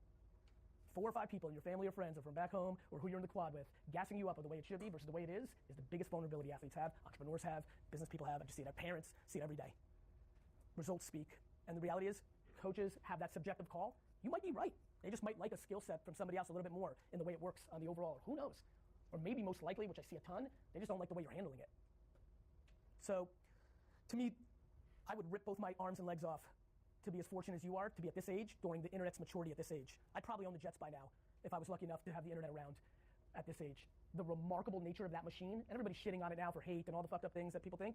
Social media isn't changing us. Social media is exposing us. It's not Instagram's fault. It's not Twitter's fault. You're angry or you hate. It's your fault. These platforms are exposing us. And so I really highly recommend you figure out your relationship with these powerful platforms, because regardless of what anybody's opinions are of them, they will be the currency of our society for a very long time. You figuring out how to use it? Let me give you a couple things about social that might matter for somebody who's out there and is getting judged, because one thing I have so much respect for you guys is, regardless of how great you are, you've got multiple moments of people booing you at scale, right? Like one thing I love about athletes is if they get to the right place mentally, they're in a place where they're always ready to get booed. I genuinely think the reason I'm super successful is because I got booed my whole life. I was an immigrant, couldn't speak English, got booed. I was a fucking terrible student, a couple miles away from here, got booed, right? I was small as fuck and not good enough at sports, got booed. I got booed at everything, which made me a great entrepreneur because I'm ready to get booed. I love being booed. I love L's. The reason I love the Jets and Knicks so much is they haven't won shit. I grew up a huge Yankees and Rangers fan. As soon as they won a title, I was out. I'm about to climb. I love losses. I love pain. I'm serious. I love it. And so I think once you figure out how to mentally embrace taking an L, but real quick on that front, on social, I watch so many kids that I'm looking at, watching them progress, have a terrible game, throw 4 picks, delete their shit. Delete it. Hit me up on DM. Gary V, I'm gonna detox off Insta. I know we've been talking, but like off this game last week, I'm done. I'm coming back in October. And I always think about that shit. And we all have to figure out our relationship with technology. But here's how I take it from my purview. I think people get too high when they get cheered. I think the reason people struggle when people shit on them in comments is because they're taking other people's opinions way too serious. The best way to be able to help take care of and deal with people shitting on you is not getting too high when they're giving you accolades. When I watch videos like that, when people right now I'm on that place where I get so much love, I don't hear them. I really don't. I understand, I appreciate it, feels humbling as fuck, you know, but I don't hear them. I still think I suck. I'm grinding. I'm in the process. It's early, which is why when people shit on me, and they do a lot, because when you're out there like that, that's just how it is. I can't hear them either. And so one thing I would consider is actually using social media's negativity and judgment as an ability to actually absorb it, create a framework where you can actually accept both pros and cons at scale instead of running away from it. Every time I see somebody shutting down and deleting, I get nervous because I don't see it as a detox for 99% of the people I talk to. I see it running away from judgment. And judgment is the only thing I promise you that you'll have for the rest of your life and that you have had. So I'm offense. This might be too old school of a sports reference, but some of the coaches might remember this. Back in the day, there was a really famous basketball college team, Loyola Marymount, that had Hank Gathers, who unfortunately passed away during a game. It was real crazy in the culture back in '89. But every time I think about that team, it's how I think about my life and how I think about myself as an entrepreneur. They were winning college basketball games like 147 to 132. They were just run and shoot. They just pushed it. Their games were crazy. And that's how I think about life. I think too many people are playing defense. I think too many people are trying to win like the '94 Knicks, like 79 to 76. And I'm out here trying to win 149 to 146 offense. Because once you stop hearing judgment and you're not actually worried about what people have to say, you can just go fast. You start doing shit. Do you know how many of you right now in this room have a real passion for some shit that isn't cool right now, and so you're just not doing it? Yet it's exactly the right thing. The amount of friends I had back in the day that loved video games but got off of it because they didn't see a career for it, or even at one time, believe it or not, video games was dorky shit, who now regret at 40 because they were fucking great at it, and they could be the Tony Hawk of esports right now. They could have been that OG, but they just didn't see it because they worried about judgment and they didn't realize the world evolved. That gets me to my final point, and then we can get into real specific questions.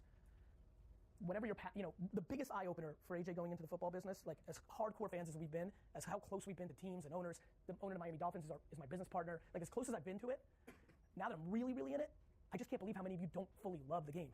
It's just your ticket. It's just your process. And it's amazing. I don't throw that as judgment. I think that's fucking fresh. Like, it makes sense to me. Like, I love it so much, and I so wish I could, right, that I was naive and did what I always make fun of people, like focus group of one. It has been eye-opening to how many people actually don't love it. They were just blessed. See, I got real lucky. The luckiest shit on earth is the thing you love is the thing that you're best at. And I think that's me. Like when I was 6, I wanted to wash people's cars. When it snowed, we had snow days here, I was shoveling snow, not making snowmen, right? Like literally, I don't know how many of you follow me, but if you see what I'm doing in garage sale around here in Jersey, like I'm not doing that for show. I fucking love it. Like I'd rather wake up on Saturday at 6 in the morning and drive to fucking, Metuchen's town-wide garage sale and buy some shit for $1 and sell it for $11 on eBay. That fucking gives me way bigger of a high than fucking almost anything besides watching a Jets game. That is literally probably my favorite thing except a Sunday in the fall. And so that gets me to my final point. If you're sitting here right now and you're real fucking passionate about something that doesn't have to do with the 4 walls we're in right now, you need to lean into that shit. Because that's the thing the internet's doing. The amount of people that can make a real living around having a podcast or a vlog or flipping shit they love versus getting a job they fucking hate, and they can make as much or around the same much around having a fucking podcast around Fortnite versus going and working in finance because they interned this summer in Wall Street and they think that's where the money is. That shit, I know nobody here believes, but I've been saying it for a decade and I'm watching it every day and it's real. And so I highly recommend, like I'm really hopeful. Like honestly, when I come, just to put it into context, including the left side here, when I come to these rooms, honestly, I'm realistic. I'm just hoping to penetrate one head, one dome. I'm aware that like I'll come in, it'll be good talk, it'll be cool. Some friends that think I'm cool, you think I'm cool, it's great. I'm hoping, but on God, I'm hoping to get through one person's head on some of these things because I know I see shit that other people don't. That's been my calling card. And so I hope you've been really listening. I really do. And I hope we can like add on to like right now what I'm trying to set up for the coaches too, like I'm trying to set up context. I'd love to by the way, if you have context on me, like what to invest in next, how do I grow my file? Like I want to create, what I'm doing on this little rant is permission and safety for you to ask your actual question that's running through your head, because I think the Q&A part, at least 3 or 4 times I've done this, has always been the part that really has brought the most value, and I want to bring value. So, damn, it sucked that bad? I get it, I'm kidding. So yeah, thank you for having me. I really appreciate it. I left a lot of time for Q&A. Like the 3 or 4 times I've done this with teams, pro and college, like I just get so many DMs after, like I wish I asked this, I wish I asked this. So I want to leave a little more time. I got off where I want, so let's go with it. 3, 2. What's your name, man? Ronnie, question. You said that we should take advantage of leveraging stuff and use social media, but what do you say to someone who's like low-key, doesn't like putting their business out there, doesn't like having everything out there just for everybody else to see? Like, what do you say to people like that? So check me, right? Like I'm putting out 100 pieces of content a day, right? Like I'm really at the tippy top right now, and there's not a fucking photo of my family or kids on the internet. Like I don't share more than half my life. What I would say is you control it. That's what's great about social versus the media. Star Ledger's gonna say what the fuck they want. You control none of that. You control your social. Now, you may not want to show anything, and I'm cool with that too. But you're your PR agent on that platform. Now, don't confuse that with being full of shit on it, because people will sniff that out. Everybody's faking it to the make. I mean, people are doing all sorts of crazy shit on Instagram, like jumping fences at private plane places. The biggest problem right now is people jumping fences to take a photo acting like they took a private flight. So that shit's never gonna work, because everybody will, you saw Bow Wow get exposed, like people get exposed. Don't go there. But the good news is, if you're introverted and quiet, it's cool. Like first of all, you don't have to do it at all. Let's just start right there. Just because there's an opportunity doesn't mean you got to do something. There's an opportunity to make a fuckload of money going to garage sales in New Jersey every Saturday. Doesn't mean you have to. but it's real big. And my big thing is like, especially, like if I left here and then like AJ hit me up in October and said, hey man, you lit a real flame. I'm like, what do you mean? He's like, man, half the football team is replying to everybody on Twitter about Rutgers football team. That would be amazing because that would really work. Just thank you. You know, a lot of people can't think of what to say a lot of times. Just thank you. Thanks for supporting us. Appreciate it, you know? So you're in control. Don't do some shit because I said so. It's all self-awareness. However, you're in control, right? So if you don't want people to know your business, nobody wants that. That's the beauty of being able to control it. You control your part. You can't control somebody taking a picture when you're out. That's just the world we live in. But you can control what you have to say and what picture you want to paint. But make sure it's truth. You said you've been booed and failed tons of times in your life. Yep. One of your biggest failures and you decide to overcome it. You know, my failures are funny because I'm an immigrant, so I've always got, I never do shit that's like gonna put me totally out of business. I always got a nest egg. I'm always on like third and a half bait. Like I'm never doing something that's like over the edge, and if this fucks up, it's like, you know? My biggest mistakes have been the things I haven't done. I referenced it real quick. If you go read my first book in 2008, Crush It, 2008, I thank my family and one random person, Travis Kalkinick, who went on to start Uber, who used to, when me and AJ started VaynerMedia, used to fly around like in Vegas and shit and just hang out with us because he had no job. He was in between. Starts Uber. I'm investing like crazy on everything. He asked me to invest in Uber twice, and I said no. Because I just bought an apartment. I was a little less liquid. I thought it was a side project for him. I also thought Uber was like a rich man's game. Like it was originally like a limo on your phone. So I was like, you know, how big is that going to be? And I passed twice. We got in a little bit later, you know, so we did all right. But I mean, if I wrote my normal $50,000, $25,000 check, I probably left in the ballpark of 300 to 800 million on the table. So that's an L. And on some real shit, like I don't even feel it because what I've started to really learn about myself in the last year or so is I'm about the process, not the trophies. I'm just about the process. I love my game. I love my game so much. I want to win. I'd like to have that W, but money's funny, right? Like anybody who doesn't have it thinks it's the key to happiness, and they're super confused. And then they say, "Well, easy for you to say you have it." And I was like, "Yo, I didn't have it for a long ass time. I lived in the villas in Springfield Avenue in Springfield in a shit fucking apartment until I was 28, buying nothing, making 40, 50,000 a year, working fucking 90 hours a week in a liquor store. So I've tasted both. So I made a lot of mistakes. I pass on all sorts of shit. I just don't know what the mistakes are because I say no so much because I'm so fucking busy. What if that one meeting was with, you know? Make a lot of mistakes. Oh, man. Tyler. So when pitching to investors, Tyler, the biggest mistake all the kids are making now is they're pandering to the VC. So the whole deck is made with like, you know what it is if you're asking me this question. Every number you're going to pitch me, you're making up. Right? You have some finance kid or parents, or you look up on the internet of how to project numbers. It's all projections. And people sniff out bullshit. So my advice is go in real as fuck and be like, yo, I really want to make this company. I have no idea. I can give you, here's a slide that says in year 1 we'll lose $1 million, year 2 we'll lose $5 million, year 3, you know? But like shooting it straight with investors, I think really is a counter move right now because in my game, in the investment world, like people are just full of shit. Everybody thinks they're a founder. The biggest reason I stopped investing in the last 3 years and do it like once or twice a year is back in 06, when the first three companies I invested in were Facebook, Twitter, and Tumblr. That was easy for me because I believed in social media and the kids were actually founders because they were nerds, like straight nerds, like real nerd shit. Now it flipped. Now the coolest thing you can be is a fucking founder. Now an entrepreneur sits with a rapper and an athlete. So now everybody is one.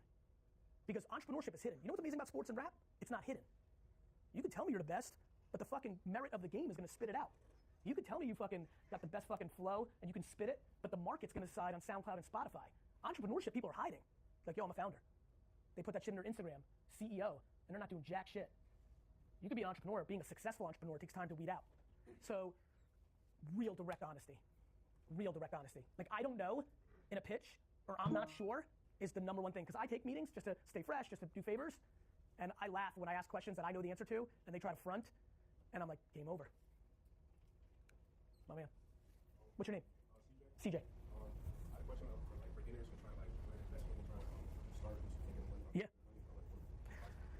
Give me a starting point. Because the biggest reason I got into the garage sale flipping thing is so many people are like, yo, Gary, I want to make more money. And what they're really saying is, how do I make as much money as fast as possible?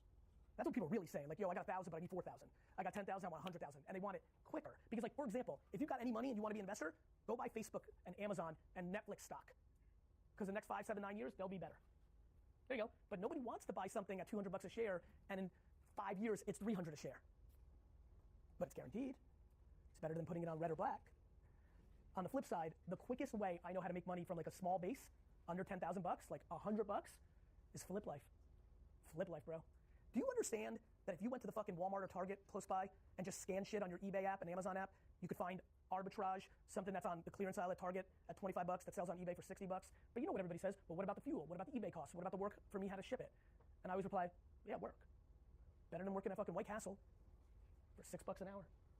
So on some real shit too, flipping is crazy. Like going to Goodwill and buying a jersey for $2.70 and selling it for 19 or 25 on Facebook Marketplace or eBay or Postmark, you know, flipping. I'm fucking pushing it hard because it's real. And the best part is, like, when I look at this, Like, you just have to be willing to see. My biggest advantage is I'm dirty. I'm dirty. I don't give a fuck what people think. You know how many people, when I put out these garage sale videos, my homies in Silicon Valley and Hollywood and Wall Street, like players, are DMing me shit. Like, half of them are like, this is the best shit I've ever seen. But half of them are like, yo, you're making yourself look stupid. I'm like, to who? To you? Fuck you. I'm serious. To what? You're judging me? You're a fucking idiot. I think it's stupid that you're golfing for 9 hours. AJ, I know you love golf myself. So, like, you know, like, I don't want to golf. Fuck you, Malibu Don. You're surfing. I can't surf. Fuck that shit. It's stupid. I don't want to waste 4 hours trying to surf. I want to go to somebody's fucking garage, like I did a couple months ago, and buy a bunch of Olympic pins for $20 and flip them on eBay for $4,000. I bet a bunch of people here only got $20, be pumped as fuck to turn it into $4,000 on some hours that you wasted playing 2K and listening to the Baby's album 10 times. I fucking love that guy. But the best part about music is you can listen to fucking the Baby's fucking mixtape while you list that shit on eBay. You know how much dumb time you guys waste? Professional athletes in college, busy as shit. Fuck you. You got time. You know you got time. Fucking chasing skirts and playing video games. Put in work. How do you start building your brand, branding yourself? That's a great question. My biggest thing, and like, if you, like, what, how many people here follow me on Instagram? A little bit. So I really appreciate it. So you may know this. I don't know if you've noticed, but in the last 6 months to a year, I've been showing the old clips from 10 years ago when I was a little more chubby, had a little more hair, a little blacker hair, and I'm doing that to show people, bro, I've been doing this every day for a fucking decade, and only now I'm popping. So how do you do it? Put out content of everything. This is, if you start looking, I'm laying out the blueprint for you here right now. How do you do it? The best way to build a brand when you're a fucking remarkable athlete that got to play fucking D1 football is to talk about your love for drama, is to talk about the fact that you love ice cream, is the fact that you're really interested in wine, or really, really good at old school Nintendo, or really understand fucking Southside Atlanta rap, and here's your opinion on who's next. That's what I'm doing. For the people that have been following me, because I really know a lot about hip hop, like, I'm bringing Gunna and Meg Thee Stallion and all these people before they blow, and then everyone's like, why does that old white dude always know what's happening? Mike Boyd, he's got his ear to the street, that's my guy. But like, besides that, so like, I think the best way to build your brand is to put shit out on the internet. Facebook, Twitter, start a vlog. You know, there's a kid at the University of Texas, Colin Johnson, I see having a vlog as a receiver. You know, just see what he's like, put a vlog. But you gotta do what's good for you. Maybe 2 or 3 of you start a podcast. Just record that shit on your phone, post it. Like, you gotta make, you gotta do. You know, it's fun to talk to athletes because a lot of my analogy in business class is like, you can't read about push-ups. You can fucking watch film all day. Until you put the work on the field, that's the game. And that's how I think about building your brand. You can come up with strategies, you can read all my books, you can watch all my videos, but until you start putting out videos and pictures and written words on all these platforms, you're doing nothing. What I'm trying to do is give you permission to talk about the shit that's really in your soul, not what you're supposed to be talking about. Give me a 300-pound offensive lineman in college football starting to make content about opera, that fucking kid's gonna blow up. Because it's not what you expect. So the thing you're most into, or the thing that you know the most about, putting out those posts, you can't imagine how much upside there is about that. My man. I'm sorry, my man. One more time. No, he's good. He's good. I want to know, how did you get yourself to the roadblocks? Like, I just don't give a fuck about what anybody thinks about me because they don't know who the fuck I am inside. Like, how can I value your opinion about me if you don't know me? Like, my mom knows me the best in the world. She's my hero, and she doesn't know everything about me. It's real easy to not let judgment come in when you have empathy for the other person and know they're just seeing a clip of you or just one moment of time. They don't know you. Everybody's slow because they value other people's opinions. I just have no time for that. Mainly on some weird shit. You know when I was always that way, but where I went to 100 was when all these famous people started dying and we gave a fuck on Twitter for like a day and then we don't give a fuck no more. A lot less people talking about my man Nipsey now. It's only been a couple months. And they just fucked with me. I'm like, man, I'm trying to do all these things. Like, we're just human beings. Like, my grandma passed a couple weeks ago and like, buried her in Woodbridge and like, I don't know, it's not on my mind that much today. That's just life. So it got real easy for me to like navigate because I'm like, what? I'm really gonna value somebody else's opinion about me when they don't know? I got one life. You know how, my friends, do you know how rare it is to have a life? The odds right now, currently, that science accepts for the odds of actually being alive is 400 trillion to 1. There's no shit you'll ever do in your life that is more ridiculous than the fact that you even have one. And people out here crying about what they don't have, or what's fucked up with society, or what they can't, or what, just complaining. And the biggest thing, bro, nobody gives a fuck. Like, it sucks. You know, both my grandfathers spent one of my grandfathers spent 10 years in jail, and one spent a couple months, both for just being Jewish in Russia. You know? And like, the reality of like my parents growing up in the Soviet Union, I realized like, nobody gives a fuck, right? Like, doesn't mean there isn't racism, sexism, suppression. It's just that what? Like, we're just in control of our shit. And that's how I think. I'm in control of my shit, and I don't give a fuck what you think, and I just go. And so getting through roadblocks is easy. It's, you know, there's this, how many people seen Rocky 4, the one with Drago? Real quick, just raise your hands real quick. I'm just curious for the reference. Okay. Rocky 4, for the couple of you that didn't raise your hand, Rocky's fighting a Russian dude. He goes to Russia, he beats him, right? At the end of it, there's a scene that nobody ever talks about. I've Googled this shit. But for me, I can't stop thinking about it 25, 30 years later. At the end, Drago loses, and he grabs the mic, and this is when the Cold War was going down. Like, Russia and America hated each other. It's like terrorism now for America, right? Like, real, like, shit. At the end, he grabs the mic after he took an L, and he goes, fuck all of you, basically. He goes, I'm in the ring for me. This is my L, not Russia's L to America, mine. And that's how I think about this shit. I'm not worried about your judgment. When I lose, that's my L. I don't care about your opinions of my L. I would have been a real good quarterback. Like next play, like I just don't care. It doesn't matter. I'll throw 9 picks and still fucking win the game if you let me stay in. You know?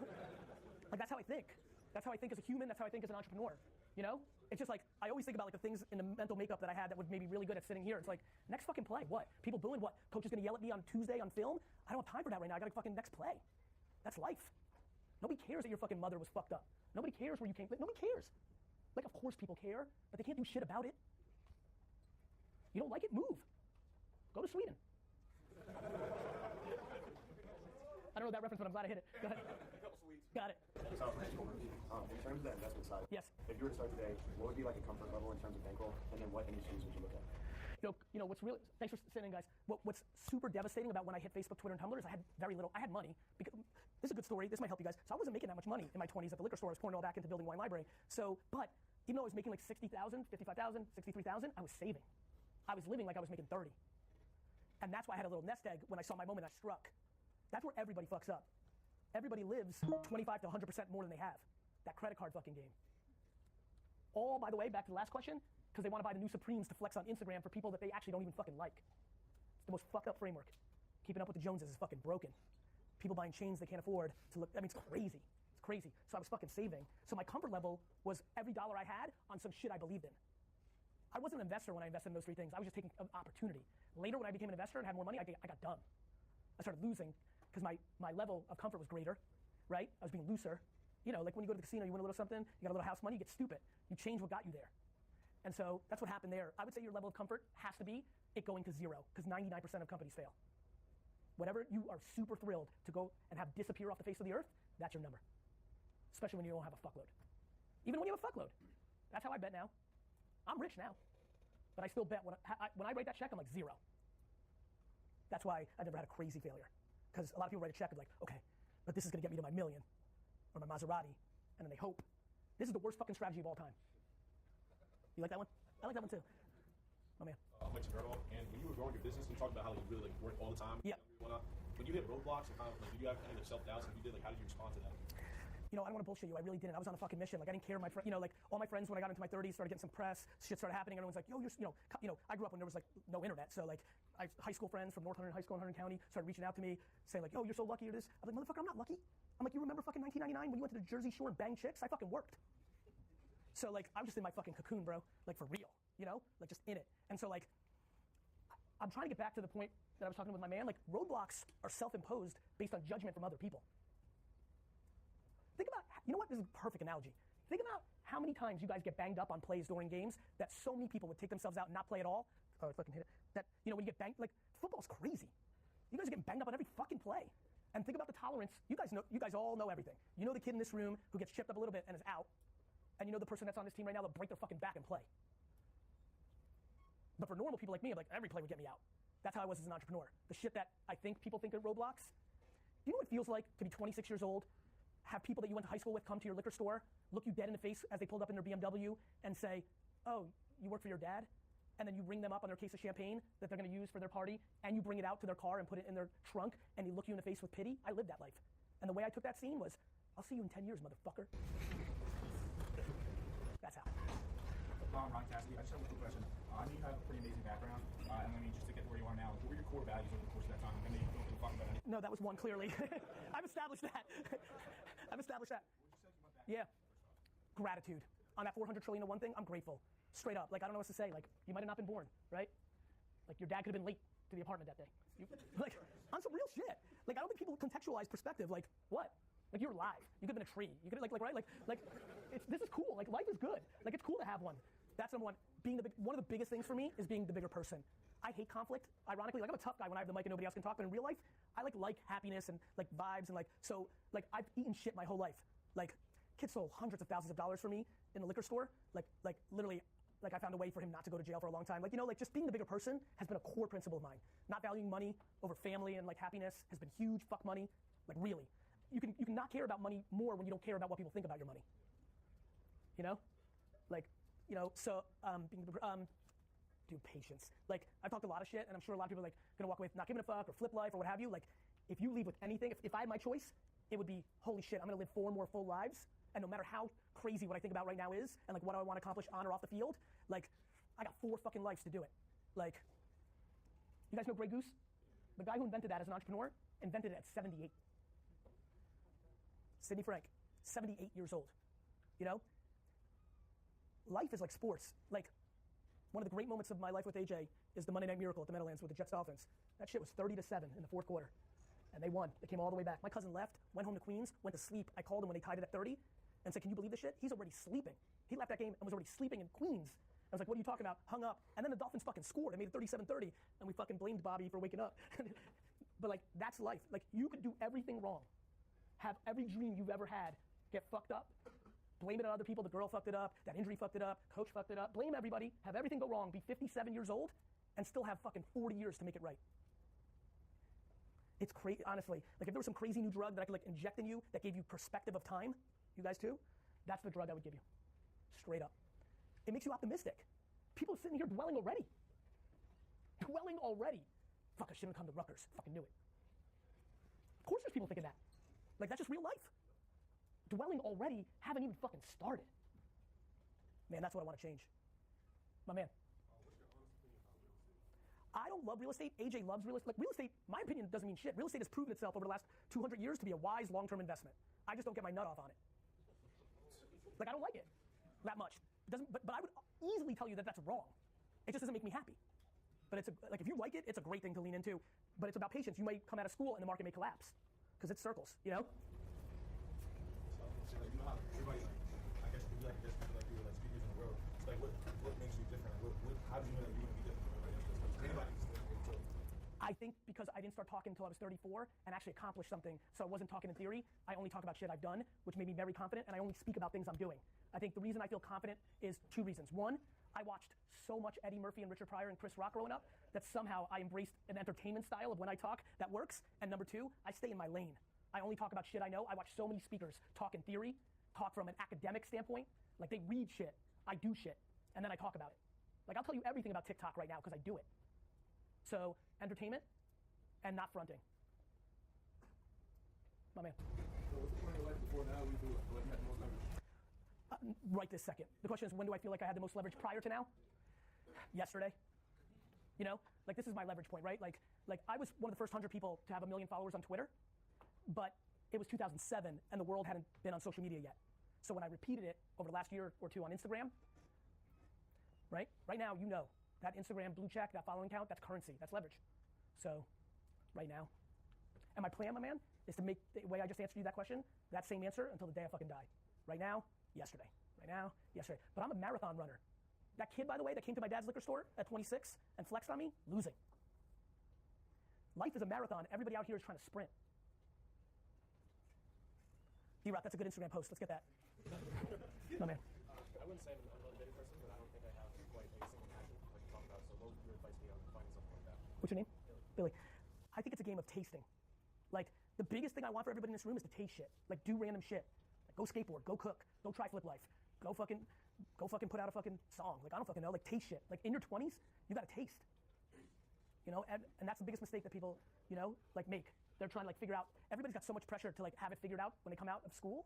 Like, it's time to be real and real life and all that shit. It's fucking stupid. 22 to 30 should be experimenting. Fucking travel. If you, like, and people are like, well, I don't have money. I'm like, you can still travel. You can get a bullshit fucking plane ticket. You can take a bus. Like, do shit.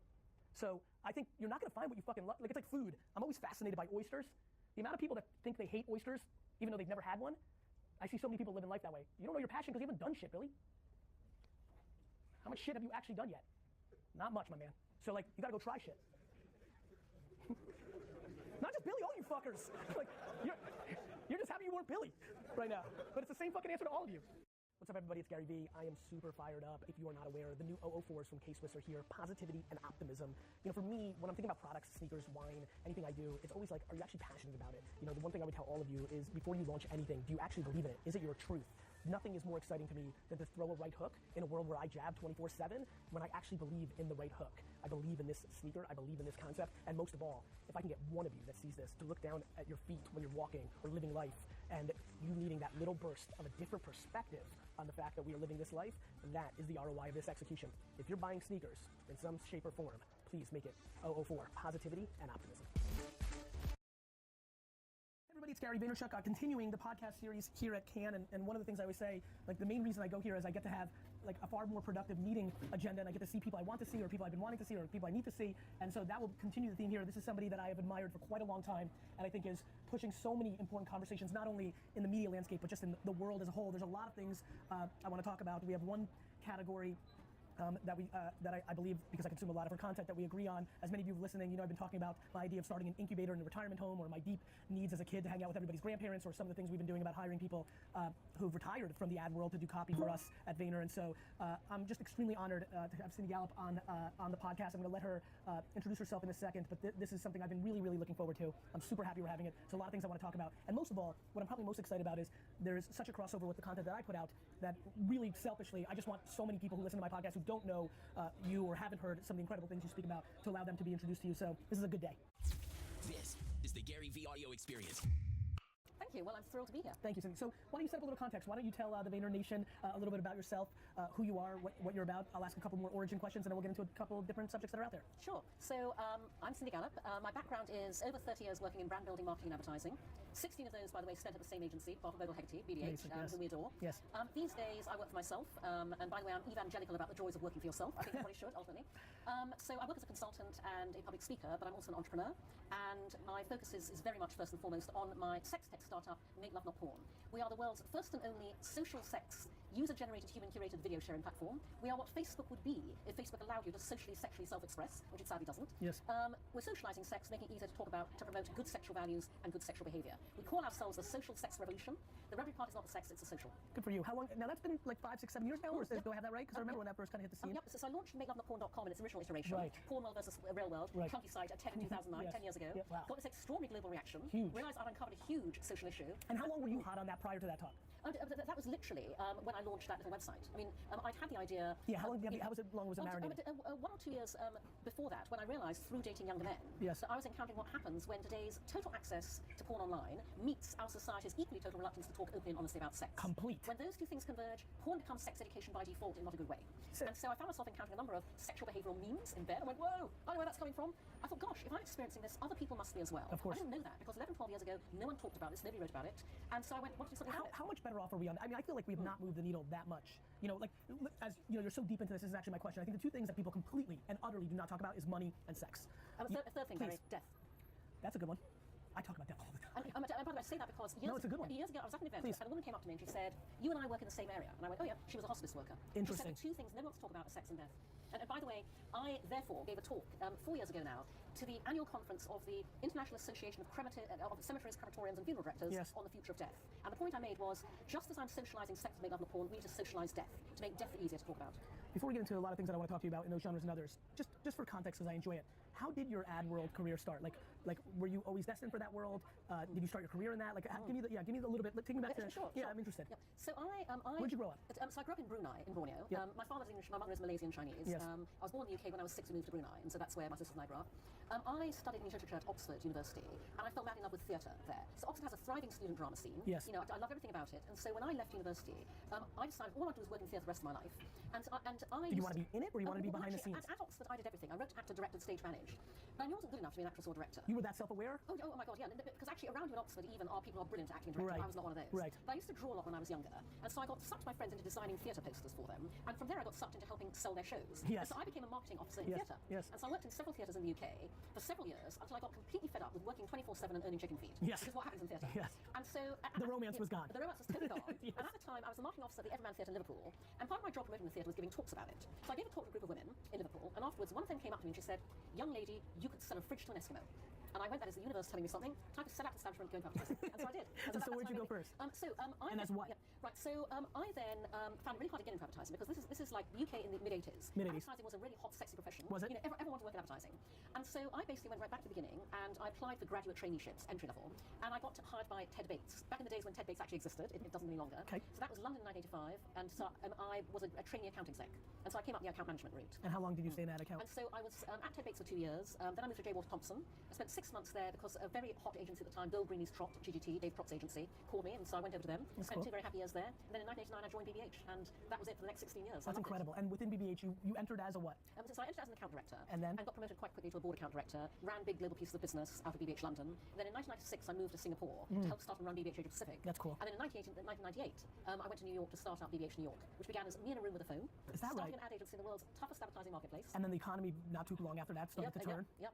And actually, we were fortunate because it was hot in '98, but then very quickly. And there was a whole .com boom, and I went, we are not having more than 25% of our revenue come from .com anything, and so even though the money was pouring. Even though the money was pouring, and so we survived. And for my own education, because I was doing the wine stuff and very outside of those two worlds that I ended up being in, were the big historic creative shops and these new upstart Silicon Valley players, they were meshing.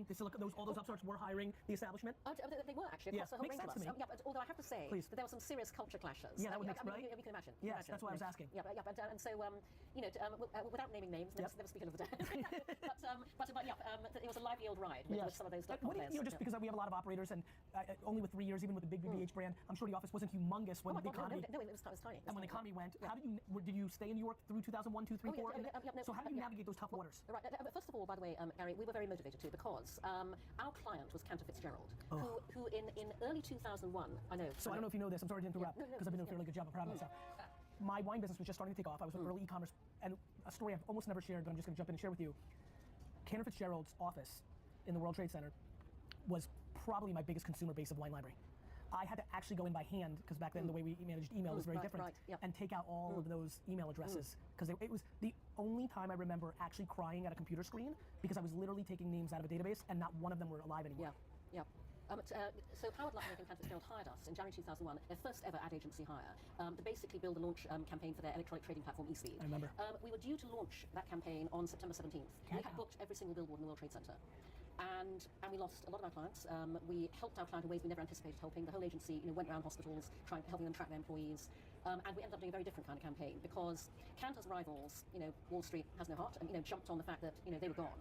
And so we actually shot a campaign with the amazing documentary filmmaker Errol Morris, which was focused on the survivors, talking about how they felt motivated to rebuild the business, to support the families. Because you may remember that Howard committed, a percentage of their profits to what support the people may survivors. not know is Howard was a founder or a CEO. He was CEO. Happened to have his child's first day of kindergarten that day, and took the child to kindergarten, and that's why he wasn't in the office. So it's like he lost his brother. Yes, it was a really understood. So you navigated those waters during the economic crisis, the Euro crisis. With our client, we were absolutely determined, and we made it through. And so that was an incredible run for you, huh? 16 years. Yep. And then what? Well, so in 2005, I turned 45. Had my very own personal midlife crisis. Good. In the sense that I'd always thought of 45 as a midlife point. Okay. Now, obviously, the happiest assumption one lives to be 90. Fingers crossed. I'm into it. But in a couple of years running up to my 45th birthday, I'd gone, okay, that's when you pause, you stop, take stock, reflect, review, where have I been, where am I going? So February 1, 2005. Do you talk to yourself a lot? I do actually, yeah. I do too. That's why I'm asking. Yeah. So you're just you're on a plane, you're walking down the street, you're just having these. This is an ongoing conversation. It's not like you set it up. Yeah, makes sense to me. Go ahead. So on my 45th birthday, I reflected and reviewed, and that was the point at which I went, oh my God, I've just worked 16 years for the same advertising agency. Now, as I said, love them to death. Cannot say enough nice things about them. Makes me happy. I went, I think it's time to do something different. It's an incredible run. And then the problem was, I hadn't the faintest idea what. Dunk did that after 16 days with me, so 16 years is incredible. So vast amounts of thought and angsting ensued, and eventually I went, if I want to review every possible option open to me, what is effectively the second half of my life, maybe the best thing to do is to put myself on the market, very publicly, and go, okay guys, here I am, what do you got? See what comes. So I took a massive leap into the unknown. I resigned as chairman of BBH New York in the summer of 2005 without a job to go to, and it was the best. Was everybody shocked? Was it left field? Oh my God, yeah, everyone was totally shocked. Yeah. I mean, BBH blood ran in my veins, basically. But honestly, it was the best thing I ever did. What did you do first? Did you take some time? No, I mean, I was very lucky because loads of things came to me that I would never have thought of myself. And I went, okay, I still don't know what I want to do. I'm going to be an employment slut. I'm going to talk to everybody. I'm going to take every phone call, do every meeting, no preconceived notions. And so I embarked on this fascinating exploratory, which was as good for telling me what I didn't want to do as what I did want to do. Yeah, you gained an enormous amount of context. And I would come out from a meeting or interview, I'd go, okay, so now I know, in 15 years, never want to do that. Yeah. and so coming out of that, I began working for myself, as a consultant, began speaking, and my startups kind of happened accidentally, and I ended up with the life I have now, which I am enormously happy doing. That makes me happy. Let's talk about speaking, because something we both like. Yep, I absolutely. think you're incredibly great at it, and I don't think there's that many people great at it. Do you love it? Like, how do you prep for it? How do you think about the things you talk about? How much do you contextualize the room? Talk to me through Cindy's kind of 5 to 7 bullets on her speaking career from your perspective. Okay, well, what I will say, by the way, for your audience listening to this, okay, here's the Cindy Gallup 1-minute guide to being a great public speaker, okay? Yeah. Because too many people get really fraught about, oh my God, I have to give a talk, okay? Right. And then they make the mistake of going, right, so now I have to write a presentation, okay? Bad idea. You are the talk, not your slides. Ano lang pre. First of all, whatever you're asked to speak on, tawag dito. Kailangan mo lang maging 196 yung attack speed mo. Now, okay, I've been asked to speak about this. So bale, max mo muna yung dex or divisible by 10. But actually, even more importantly, Gary, is because make it therefore something that you really care about and you enjoy speaking Tapos maglalagay ka ng agi after nun para lang maging 196 attack and you've had speed. this conversation with them. You know, when it's something you feel strongly about, you've had that conversation with friends, you know, with dates, whatever. So I go, then back your talk into the things you feel passionate about and love speaking about. Because then your nerves go away, because it's stuff that you're very familiar saying, you know it by heart already. And then just have enough slides, kind of make key points. That's it, done. It's funny you say that. One of the things that I talk a lot about, and Dunk was on my team, D-Rock knows this, I stay in such a narrow lane of either things that I'm passionate about or things that I actually know about. I've watched a lot of my friends and contemporaries give presentations on subject matter they don't know, which is why they're at the mercy of the slide. Right? No, exactly. And also they feel nervous and inconfident and they don't know the subject matter. The reason I've gone with a very heavy Q&A format, or as much as I can, is it allows me to build a bigger connection with the audience. One, I'm giving them what they actually want, and two, it allows me to flex my muscle around my expertise and the things that I actually know what I'm talking about. But also, quite frankly, to your listeners, you can take anything you're asked to talk on, and you can give a talk that is what you really want to talk on. What you're saying is control it. Yeah, I understand. Listen, sometimes I've literally walked up to some talks where I see the slide, what they said I was supposed to talk about, and I just give it twice. I literally just give it a completely different talk. They're like, it's like influencer marketing, and I'm like talking about like podcasts. Like, so one of my favorite things about you is in my little world and my audience, I often talk about being a shield to give them courage. I'm very proud that especially for a lot of immigrant kids or a lot of people, like I'm giving them permission. I'm so comfortable with judgment against me that I'm giving them room to try something, and if it fails, they can say, well, Gary, I want to take the blame for them to give them the step. My observation from the far is you do that for a lot of people, and I think that is an incredible gift to give. When I say that, when I frame that up, does that make sense to you? Do you understand what I'm saying? No, absolutely. Tell me how you observe that. Because, Gary, I always say that the single best moment of my life, and by the way, this wasn't a single moment, it was a gradual realization, but the best moment of my life was the day that I realized I no longer give a damn what Yung bow, pwede na muna yung composite for now. Kasi yung next bow mo naman, Ika. Everything around us conspires to make us feel insecure about absolutely everything to do with ourselves. Yeah, the infrastructure. The way we look, the way we talk, the way we dress, nice girls do this, nice girls do that. Women spend the rest of their lives coming back from that, and some of us never do. And so I want to shortcut that process for every woman, but also to your point, for everybody who is worried about what other people think. Because honestly, which is everybody. Yun yung next best eh. Kung wala ka pang Ika bow. Okay na yung plus 10 na composite. When people have been at dinner table, your name gets brought up, this is what happens to me too, and I go, be careful. I'm like, if you watch her interact, and I'm proud of this as well, one thing that's amazing that I think you do extremely well is not giving a fuck what anybody thinks does not mean you do not hear other people. Oh, no. But it's important clarity. This is not audacity. No, you're right. I mean, don't give a damn what other people think in a good way. That's right. Live your life and work your work according to your values. I have watched you do a really good job of bringing awareness to things, to put pressure or to bring conversation, and I've watched you bring awareness to something. Hey, this is not acceptable. Tweet, I don't like this, or what's our take on this, or whatever it may be. I've watched people that are on the receiving end of that 99% of the time not answer. Of the left 1%, 0.9% of defend with bullshit. But occasionally, I've seen in that 0.1% remaining somebody giving clarity, context, and you were extremely quick to also hear it. And this is not you rallying people rallying them up. It pisses me off. I've watched you, and I do the same thing. Like sometimes people say something to me. A friend of mine, Ted, the other day said, "Hey, I don't like your definition of an entrepreneur. By nature, you're not one." I watched the video, and I'm like, he's right. I work for my dad, and this definition of never working for anybody is not a good definition. I need to clarify it. I'm a little worried about I'm trying to protect over entrepreneurship. So in that, I can get excited sometimes, and you're throwing out headlines. And it was an incredible back and forth and I've seen that from you, and that, for me, is why I so desperately wanted you here today. It's why, for me, I adamantly support a lot of what you do. Talk about that. Like, not giving a fuck, but actually having the capacity to hear when somebody has a counterpoint that may penetrate your psyche as you're going through the conversation. Well, I think, all I'd say to that, Gary, is that when you actually don't care what people think, that frees you up to just hear people for real, as opposed to worrying all the time about what other people think, and therefore having that lens obscure the truth of something that you should be looking at differently. Ageism. There's been so much conversation and slower but some progress on a lot of segments, females, minorities, a ton. Something that you can see a lot of content on, talking more and more about over the last 3 or 4 years, has been, in the rise of technology, in the rise of these 23-year-old billionaires, we've gotten into a place where we are dalawang abysmal, tas dalawang EG. Conversations around a lot of sectors, but we are not around 55 to 9, whatever you want to put the number on. We put out a lot of content for that demo. Ox lang, pre. Magagamay mo ulit yan. So first of all, I am 59. Okay. I shout that from the rooftops. I tell people I'm as often as possible. Because you look so great and you want to brag? No, because I consider myself a proudly visible member of the most invisible segment of our society, which is older women. I want to help demonstrate by the way I live my life. I want to challenge what society thinks an older woman should look like, talk like, dress like, work like, date like. And I've been campaigning against ageism for years. And this is a really important fact, Gary. For the same reason that I campaign about every aspect of diversity, I am a hard-headed, pragmatic businesswoman. Yes.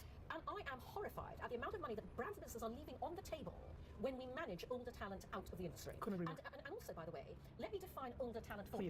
Because I would encourage, if you haven't, are you on Fishbowl, the app at all? Of course. Okay, so I would encourage your listeners who aren't, go on Fishbowl, go to the advertising bowl. There is a thread going on at the moment, a very engaged and very long one, where a senior copywriter asked, do you feel you've been managed out of the industry, and if so, what age did it happen? I am horrified by this thread because the answers to that question, at what age were you managed out of the industry, are 34, 36, 39, 40, 42, and that whole thread should be read. Okay, and the point about that is, older people, or as I like to call us, experts, are the key to growth and profitability and exponentially more money. Or a substantial piece of the equation. No, absolutely. Right? Because what you're talking about is, as a leader, how much do you want your employees to, for a start, never be faced by any business crisis or situation, but know exactly what to do when anything comes along, because they've been there 50 million times before. But you would say real quick, but I would push, not back, but like to add context, I'd love to get your perspective on this. So I often say the 43, at 25, I thought I was going to be unstoppable, and nobody could beat me, and I was great already, and the 43-year-old me laughs at that kid. So experience matters. But there is a little bit of a DNA trait. I mean, I have 55-year-old executives that fold like a cheap chair, because that's just in their DNA. Oh, no, and by the way, the other benefits are, people management skills, something our industry does not specifically train for. You only hone those over years and years and years. Craft skills. You're going to hear a lot of talk at Cannes this week about, technical perfection, crafts, you hone those over decades in our industry. And the point about all of that is that older people are unbelievably time and cost efficient. When you do everything quicker because of that. Now, what I recommend, though, what I want to see is cross-generational working. Because the irony of the traditional corporate structure is that it's predicated on the idea that, the higher up you progress, the older you get. And so what we do not have is the 55-year-old, 25-year-old working together as equal partners on the same level. Couldn't agree more. And that is the future. The industry needs more 32-year-old, most senior executives, and more 54-year-old executors in the trenches. It goes both ways. And mix all over, 100%. I couldn't agree more. I mean, that's the future. And that's an incredibly productive future that nobody's making happen. And I want to see that happen. Cindy, I think the other thing that you and I, when I get the luxury of consuming something you say or get shared or I read it, something I just fucking adore that you say, and I've heard it more in the context of women, but as you were talking about the ageism, I was thinking about this, is fuck trying to get them to accept us. Let's build our own fucking shit. Period. End of story. This is, listen, I already kind of, have all these feelings about you from afar. Then you go and say, I can't push more on people doing their own thing, which, as you can imagine, only and always being an entrepreneur, I believe in that. Though we are in the era of fake entrepreneurship, everybody wants to be one, and they should be executives. Self-awareness is what my passion is to get out there. But I fucking, like, when, as your name kept populating, as I got into this world, and, I'm like, that's, out of all the fucking shit that this woman is saying, boy, do I hope they hear her on that. Fuck pandering to the establishment that's dying. Start your own shit, like, own your own destiny. How's that message going? What are you seeing from that? Because I think that one I fucking really attached to. Good, because, first of all, I've been saying that for years, especially, by the way, this is where I take issue with Sheryl Sandberg and lean in. Sheryl wants us to lean in within the existing system, I want us to redesign the system. Couldn't agree more. But especially because I've been trying for a long time to try and change our industry and the business world generally from within, and I've given up. Change happens from the bottom up, not the top down. It's hard to boil the ocean. No, exactly. And so I now say, women, people of colour, LGBTQ, disabled, older, everyone considered other, invent our own future. And by the way, invent our own industry. Because we are seeing opportunities, because of that innovative, disruptive lens that comes from being on the outside, being an outlier. We are seeing opportunities that you do not see from within the old world order industry. It's a story of my company. I came from the wine retail business. Yeah, and by the way, it's the same thing. Years ago, I was here at Cannes doing a session on porn, youth and brands, the biggest social cultural influence that we don't talk about. And in the Q&A session, a young woman put her hand up and she said, Cindy, what is the single piece of advice you would give a young person going into advertising today? And I went, don't. And I said, let me explain what I mean by that. Don't go into advertising to go into advertising. Go into advertising and make what you want to happen. So, come into advertising, come into our industry, take a long, hard look around you. Identify what you think is missing that should be there, what you could bring to the table that nobody else is, what you would have the love available to you that no one else is delivering, and then do that. And by the way, when you do that, in a few years' time, a holding company will buy it for a shit ton of money. Let's talk about that. I can't believe you just ended that sentence with that, because that's where exactly I wanted to go. Pwede namang isa lang muna yung gamitin. I'd just love to put this on your mind. If you ask me, like we ended this podcast, and we're like, that's nice, and we were yapping a little on your way out. Like kung mag-MVP ka, Ox na yung TG, tsaka ano. In a lot of ways. I would tell you that secretly, Abysmal. Tapos kung maghahunt ka na ng mga quest item, okay na rin na yun lang muna yung gamitin. Madali lang mong patayin yung mga mobs. Kasi pwede ka rin gumawang wizard para may AoE. Because the merit of being a pragmatic business person trumped everything else. And when I got here, a lot of the things that we were talking about are systematic, and it's because there's 4 or 5 financial arbitrage, M&A, banking machines that run the whole fucking thing. If you want to break the fucking thing, you break it. By my big personality, I'm hoping that I'm going to inspire a beating drum. Literally the #1 thing Maling Putting myself in a storage. serious enough spot financially that I would ever have to succumb to making a transaction for my family's health and well-being, which I don't see happening. I'd rather shut the whole fucking thing down. I believe the inspiration, that young copywriter, she and her partner and a business, or just her, I don't, more independent shops at scale. Can I ask you a question? Because I'm very curious right now, actually. How, I mean, we're talking about the industry as this like thing, but that's how I want to position it. How are you received right now in this industry? I don't care. I understand that, but that doesn't mean you're not aware. That I believe. I understand that. I'm actually a little bit curious though, because I don't know, but now I've become unbelievably curious. Because you're a little bit, I came from left fucking field. You have this enormous status within it, and now have taken on a different decade or and a half. I'm just curious, what is the current state of your positioning in the industry from your perspective? Yeah, sure. Well, I'll tell you what I really, really like, Gary. Okay, so just kind of, getting here today and walking to get my pass at the mechanic. I ran into several people whom I don't know, women predominantly, who said, oh my God, I'm such a fan. You are really helping us. Yes. You mean so much.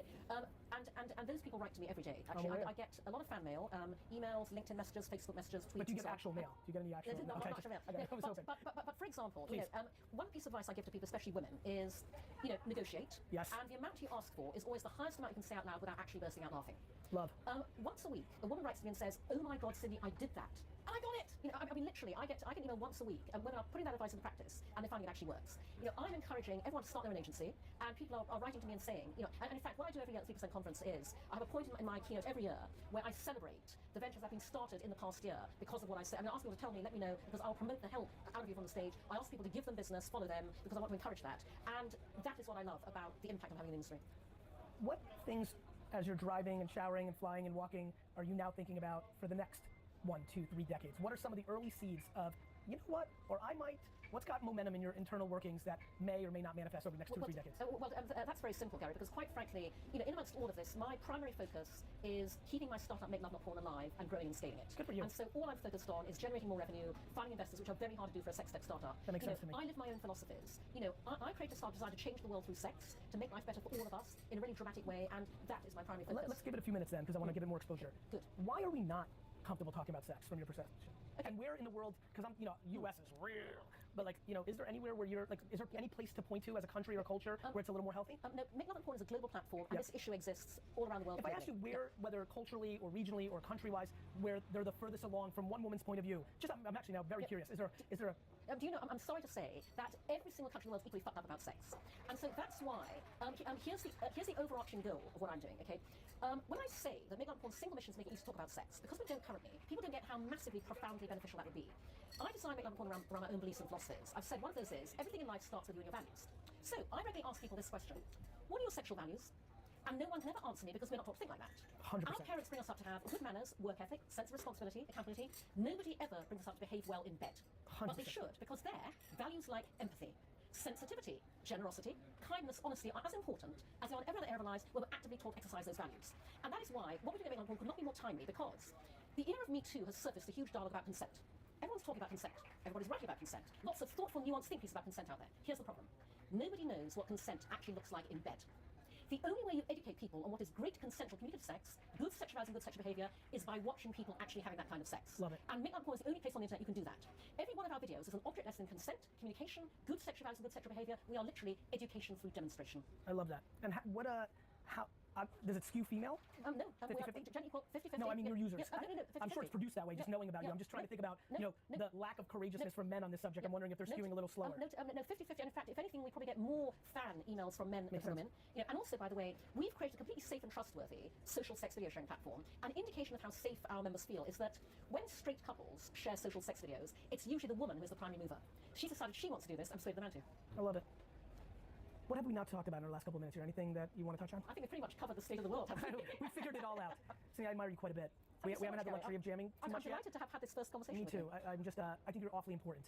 I really genuinely mean that. I think that it takes a lot of courage to speak truth, or at least one's truth. It's not, our truths for each other, my truth to me and your truth to you, may not be everyone's truth, but people that actually speak their truth, eat their own dog food, lie in their bed, I think are very far and few between, and I admire it a lot. Thank you. I Thanks very for much being appreciate that. Pleasure. Thanks, guys, for listening. Please share the podcast and make sure you've subscribed, because a bunch of you aren't subscribed, and more importantly, a bunch of you listen every day and haven't told your friends it's the best podcast in the world. I'm watching. Have a great day. And long before social let us flex on each other, we did it by the things we wore, by the things we drove, by the stories we told at the PTA. most people continue to parent their children based on what they think other people think of them, not by listening to their actual children. This is the Gary V Audio Experience. I'm unbelievably humbled to be speaking at this event. Just what an extraordinary collection of people, and I hope I get to say hello to all of you before I get out of here. What I'm about to talk about is predicated on the fact that over the last 3 to 4 years, off of a pretty sizable base of followers, engagers on social, my awareness grew exponentially over platforms that skewed younger. And as my attention on Instagram and YouTube grew aggressively over these 36 months, what ended up happening was a lot of the people that I was interacting with got younger and younger and younger. What I want to talk about today is predicated on me reading hundreds of thousands of direct messages over the last 3 years. What I want to talk about today is not predicated on my opinion. It's an observation from one person, one man's point of view. It's also the observation of somebody who is so deeply grateful for the remarkable way that I feel that my mother parented me and my father, and the circumstances of being an immigrant born in Belarus, coming to the United States and going through that struggle. I believe that so much of what every single person in this audience cares deeply about trying to affect, and so many of the characteristics that we are passionate about, whether it's empathy or kindness or gratitude, needs to have a remarkable conversation with ourselves around a word called entitlement. Entitlement is not privilege. Entitlement is a very important word for all of us because it is foundational in the starting point to all the other things we've been talking about over the last 2 days. Entitlement is also going to be very difficult for all of us to talk about in this room because it means we have to look at ourselves, not look at the people that we're imposing it on. Over the last 3 years, I've received hundreds of thousands of messages from 15 to 25-year-olds telling me variations of stories of how much they love and appreciate their parents deeply, but deep down, they resent them and or hate them so much because while they continue to take their unlimited Uber from their parents, while they continue to take a brand new BMW on their 17th birthday, while they continue to be thrilled that their parents bought them their first apartment in New York City, or much smaller things like a first-class plane ticket or something to that degree, they inherently deeply understand that they are a zoo animal and are completely unprepared to actually live in the world. This is very difficult because so many, like myself, come from places where you start with nothing. Half this audience came from the fucking dirt. The others had parents or grandparents that did. This is deep within us that once you tasted garbage, you have no interest in letting your children taste it. This is not judgment. You're looking at a man who's run 2 companies now, and the number one vulnerability I've had running these 2 companies successfully is I personally created too much entitlement with my organizations because I don't like conflict. I struggle with radical candor. I'm a tough guy on fucking Instagram, but in real life, I just want to take all the pressure and do it myself and put everybody in a happy place because happiness deploys better success until it overcorrects. We have a whole culture that is disproportionately judging the youth, literally judging the youth that they fucking parented. My friends, for us to look at this and understand what's actually happening, we have to understand that so many in today's society, and long before social let us flex on each other, we did it by the things we wore, by the things we drove, by the stories we told at the PTA. Most people continue to parent their children based on what they think other people think of them, not by listening to their actual children. This is a very important conversation. We cannot get to the path of all the other talks that we've been listening to without eliminating entitlement. It is very difficult to be empathetic or grateful without eliminating entitlement. We must put accountability on a pedestal. We must destroy 8th place trophies. That doesn't mean that we don't admire effort, but results fucking matter in life. My mother gave me so much fucking self-esteem that it makes some people not like me. However, she equaled that with uncomfortable amounts of accountability. When I went 0 for 4 in a baseball game and struck out 4 times, it wasn't the sun's fault. It wasn't my coach's fault. She looked me in the face and said, "You fucking sucked." It didn't taste great. Yep, dalawang Orleans glove. But my deep Solid na yan. happiness is predicated on her sucking out every piece of entitlement out of my body. My deep capacity to be empathetic and grateful, which transforms in what most people see is somebody who markets.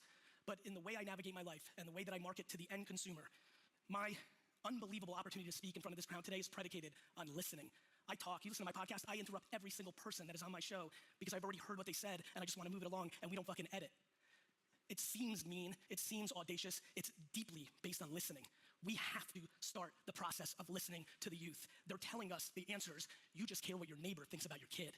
You just care about what your mother thinks about your kid. You just care about what your sister thinks about your kid. You need to start listening to your kid. When this little hubbub that popped up about USC and other colleges, this was no surprise to me. There was no shock behind this. We are a mass society predicated on overreacting to other people's judgment. We are awfully good at judging. We are awfully good at judging. We have to start the conversation around entitlement. Entitlement's a tricky one. It's a tricky one because it's not a lot of fun for people that are trying to do good to really look at it. There's a whole lot of people that clap for Greta's talk and then act a different way the next day. We all know that. The hypocrisy is fucking heavy. Some things are really lofty. It's hard to fucking boil the ocean.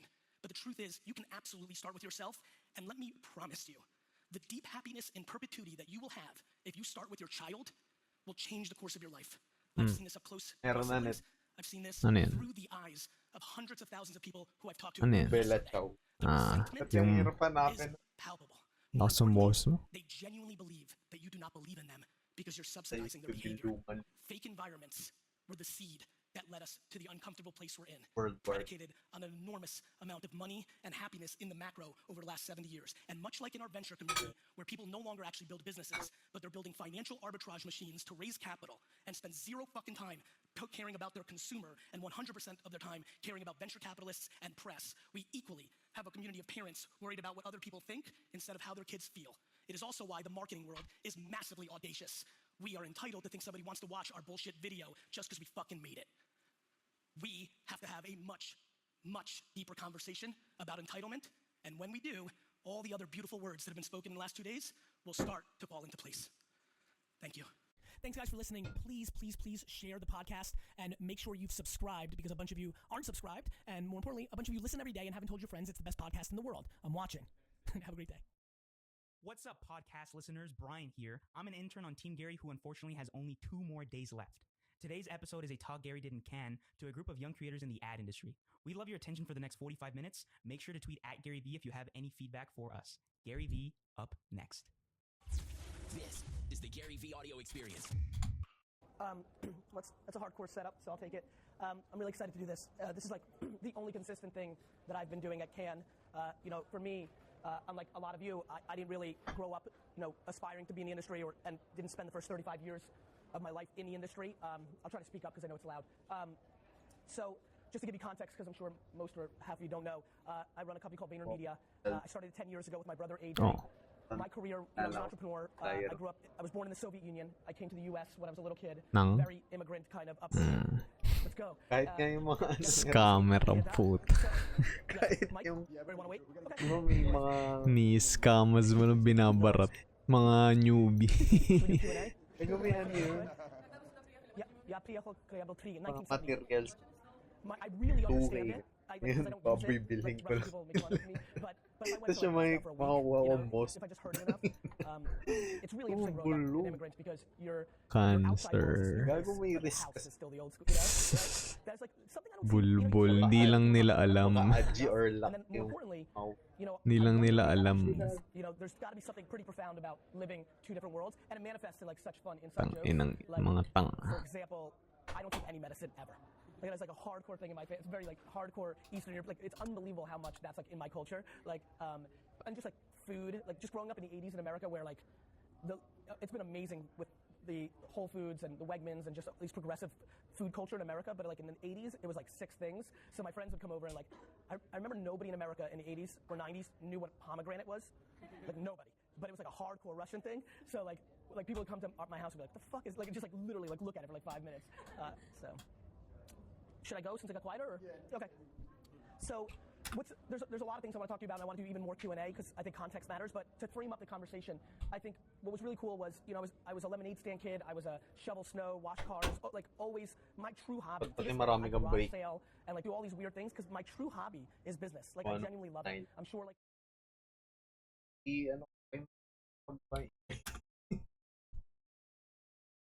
Hindi ko nga ginawa kahit kailan yung break the seal na yun eh. Parang tang eh. Tangin, ang dami naman. Ha? Ano ko yung Nile? Bakit?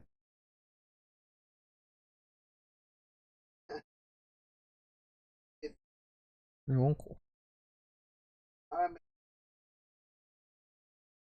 Never akong bumuo ng kahit anong break kasi. Kasi nga parang tanga. Gagawa ka pa nung karakter na ewan po. Fuck you. Hindi na sir. Tiger skin. Putang ina, ang daming quest item.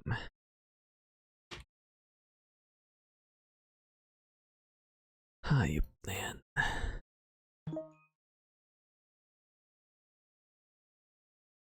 Ang pangalan niyang Bobo.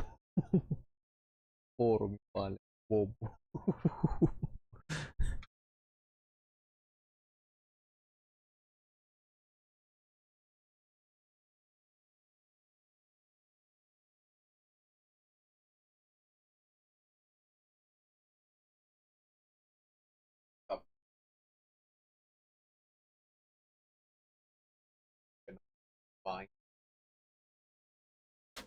Tapos ka na sa Naruto.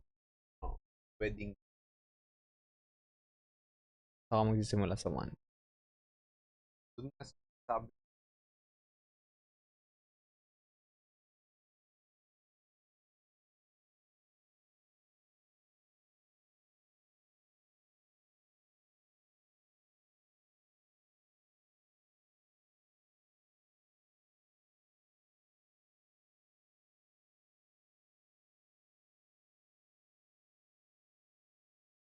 Cyberpol ata yun.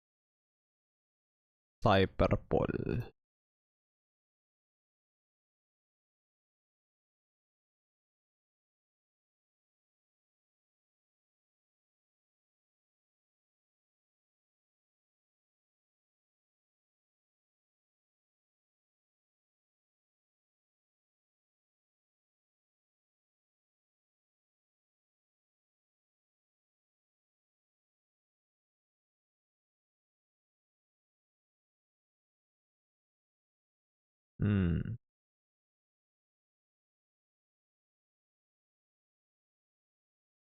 CP9 ata yung kalaban nila nun. CP9. Oh, yun na nga. Si Khalifa yun eh. Yung may bubbles.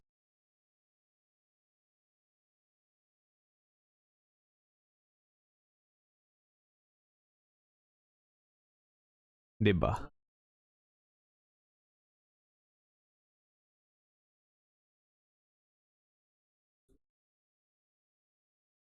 Ah, yung ano, yung robot. Yung robot. Water 7 Saga ka pa lang. Enyes Lobby ka na pala. Oo nga, Enyes Lab. Doon ka magsimula, Enyes Lab. Anong yellow?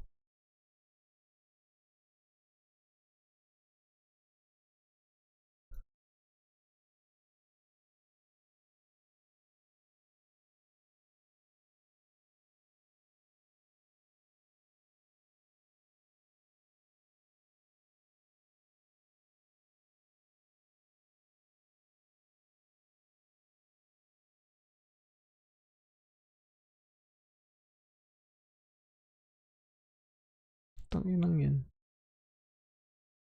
Tiger Skin 147. Paano mo magagawa yun? Edgar lang yung nagda-drop. The fuck? Kalokohan to.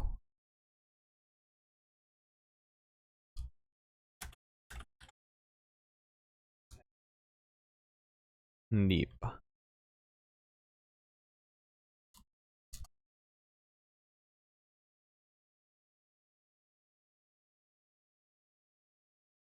Puta, saan mo gusto?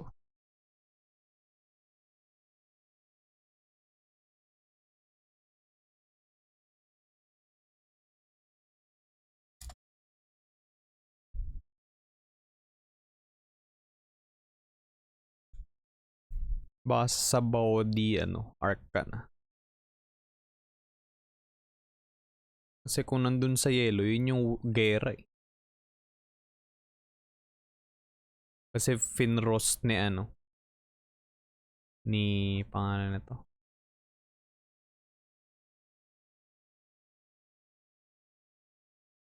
Yung Marineford arc ka na.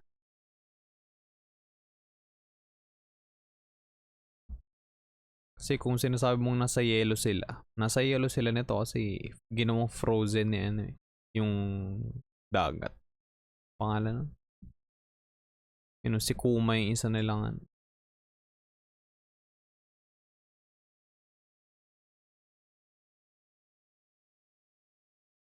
Namatay na si ano din dito eh. Si Whitebeard.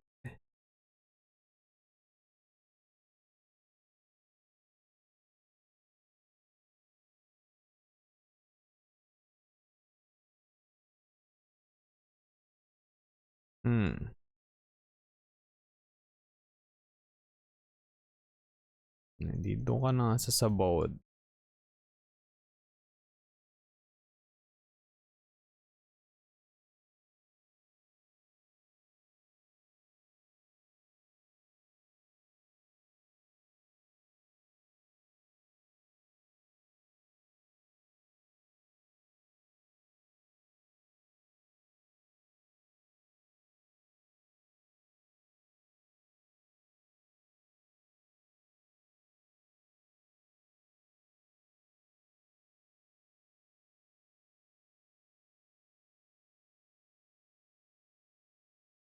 Tagal na nilang nakilala si Jinbe.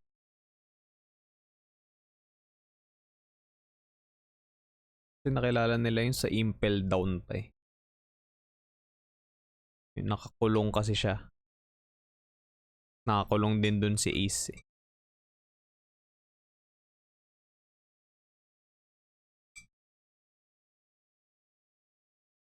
Ang layo pa nun eh. After nun, magigera pa eh. Marineford Arc pa. Eh, Impel Down pa nga lang. Hindi. Malayo pa. Kung sinasabi mo yung kung nakilala pa lang si Jinbe. Ang layo pa nun gag. Eh, na-introduce na rin naman si Blackpink. Malayo na rin.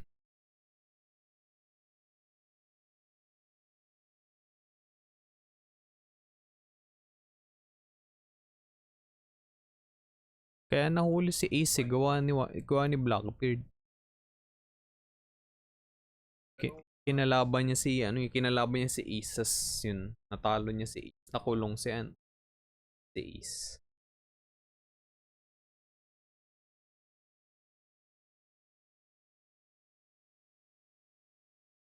Naging dalawang yung devil fruit niya eh. Nung pinatay niya si Whitebeard, nakuha niya yung devil. Nakuha niya talaga. Dalawa na yung devil fruit. Earthquake. Kasi isa yung apoy na itim. Sobrang lakas ng parang tanga. Kaya nga, kasi nga, pinatay niya si Whitebeard.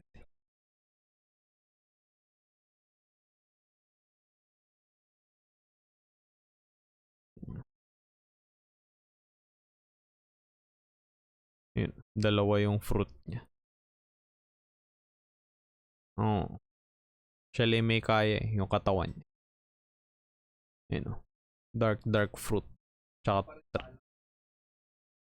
masama siya. Tangin. Nung hindi alam. Masama naman sila lahat eh. Pirata sila.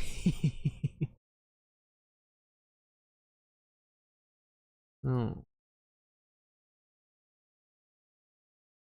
Tayo ng question. Tiger skin ng puta. Bobo. 147 times papatay nyo Ed.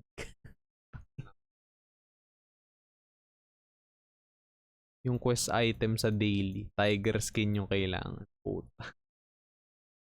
Eh sa Edgar lang nadadrop yun. Kaya nga, eh puta 147. The fuck? Kamote yun. Hindi ko natapusin to. Hassle. Hinant ko pa yung naon. Bad trip.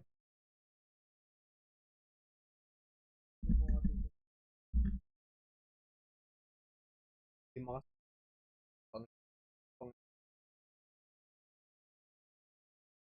like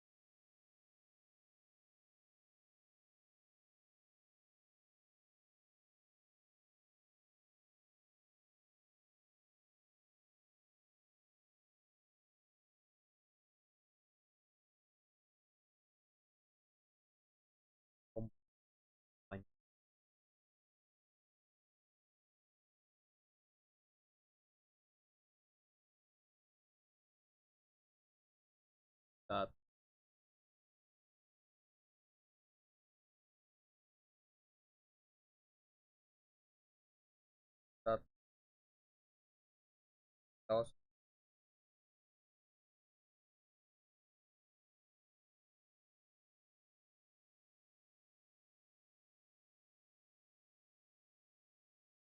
pinapanood ko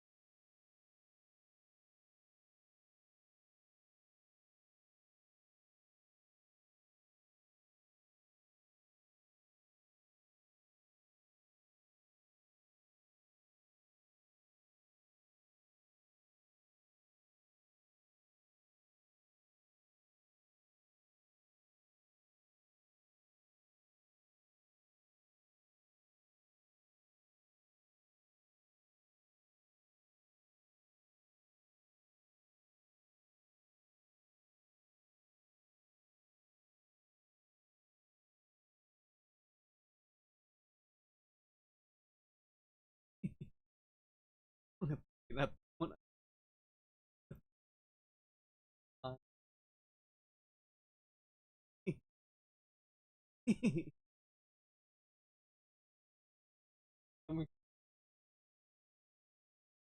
Ah, sa boring.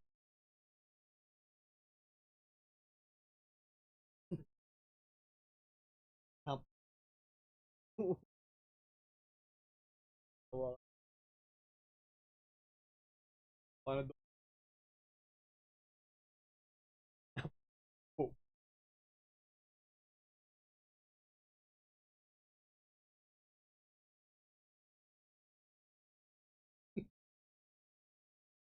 Oh.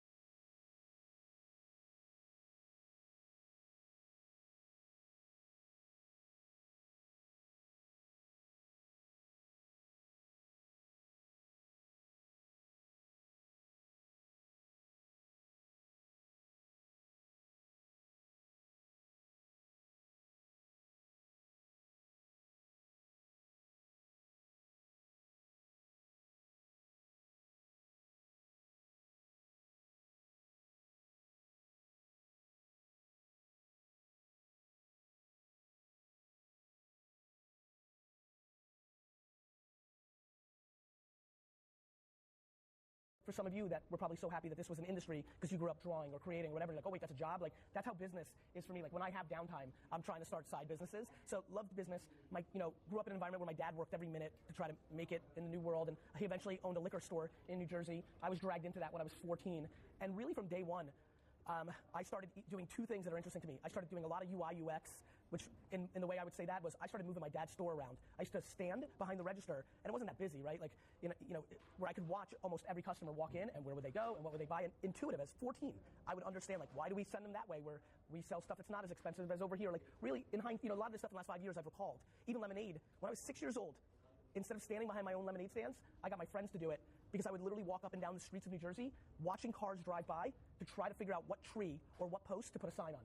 So I've been truly intuitively chasing attention my whole life. As a matter of fact, it's going to bubble up in a minute. One of the biggest reasons I push against television advertising and think it's grossly overpriced and overrated is not because I don't believe in the craft or a 30-second video. It's that I don't believe people are consuming them. I think that needs to matter. You could literally make the greatest thing of all time. It's kind of like the tree in the forest. Like, you're going to spend 9 months making something that nobody sees. Seems like a waste of time. So was that kind of kid. I'll fast forward because I want to get into the meat. In 1996, I launched one of the first 3 e-commerce wine businesses in America. My dad had a liquor store.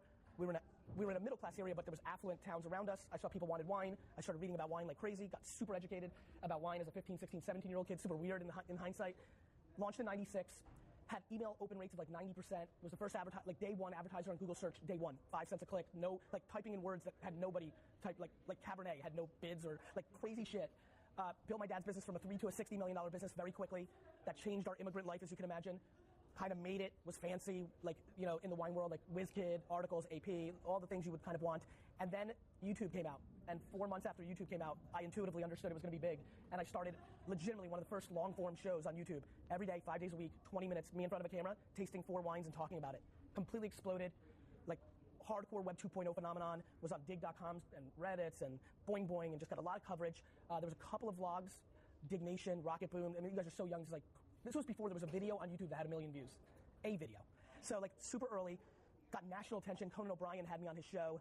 Like, the whole fucking internet was hitting me up, like, do it for us. Like, it was that small of a kind of, like, it's crazy to even, like, talk about this right now. Because, first of all, because it's only 2007. It's not that long ago. Go on. It went super viral. And then I realized that this whole world was going to be huge. And I was super right about e-commerce, email, and Google AdWords. And I did great. But then I started reading articles about Google going public and YouTube selling for $1.7 billion. And I was like, this talent I have, I might be able to use it for something that more than selling some more champagne or Bordeaux. And so I decided to become an angel investor in early stage startups. The first 3 companies I invested in were Facebook, Twitter, and Tumblr. Yeah, it's like, you know, yeah. Obviously, that kind of changed the course of my life. This was all I bought my Facebook stock from Mark's parents. Like, early shit. That was good. Changed the course of my life. Made it, you know, totally different way. And then I did something interesting. It's 2009. My brother's about to graduate from college. He's 11 years younger than me. We're super tight. We knew we wanted to do something together. I'm now getting super attention from, like, family offices, you know, global billionaires, hedge funds, you know, people that want me to raise hundreds of millions of dollars to do a fund to invest because I can pick them. And that was probably the most interesting point in my career, where I could have easily gone down the path of extremely, in my opinion, easy money. I don't know how much you know about, you know, running a VC firm, but you get 2% of the overall money you raise just for managing it, and you get 20% on the back end after you pay it back. You raise $300, $400, $500 million. You're making a lot of money a year just to take meetings. And I remember just knowing in my heart, like intuitively, even though it was extremely attractive, I was young, I was 34, that I didn't want to not be a practitioner. I'm going to say something pretty interesting right now, which I genuinely think is true, and it's a hyperbolized statement, but I think it's true. There's not a single person that can right now that makes more content on a daily basis than me. I put out 50 to 100 pieces of content a day across 7 to 10 platforms. Like to be the person at this event, and I don't know how many people on earth exist right now that produce as much content as I do. I'm posting, again, 50 to 100 pieces of creative a day across Facebook, Instagram, LinkedIn, Twitter, podcasts. I'm a deep practitioner, right? You know, and it's fun. You know, some of my lead creatives are here. Like, it's fun sometimes when we jam. Like, I love reminding my company, I'm like, look, I'm actually doing this. And there's something very powerful about that. I'm not ideating producing, you know, long-form video, but I'm putting out content. And so I knew that that's who I was. And so I literally went completely the other way. Instead of going down that huge financial path, I decided to build, and don't get it confused, one of the worst businesses you can build, which is a client service creative business. Now, let me tell you why I did it. My ambition 10 years ago stays true today. I want to buy some of the most nostalgic brands that have ever existed when the next economy collapses. So when this economy finally collapses, I want to go buy Kit Kats, Bubblicious, K-Swiss, you know, Ralph Lauren. I want to buy brands, and then I want to be the CEO of it. And what I knew then was I understood small businesses. I understood Silicon Valley. I didn't understand Fortune 500 businesses. But I wasn't going to go get a job, so I decided to start the agency because at that point I realized marketing was my superpower. Hanging out with all those Silicon Valley titans. Why was I invited to the dinner? Why were they listening to me? It's because they were great at tech, but I really understood. One of the biggest reasons, forget about the current way people view Mark Zuckerberg and Facebook, Mark Zuckerberg's deep understanding of human psyche was the number one reason we connected. I think I'm an extremely good marketer because I think this entire thing that we're at right now is an internal B2B ecosystem, and the only thing I pay attention to is the end consumer. I know so little about what's going on here. This is literally the first 3 years I was here, I only did this event. I didn't know anything else. You guys remember, Harriet just joined us to run comms from BBDO. She's incredible. I'm still asking her on the way here. She's like, we were finalists, what's it called? Shortlisted. She's like, we were shortlisted for a bunch of stuff today. I'm like, I don't even know. I literally thought it was finalist. Like, Adam, yesterday we won a silver thing, and I was like, what does that mean? Like, I still am so deeply unaware of what's happening here, not out of audacity, not out of disrespect. I actually love coming here, the vibe. I love hanging with you guys. I love this. It's just that everything I think about is the consumer. It's the only thing that matters. And that's why I believe that, you know, and I'm humbled by some, you know, the most interesting, or we're doing some of the most interesting things because we just see it different. We just see it different. And the way we see it is practical. So, I mean, the far majority of what you've already worked on, you would have never consumed. That's the fucking truth. And I think that's my aspiration to come to things like this. Actually have a conversation about what the hell's going on, right? Like, creativity is amazingly fun. I think that we have to be very thoughtful that somebody's paying us to make something happen. You know, I think there's a lot of audacity that seeps into this craft where it becomes about ideology and selfish behavior. I watch creatives and strategists make decisions all the time based on what they want to blow up a building. They want to meet John Legend. They want this joke to see the world. It has nothing to do with what the client needs, and definitely nothing to do with does the end customer care. And so I think a lot about that. And so we started VaynerMedia. You know, it's interesting. My aspirations were a couple things I didn't know. First of all, the first 45 people that worked for my agency had 0 days of agency experience. I mean, you want to talk about a fucking shit show? Like, we won $1 million scope from Pepsi, and on the way out, the guy grabs me and says, hey, incredibly provocative. You're going to get the business. This is incredible. This is what we're looking for. It's 2009. Then he goes, one piece of advice. I'm like, please, because it was so early. He goes, you need to hire somebody who knows how to make a deck. I will never forget that. And by the way, it took us another 3 years before we actually knew how to make a deck. We are the fastest organically grown to $100 million revenue agency in the industry's history. And we win no RFPs. Like, we're just incapable. Because we come in with a philosophy. We're not willing to, like, you know, everybody sells on an idea. And it's just not something, you know, we half pregnant it, we flirt with it. But, like, the truth is, we have a philosophy, which is a couple things that we believe in that I think are unique. One, we believe that volume of creative is the cost of entry of relevance of the next decade. And that we think this world needs to understand that quantity does not mean lack of quality. And more importantly, what is quality?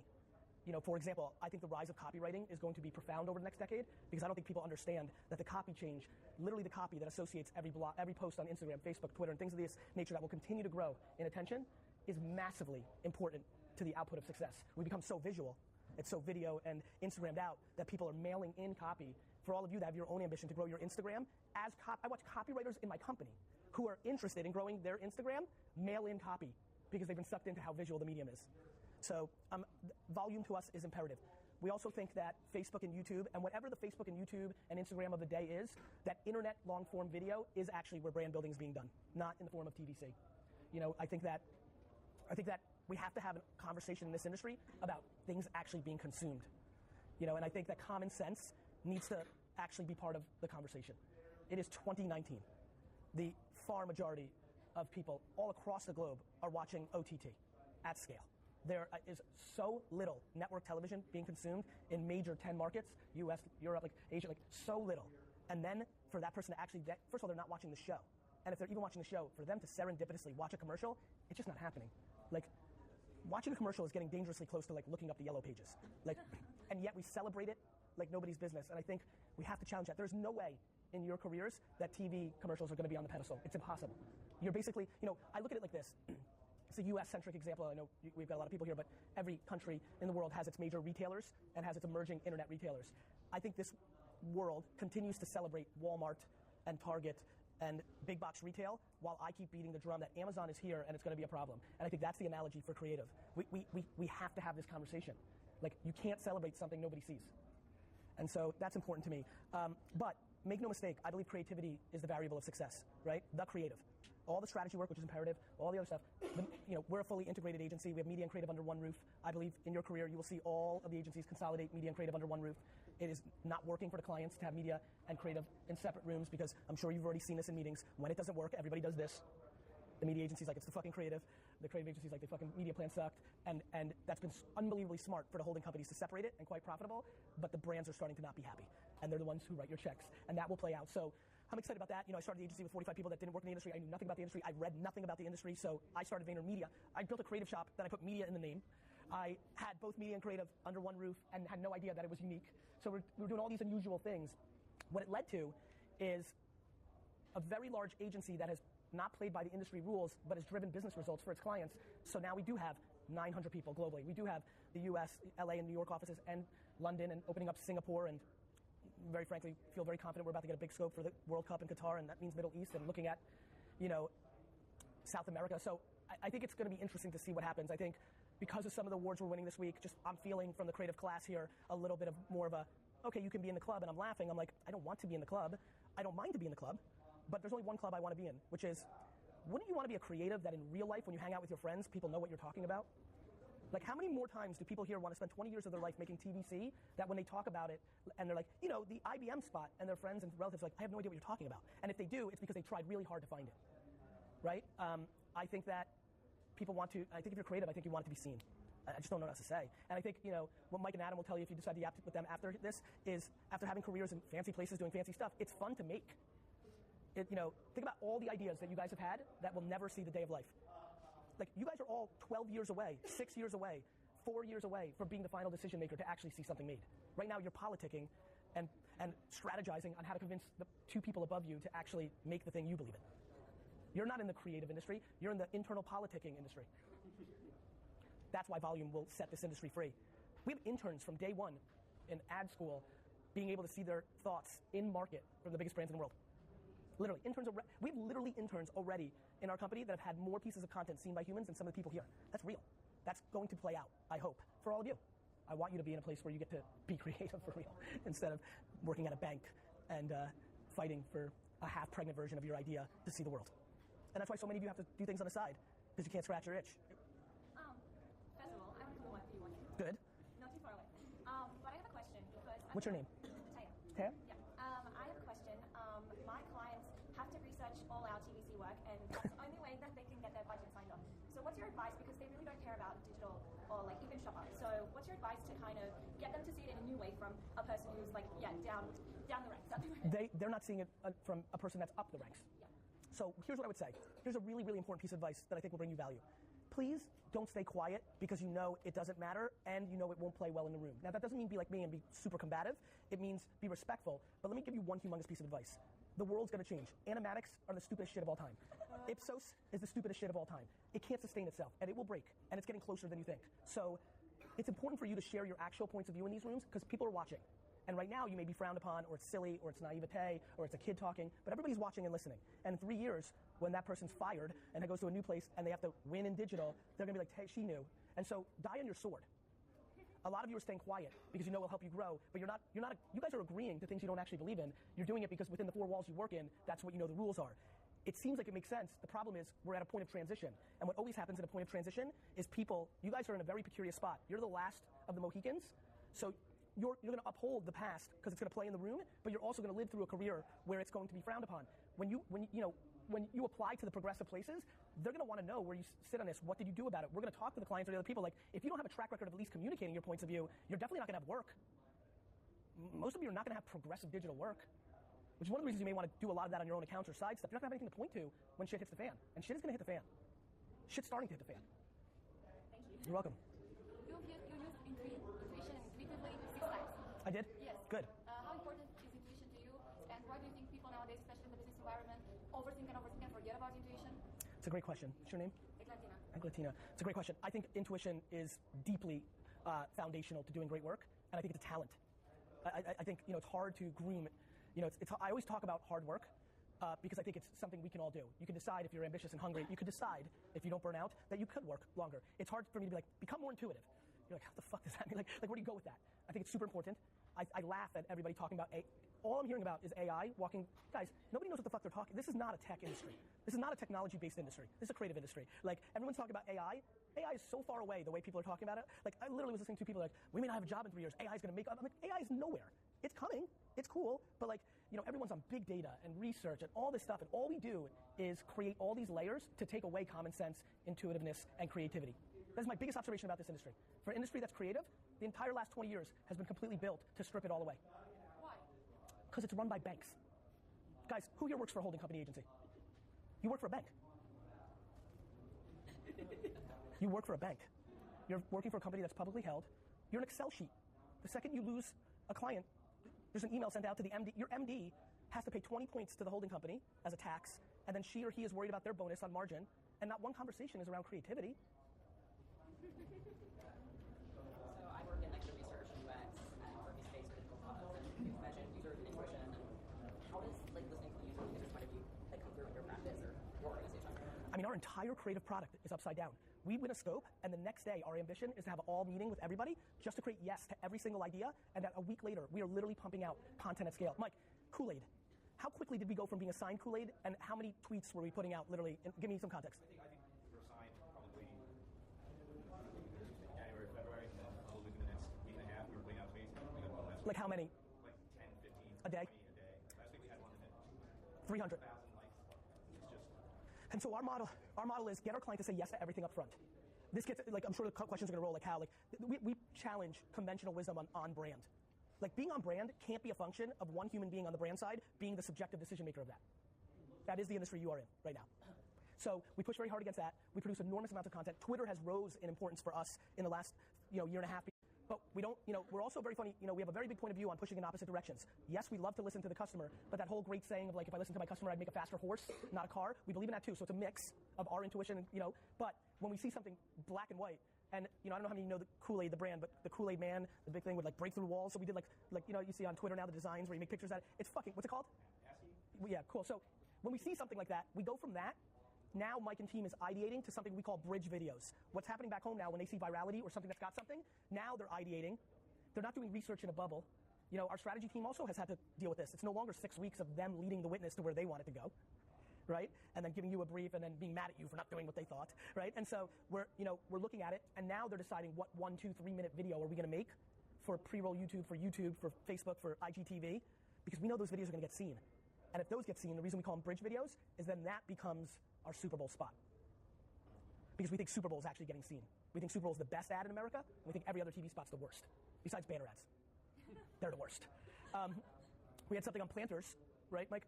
Yeah, so Zion, who's a very famous college basketball player, had a sneaker break during a game. We jump in and Mr. Peanut does something. It catches, it builds. It leads to us to actually make a planter sneaker that came out yesterday. The idea happened in the morning. The sketch went out as a tweet in the afternoon.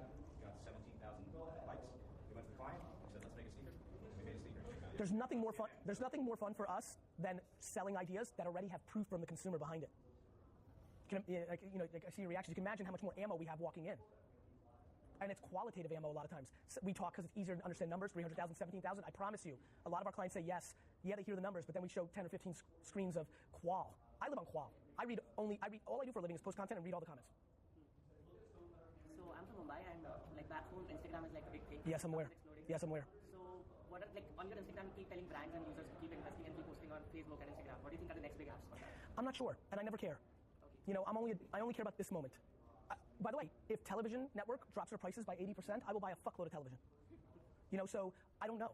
And I don't care, as much as I love Facebook, Instagram, YouTube, those things, in 6 years, you'll watch videos online of me saying it's shit because the price became too high for what the attention is. And so I always first think about the price of the attention, and then I think about being a contextual creator in it. One of the things that we do very poorly in this industry as well is make our creative contextual for distribution. You can't post the same video on LinkedIn and Instagram and expect it to do the same thing. The mindset of the consumer, even you yourself, are different when you're in your Instagram feed than when you're in your LinkedIn feed. We do not have good enough conversations around context and mindset in consumption. I'll get back to you, I promise. Going back to this creative process here, it's so quick and it seems so iterative. What is the process there, or what are some of the considerations that you and your team kind of take into mind in creating?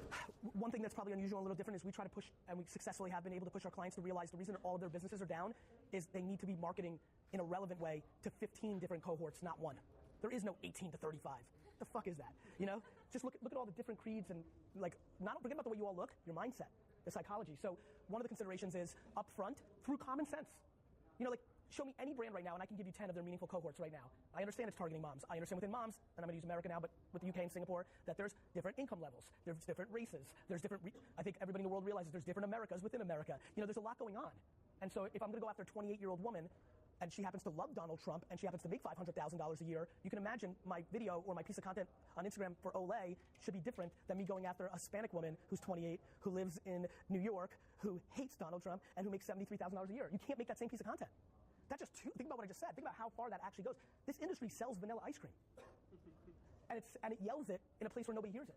That's what this is all about. This whole week is about selling vanilla ice cream and selling it to a room that doesn't exist. That to me is a problem. So cohorts.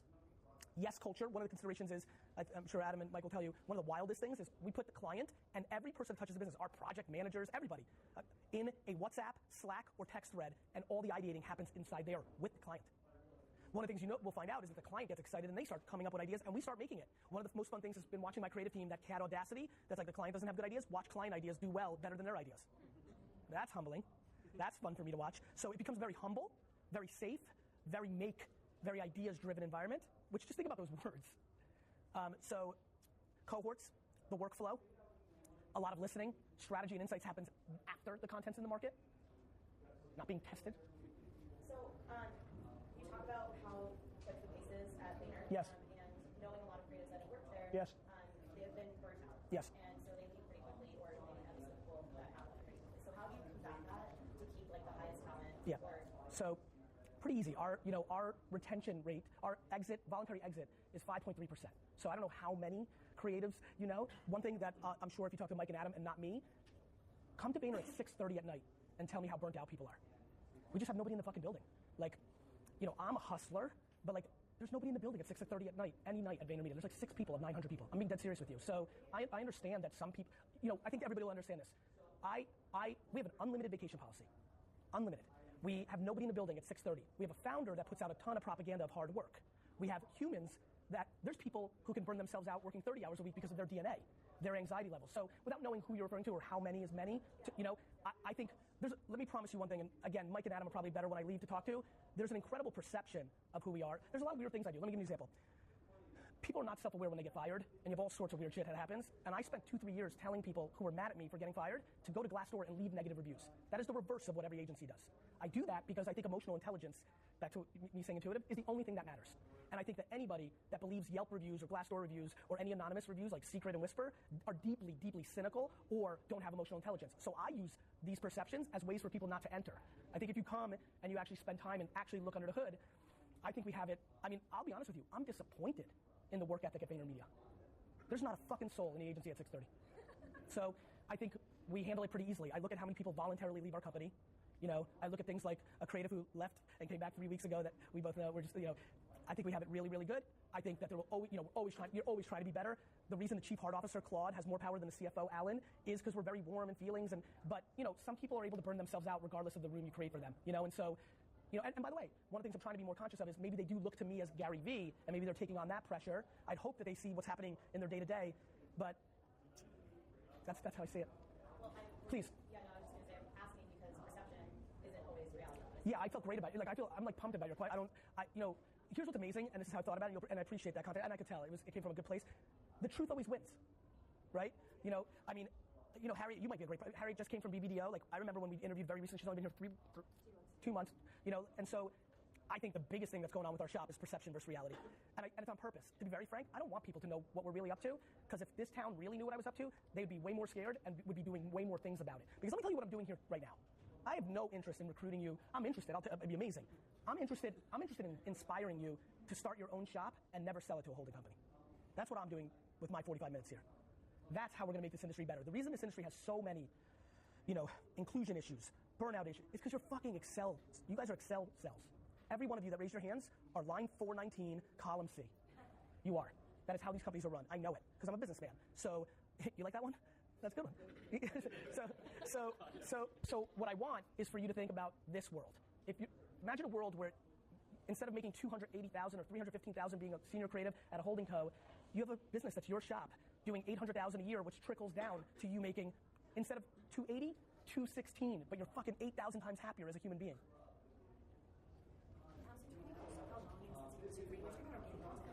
It's paid. So the question was, volume sets the creative industry free. The question was, is that organic or is it paid? It's often paid, because as you guys all know, the organic channels for a lot of our clients, where are we going, right? What's crazy about paid, the first time I got goosebumps, we said a lot of things here. Think about how much I must believe in this. It's scary to me that you can spend $80 and get massive insights. Like, I don't think people understand, especially if you don't do paid at all, or when you do paid, the paid guys and gals that are here, they spend $800,000 against something. They think it's all reach. Everybody loves fucking reach here. Reach is potential reach, not actual consumption. You believe in GRPs? You believe in impressions? Come on,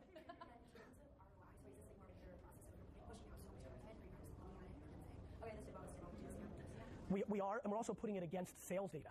So one of the reasons we're really working is they're running this creative, and then it's running within a 1 mile radius of Albertsons or Tesco or Sainsbury or Walmart, and then you're getting feedback loops that are not just quant and qual. I mean, we Planters was declined or flat for 9 straight years, 108 months, like straight. The first month before we did the Super Bowl spot, which aired in February, in January, just on this volume model, we grew the business 2%. That's a big deal for them. Like, that's real. It's just because people are seeing shit. I mean, it's like marketing works all day long. You just have to see it, and it has to mean something to you. So with the art director, sorry, you looked at me. No, I just love that she's trying to get her second question in, and I'm trying to balance it out. We're having a fun game. Go ahead. So the classic art director, copywriter, team model. Since you guys have your crazy wild west WhatsApp with the client, how do you feel about the copywriter and the art director working together? Does that still work for you? Yeah, we have that. The one thing that we have is every account, and we don't have this everywhere all the way yet because we're just rolling this out, but we're really close now. Every account has 3 full-time creatives, 100% dedicated to the logo, even when it's a $500,000 fee account. And that person is a copy person, a design person, and then what we call a shredder. She or he is doing film and post-production as one person, kind of what D-Rock does for me. And again, as you can imagine, that production value when you're making 5,000 pieces of content is not necessarily the films that, it's native. It's the shit that you actually like when you're consuming content. And some of it can be very high production value, and we just chop a bunch down, and some of it could be grab your iPhone, make this video on the counter, and post it. So they are there, and then above them are teams, art and copy, CDs, and what's happening is the core creator team is very allocated, 100% on one account. As you go up, those teams are spread out more, but they're all making. I mean, the thing I put the most pressure on Adam and Mike about is I need you on the way to work, write a tweet for Budweiser or Rolling Rock to set the tone that if our GCDs are making, this is a making culture. You have people that start hitting GCD level that never make a single thing for 7, 10, make a single thing. One more question. I'll talk to you after. Hi. So you were talking about buying companies. Yes. For because never you want to understand the companies more. But why nostalgia? Because nostalgia is the most underpriced thing in the world. And it sucks because 10 years ago when I was talking about it, nobody knew. Now everybody knows. Fila, Champion, Marvel, the whole culture is playing on nostalgia. 10 years ago, I could have bought Dragon Ball Z or Pokemon. I could have bought this shit cheap. Now everybody kind of knows. Way more than they did 10 years ago. Now I have to be more clever. Now I have to find IP in places people don't see it. But it was, I was so on it. My timing didn't work out. The world didn't melt. We work on Fila. We're thrilled to be part of that. Fila went from being irrelevant to making dad shoes that every cool girl wears. That's cool. That's interesting. That's something nobody saw when we started working on it a couple years ago. I did a deal with K-Swiss, me personally. I have a K-Swiss sneaker. K-Swiss was off the grid for 20 years. Never on your grid. It was big right before Nike got big. It was cool with Ice-T and early Dr. Dre and Mike Tyson. It was 80 stuff. And it was easy for me to reboot it and be successful because nostalgia sits. Any Nickelodeon thing that I reboot will hit your radar. And so it's the most underpriced thing because it makes you feel something. And it makes you feel something about when you were in a much happier, simple place, which always plays to a grown-up when their life is complicated and intense. Doug feels really good when you're worried about the world. Thank you, guys. Thanks, guys, for listening. Please, please, please share the podcast and make sure you've subscribed because a bunch of you aren't subscribed. And more importantly, a bunch of you listen every day and haven't told your friends it's the best podcast in the world. I'm watching. If you ask respectfully, if you're the one, listen, D-Rock emailed 8 times. There's people who inappropriately stand outside my office and do other things. That's not going to work if you're making the person uncomfortable, if you're not bringing them value. But if you respectfully ask, you're putting yourself in a position. This is the Gary V Audio Experience. Hey everybody, so we continue our series of interviews here at Cannes. Thank you for everybody listening on the podcast, anybody watching on video. It's been a good start. I'm in day 2 here, and we continue the process with a gentleman that I admire quite a bit. As most of you know, I rarely have individuals on my show that I'm actually actively doing business with because I always think it's a tough spot for them, it's a tough spot for me, for the audience. But what I've noticed over the last year or two, when you go macro or micro with it, at the end of the day, what I'm most passionate about is educating the audience, giving them insights, and sometimes there's a huge advantage of being up close and personal. And I've seen this gentleman push the envelope in the short period of time we've been in the trenches. We've known each other for a long time. We've worked with PepsiCo, with Mountain Dew, with Pepsi in different ways. We're now very involved with Pepsi Blue Can on the digital side, and this gentleman is at the helm. Todd, why don't you tell the Vayner Nation who you are, what your title is, and then we'll get into the show. Yeah, sure. I'm Todd Kaplan. I head up the Pepsi brand in North America. And I've been working at PepsiCo for a number of different years in a variety of different functions. As you know, we rotate around on the marketing side and have done everything from Mountain Dew to branded entertainment to sports to most recently our water portfolio where we created and launched 2 new brands, Life Water and Bubbly. And then now on which Pepsi. is massive. It's massive. It's really it's exciting. Todd, a lot of people watch and listen to my content are entrepreneurial, but as my career's evolved into the marketing landscape, I get way more DMs and emails and LinkedIn's about, hey, I may want to run a brand, or I think you know this personally when I talk about buying orphan brands long term. I'm still working on Mug Root Beer, so we'll talk about that off camera. People are like, hey, I want to do that, or I want to be involved. How did that happen for you? Let's go all the way back. Where were you born? I'm from Southern California originally, so I'm a West Coast guy. I grew up in SoCal, town called Surfer Seal kid? Beach. Not a surfer kid, Okay. but definitely grew up like a skateboard, sports. I skate. I do sports. I played tennis. I do a lot of just You're not a outdoors. Baltimore Orioles fan. I'm definitely not like Nick, the Baltimore Orioles fan. No. I'm a huge Lakers fan. I'm an Angels fan. I know that. Growing Are you up. like I When AD did push it a moment of like, were you just super pumped? Super pumped for that. They did give up the farm, by the way, for him. But I think they're a couple free agents away from a couple other pieces they need to make. Kuzma is what you're kind of like. They kept Kuz. They got AD. They got Braun. And I think they need someone on the point. They'll do something. You think Jimmy Butler's coming? I've heard Butler. I've heard Kemba. I've heard a variety of things. I don't know where. But you're excited. I'm excited. At least that's your squad. That's my squad. How old are you? I'm 40. Right. So Magic. Growing up, Magic, Kareem, and then Shaq, the whole deal like that. So basketball's number 1 for you? As far as viewing, yeah. And then? Yeah, basketball, and then I'd say. Do you have any second favorite team? It's the Angels, baseball. And so I grew up about 15 minutes from Anaheim Stadium, and so growing up again, Angels. That was a bit of a tougher fan. fans would be fun. Yeah, well, Tim Salmon was fun. Tim Salmon, you can empathize as a Jets fan. I can empathize. I can empathize with anything, being Jets and Knicks fan. And just like, you get all oh my God. the good ones. I mean, you literally couldn't write a script of Clay and Durant getting hurt leading into the I mean, season. that whole, it's going to be crazy what happens. I feel bad for the Warriors. KD, this was, I mean, the Knicks fans, everyone, that just blows up everything. So you grew up in SoCal. Yeah. You're into those sports things. What Yeah. else are you kind of about? Yeah, so I'm a big... Were you a good student? Were you entrepreneurial? Were you neither? Yeah, so entrepreneurial, it's funny you talk about that. Like, actually, and you probably don't even know any of this stuff. No.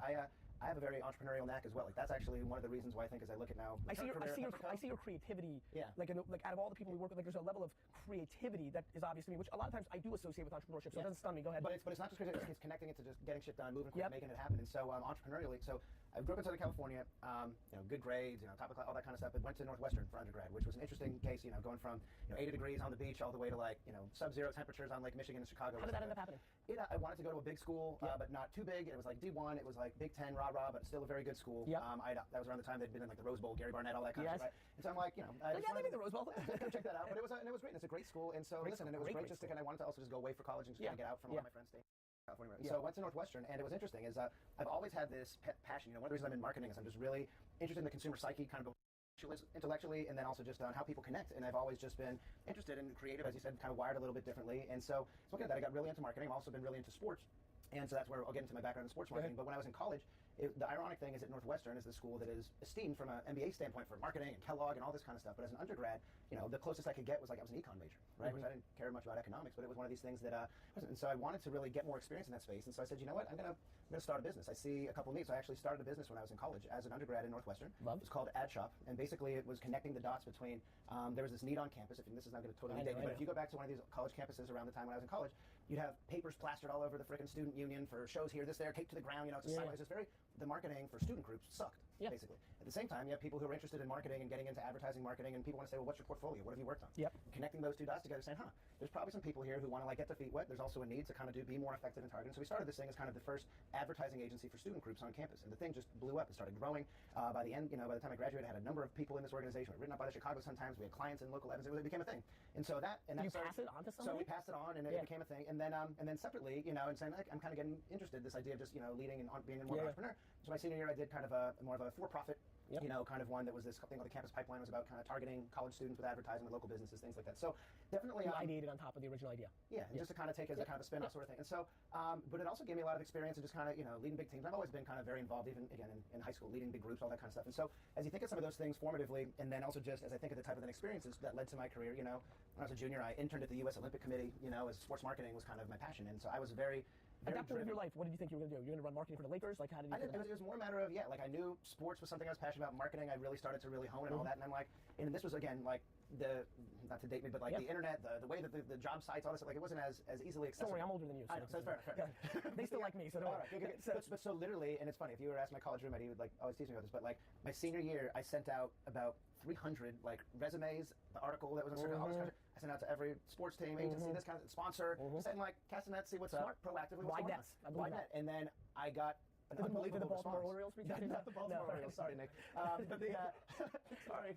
But no, but I got a ton of interest and offers, and as we were kind of going through it, and it was just a really good experience. And so I ended up. Do you remember some of the offers? There was a variety. We were talking to it was everything from IMG all the way to the every sports team. And a lot of coming out of college, it's like also where do you want to move, where do you want to live? Yeah. Going back to my SoCal story, like I was freezing my ass off in Chicago, and so I'm like done with this experience. I have to get back to California. And so one of the really interesting ones that came up was a sports marketing agency that was in the Bay Area where it was called Millsport at the time, and Visa International was their client, and so it was basically to lead Visa's Olympic Games and all their global sponsorships. So I moved back to California after undergrad, lived in the Bay Area, which was awesome. What year is this? This is class of 2000. Yeah. So right before 2000. Yeah. So right as the .com and before 9/11. So you thought you were going to the paved streets of gold?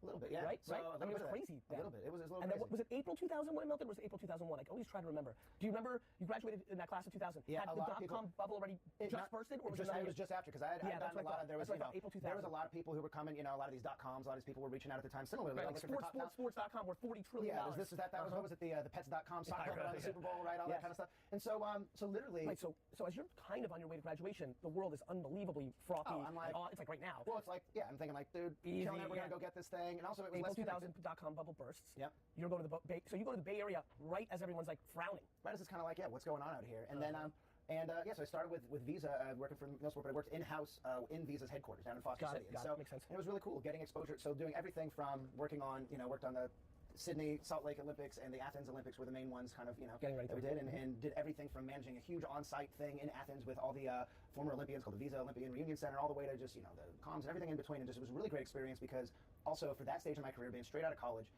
the team there was very senior level, and getting exposure also at a global business because it was a global sponsor. We also worked on like Rugby World Cup and things that were going on in Australia and New Zealand, all this. It was really a great learning ground. Were you a cliche American being like, what the hell's rugby? Oh, initially, and then I had to learn what try is, and all this, the All Blacks, the haka, and all that. I learned all that shit. So and it was a really cool experience, just kind of getting exposure to that. And so did that for a number of years out in the Bay Area, and then straight after the Athens 2004 Olympics, came out east to business school, which is where I went to Yale. And in between my first and second year is where I discovered Pepsi. Actually, Indra Nui, our former CEO, was speaking on campus, and I was like kind of the dorky guy. Went up to her afterwards and said, "Hey, do you guys recruit?" And I didn't think they did. She said, "Maybe we should." Let's talk about the dorky guy. You've now done it. I know that. That's why I'm jumping in on it. You said it. I view it a little bit different based on the stories and something I think a lot about. I said it yesterday, like somewhere, I don't remember. If you don't ask, you don't get. You send out these 300 things, you go up to Indra. Like I'm also a person who can who lives in a world where I can see in people's eyes they want to come up and do something and they don't. And because others do, I can't get to that person. And then D-Rock's like, I'm going to late and we run away. Yeah. And I think about those moments a lot. I'm like, wow, that person really wanted to ask something. They might have, 99% of the time, they're not necessarily saying something I need or am interested in, or, but the amount, D-Rock emailed me, how many times D-Rock saw me speak at Columbia, right? Thought it was interesting and emailed me 8 times before I answered, right? And now is, in the south of France. Yeah. And so, And here we are. And so, but you're right, there's something. Yeah, no, listen, a lot of times when I'm doing this, like, obviously I love having you on the show, but I'm desperately worried about everybody listening right now. And it's a second example, and I just feel like people need to act, like, if you ask respectfully, like, if you're the one, listen, D-Rock emailed 8 times, there's people who, like, inappropriately stand outside my office and do other things. That's not going to work if you're making the person uncomfortable, if you're not bringing them value. But if you respectfully ask, you're putting yourself in a position. So Indra at Yale, you hear that, and you were impressed by her, or Pepsi was so iconic, or a mix of the both? Yeah, one of the reasons I went back to business school, frankly, was when I was in sports marketing, I knew that there would be probably a cap to kind of where I could go, what I could do. You got a taste of the landscape of the corporate world, and you said, if I don't get an MBA, I'm not going to be able to. Yeah, and it was less that, in an MBA, the advice I give whenever anybody asks me about, hey, should I go back and get my MBA, should I do it? I always say, listen, if you go to law school, you're a lawyer. You go to med school, you're a doctor. You go to MBA, you're a dude with an MBA. Okay? And so at the end of the day, when you think about business school, it's not about having the MBA that actually does anything for you. It's what you do with it. It's how you broaden your horizons. It's the networking. It's all the kind of stuff that comes with it. And so that, to me, going back to my story, was about broadening my horizon beyond kind of this world of sports and learning more about, the financial stuff and market and all a place like Yale, you're going to all sorts of people. Speakers, and that's where, and so again, when I was there, it was less even about, I'd go to class, I'd do all this stuff, but I was there for the whole experience. And so when you talk about going to a place like Yale, where I was fortunate enough to go, and the speakers, the people, it was out of control. And so going to all these things, and I would make the most of, just to your point, of just attend all these speakers, go to all these things. I led a trip to Japan with a group of my friends there, where the people helped. We connected with the head of Nissan and all this stuff. I mean, like the brand. It was a very. And plus, Ivy League basketball is always a fun competitive kind of like league as well. Right. So that was really cool there, and ended up interning for Pepsi in between my first and second years. And the irony was I wanted to go to Pepsi or a big CPG to kind of get beyond sports marketing and just broaden my horizon. And guess where they placed me for my intern? In sports group. So I worked for a guy named John Galloway, who was an iconic guy at the time and was kind of one of my mentors, who brought me into Pepsi, and we got along like 2 peas in a pod and just made the most. And so came back full time. And what's funny about that story, just for everybody, a lot of the things that I tell my brother AJ and I have a sports agency, and a lot of the things I tell kids before the draft is, they're like, I want to go second round, I want to go third round. I'm like, bro, I'd rather you go 5th round than second round, and have the person ahead of you in the depth chart be the kind of veteran who actually wants you to succeed, than you going second round and having a guy in the depth chart who is worried about you and is undermining you and is teaching you nothing, or you have bad coaching. Like, it's unbelievable how much that matters. Yeah. No, and that's what you had in this internship. It totally is. I had a great kind of mentor that definitely looked out for me. And also, I will tell you, the intern program at Pepsi, it's kind of they do this thing every year called the intern bash, which it was like kind of they make the interns have a lot of fun and do silly things. And I'm still convinced, back to the idea of taking the initiative. And I'm someone who likes to put myself out there. So when I was the intern this year, they had we had to do a 1980s fashion show for the entire company outside and purchase, right? And so everybody, someone's dressing up like Madonna, someone's dressing up like Miami Vice. I decided it's a good idea to do Tom Cruise in Risky Business. Basically, tidy whities, white shirt, candlestick. You went there. And I went there, and quite literally, I still get asked by people about. I'm convinced that's the only reason I got hired. I believe that. Literally, that's the kind of thing. Just put yourself out there. It's like, I'm having a great time. Literally, somebody that worked at Vayner for 10 years, who's now my partner in Empathy Wines, Nate, single-handedly got his job because he super duper duper tried hard doing volleyball as an intern in Vermont when we did a company offsite. Yeah. The way he tried to win is why I advanced his career. Yeah. I believe in that shit. That's exactly right. But it has to be authentic to you, right? You're that kind of character. Yeah, I'm a ham. The reason I'm saying, that's right. But that's what I'm saying. Like, to everybody who's listening right now, if you're like, okay, like I'm in an internship right now, I'm going to break out this year, and you're super introverted. It's going to come across super awkward.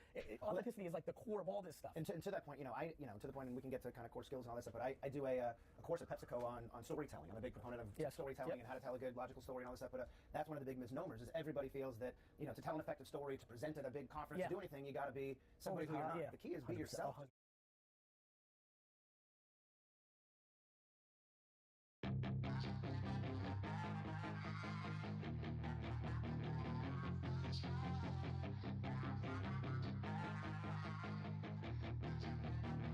Yeah, she's got some nice long hair, and you know that she's a bad chick. All the boys stare, can't help it, it's a habit. Clothes that she wears, short skirt and a jacket. I just wanna get her all alone on a mattress. I just wanna have it, I just gotta have it. Rumors all around say her body is fantastic. All natural, not a piece of fur is plastic. Head to her toes, yeah, they say that she's a latch. Yeah, the whispers all around say she has a reputation. Don't believe it till I see it, so I want a demonstration. And I've always learned it better with a hands-on education. So I need a private session if you get what I am saying. And they say that she's not easy, no, she's really complicated. But that only makes it better, and it's got me so fixated. And I'm not the type to wait around, I've never hesitated. But she's got me captivated, so the game, I'm gonna play it, yeah.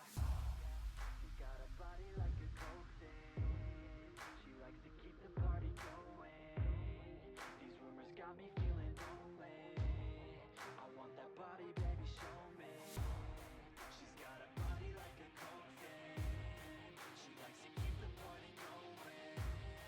These rumors got me feeling lonely. I want that body, baby, show me.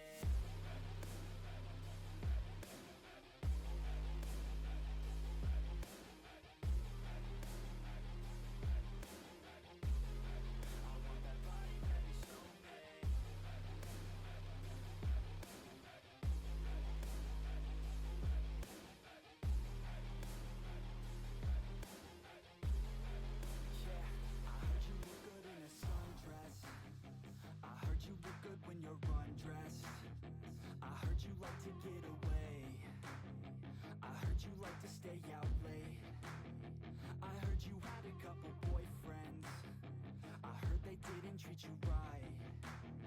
I heard you're hated by your girlfriends, 'cause all the guys want you tonight.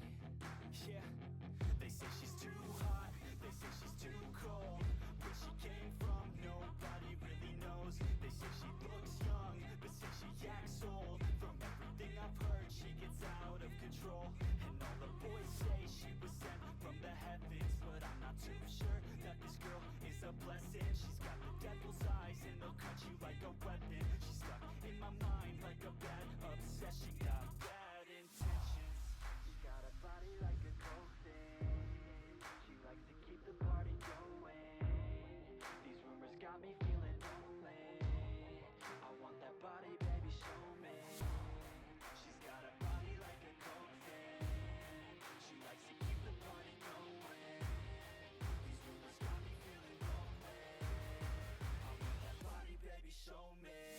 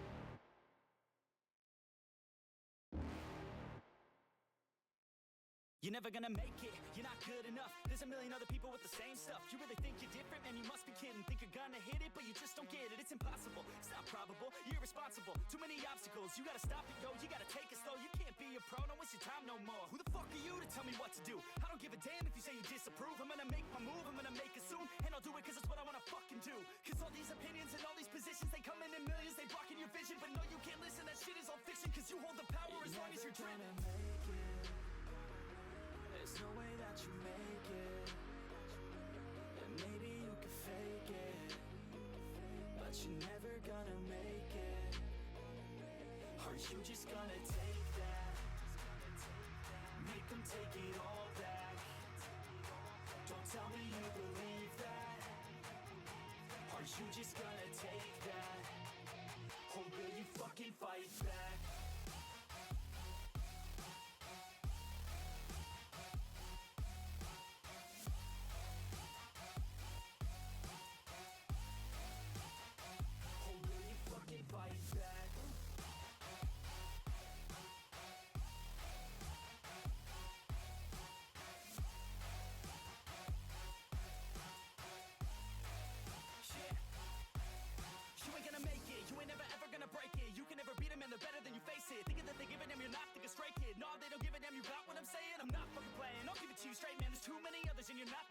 stop what you're saying, stop what you're making. Everybody here knows that you just faking. Nah, I don't wanna hear it anymore. I don't wanna hear it anymore. All these fucking thoughts, they are not what I need anymore. I'm about to shut the motherfucking door on all you poor ass haters with your heads in the clouds, talking out loud so proud. You better shut your goddamn mouth before I do more speak out. It's about to head south. Never gonna make it. There's no way that you make it. And maybe you can fake it, but you're never gonna make it. Aren't you just gonna take that? Make them take it back. Don't tell me you believe that. Aren't you just gonna take that? Or will you fucking fight back?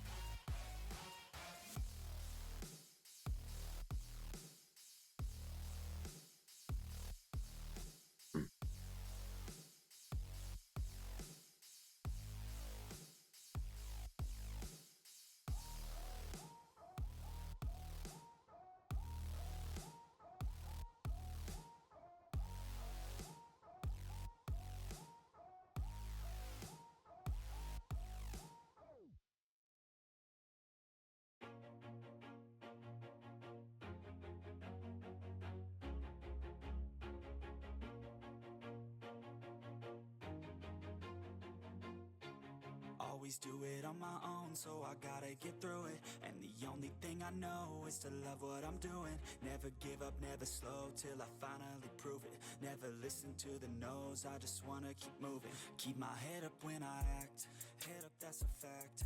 Never looking back, I'ma keep myself on track. Keep my head up, staying strong, always moving on.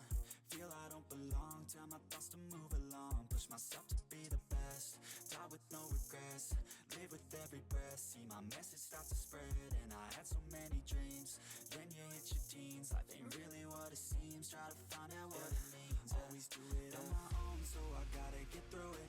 And the only thing I know is to love what I'm doing. Never give up, never slow, till I finally prove it. Never listen to the no's, I just wanna keep moving. Yeah, I put out all this art, it's my only medicine. Yeah, everything I do, I'm just being genuine. Yeah, I'm sick of being screwed, feel my own adrenaline. Yeah, I do just what I do, and I hope you let me in, yeah.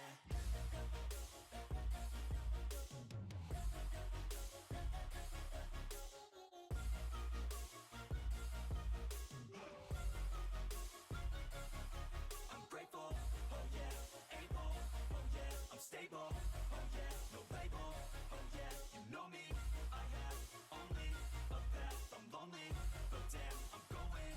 I don't want no fake love, I want the real stuff. Everybody listen up, cause I'll only say it once. I'm gonna show you all the path, if you want it bad. I'm gonna show you where it's at, yeah, how you can get it back. Yeah, cause I ain't never done, I'll be number one. Working hella hard until I get just what I want, yeah. Rises like the sun, yeah, fatal like a gun. Shooters gonna shoot and I'm gonna shoot until I won, yeah. Always do it on my own, so I gotta get through it. And the only thing I know is to love what I'm doing.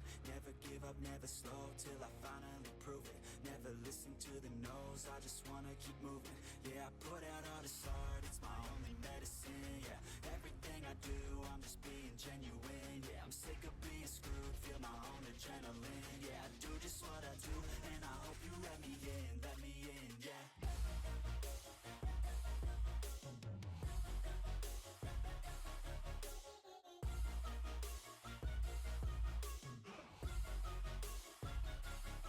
I'm grateful, oh yeah, able, oh yeah, I'm stable, oh yeah, no label, oh yeah, you know me, I have only a path, I'm lonely, but damn, I'm going to win, yeah.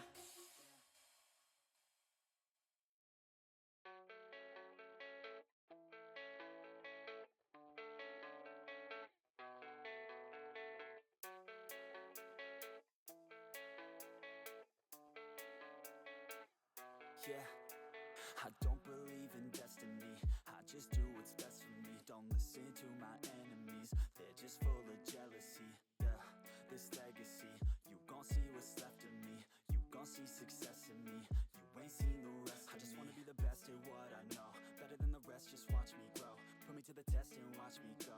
This is my quest, I'ma make it known. They call me obsessive, oh I know. Call me selective with my notes. Call me aggressive with my flow. Call me offensive even though yo, I ain't gonna lie, life's tough. Try to get by, life's rough. Try to do it right, it's not enough. Even though you try, you still mess up. But I'm still gonna fight for what I love. Still gonna die for what I love. Still gonna try, I won't give up. Still gonna fight until I've won. They say I'm way too obsessed and I've got nothing left. And I'm not quite there yet, but those words they'll regret. Cause I've got something left and I'm not giving in. I will not let them win. I won't stop till the end, no.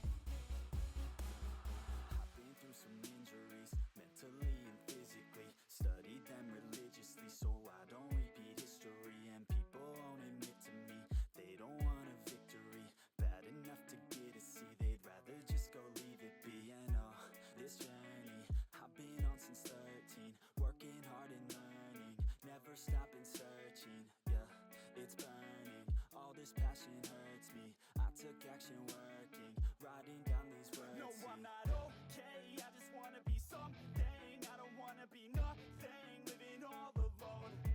No, I'm not alright, I'm just barely getting by. But I'll tell you I'm just fine, so you leave me alone. They say I'm way too obsessed and I've got nothing left. And I'm not quite there yet, but those words they'll regret. Cause I've got something left and I'm not giving in. I will not let them win, I won't stop till the end, no.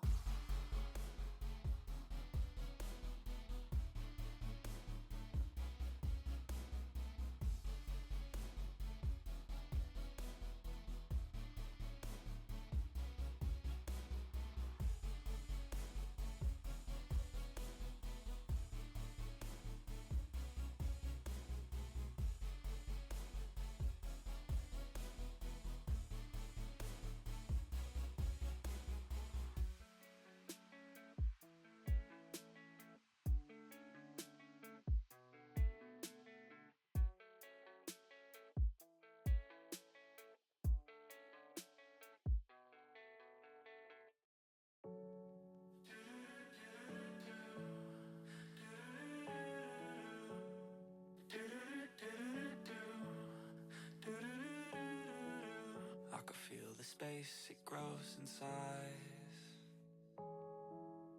I miss your soul, I miss your mind. So long ago, we were just fine. Then we lost ourselves, we lost our time. And I've seen better days. Don't know why I feel this way. Hold me close and take away all the pain. Let's go. I hate all this space. Okay. I remember when you'd say we would never break. We would tangle in my bed, you'd take away the space. And the closer you would get, I'd feel the pain erase. I thought that you always said we would be okay. Things are different, I don't understand when they change. It's kind of funny how the time works in that way. It makes you forget what you used to love day to day. Now all of a sudden you feel like you need a little space.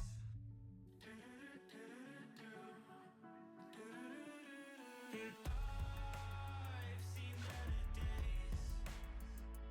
Don't know why I feel this way. Hold me close and take away all the pain. Cause I hate all this space. Tell me, are we lost? Has our time expired? I feel like we've lost all of our fire. And I've seen better days. Don't know why I feel this way.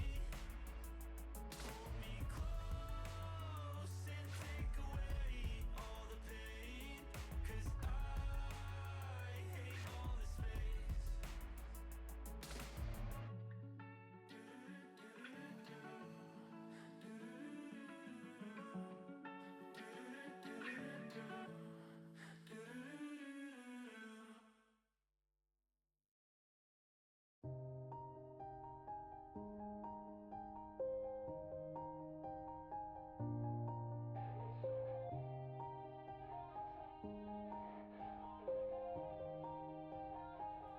Yeah.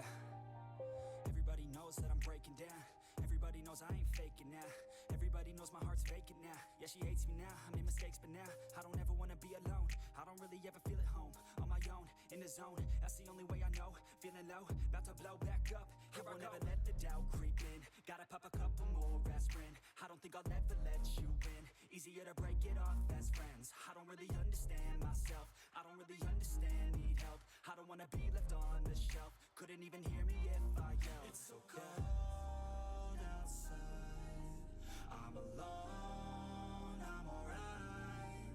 It's so cold outside. I'm alone, I'm alright. It's so cold outside. I'm alone. It's so cold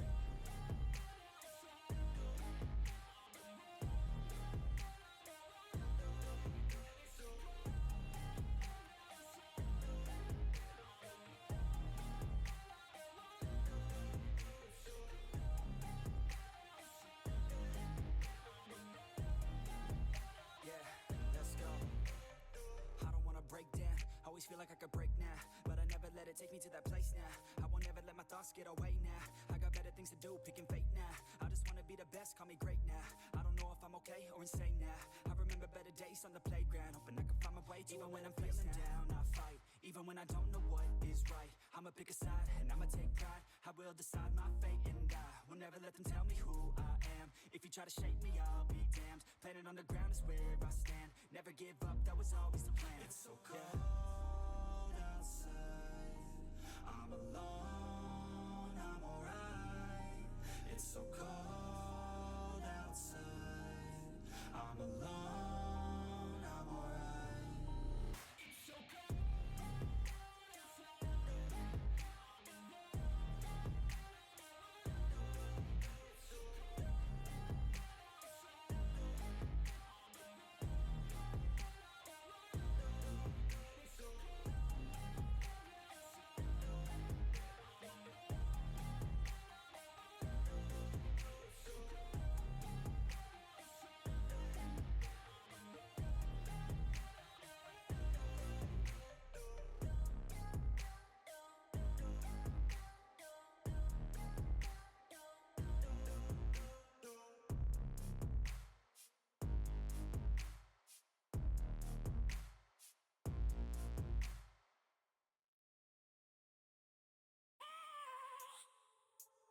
I have a dream, that's all I need.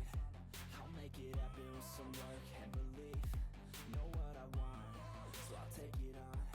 I've made mistakes, but mistakes make you strong. Let's break it down for a minute. I want the crown, I'm gon' get it. You hear me loud, man, I'm winning. Yeah, Charlie Sheen will be grinning. These ladies know that I'm sinning, and this is just the beginning. I'm closing in the night inning. There ain't no point in resisting. Living life like a dream, live it right, that's the thing. Every night got a team, I've been tied to the scene. Out on stage, here I'm screaming, okay, this a dream. And I pray as a team, one day it'll be me. If I want it, then I get it. Head down, don't regret it. Push myself to the limit. If I play it, then I win it. I'm just saying, I'm just living for today. For a minute, I don't stay, I just visit. Have no shame, I admit it. They can count on me to see if I succeed, to see if I believe. They're looking up to me. They want the best of me now, best of me now, best of me now. best of me. They want the best of me now. Best of me now. Best of me now. Best of me.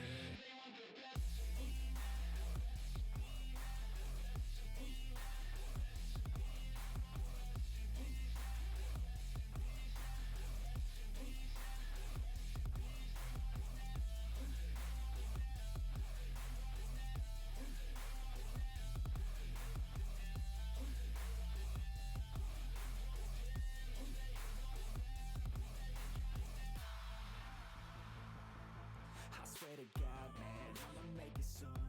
Silence all the haters as they see us making moves. I do what I want, so I got nothing to prove. Staying motivated, teaching others what to do. I'm staying focused, my mind is open. They start to notice that I'm in motion. There is no potion, you're not just chosen. It takes devotion to stay composed, man. Never stop, there ain't no time to fall. Try to live, get it all, you got one life to ball. Thinking big, never small, cause you gotta want it all. When you finally get that call, you get ready, take it on. Need a hand out, I already stand out. Starting to advance now, ready to expand now. You don't have a chance now, cause we're in demand now. Make it by the grand now, feeling in command now. They're looking right at me to see if I succeed, to see if I believe. They're looking up to me. They want the best of me now. Best of me now. Best of me now. Best of me. They want the best of me now. Best of me now. Best of me now. Best of me. They want the best of me.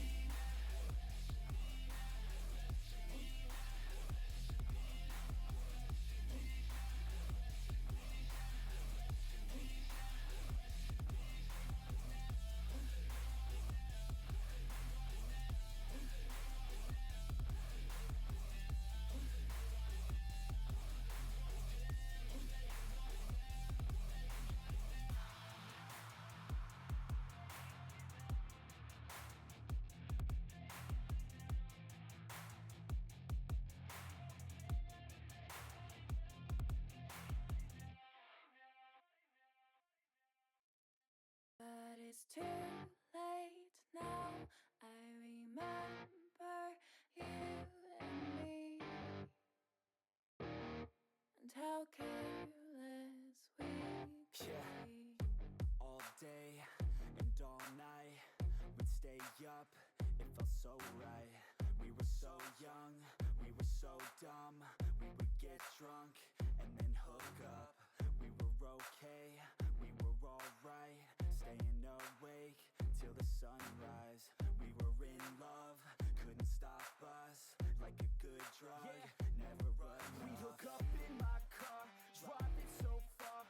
Play your guitar, you'd show me your art. Let down our guards, think with our hearts. Stare at the stars, we were never apart. Drinking too young, way too much fun. Out in the sun, open when it's gone. Took you to prom, dance to our song. Dance all night long till the lights come on.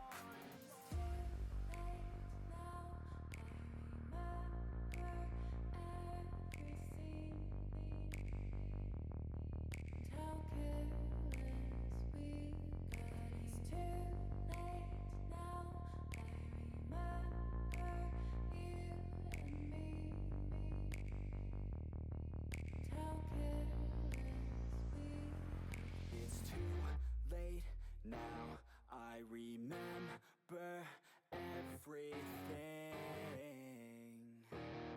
and how careless we could be, and how careless we could be, and how careless we could be.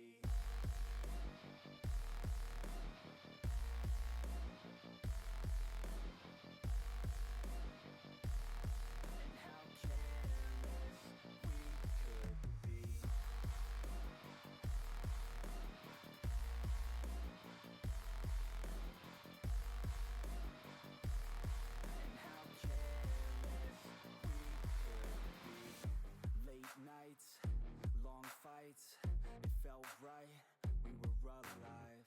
We would go out, we were so loud, we were so proud, we had no doubts. Weekends and weekdays, we'd spend our own way.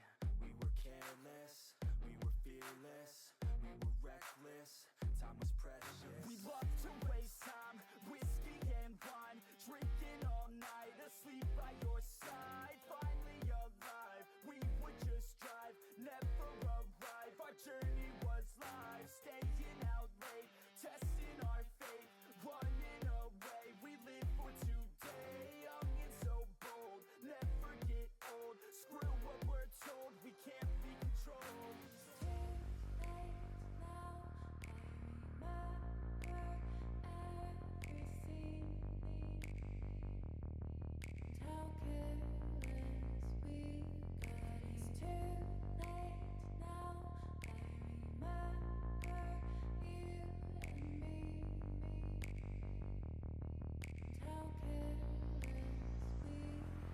It's too late now, I remember everything, and how careless we could be, and how careless we could be, and how careless we could be.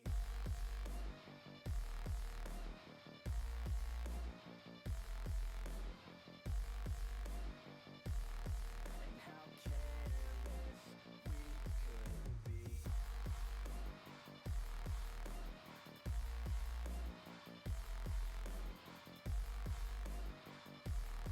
And how careless we could be.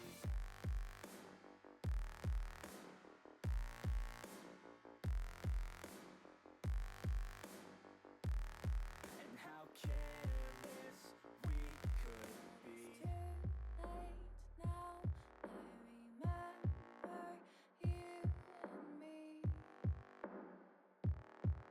How careless we could be.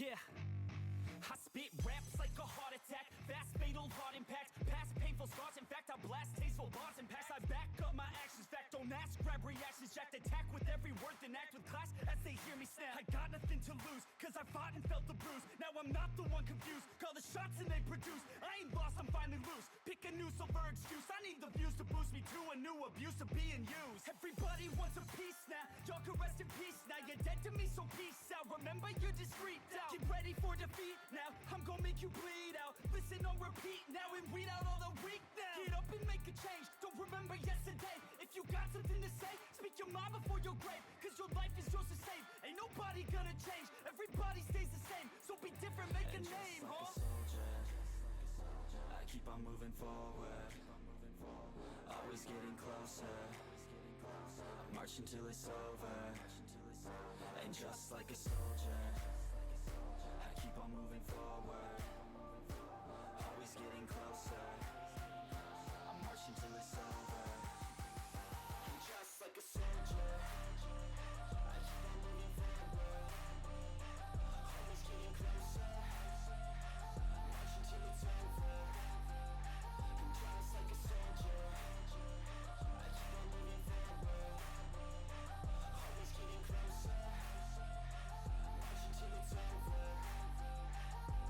It's ridiculous, I'm spitting this meticulous and limitless, while others out there spitting shit got hits up on the charts and shit. I see why other artists quit, cause people don't reward good shit. They love to hate but hate to live. Society, you swing and miss. And honestly, I get it, promise me you won't regret it. Wasting energy, forget it, don't look back, go on and get it. Bite the bullet just a bit, bite your tongue and don't say shit. Make your actions hard to miss, be a legend, not a myth. Yeah. It's obnoxious that I'm conscious, rapping honest as promise. Try to harness, as an artist, stay modest. It's a long quest, I will not quit till 10,000 people going off when I drop this. I gotta make it now, swear to God I'm breaking out. Swear to God I'll take a bow, stand the stage with the crowd, cause I got it figured out. I'm just honest and I'm loud, staying modest but I'm proud. No, I never had a doubt, Just like yeah. a soldier, keep on moving forward, always getting closer.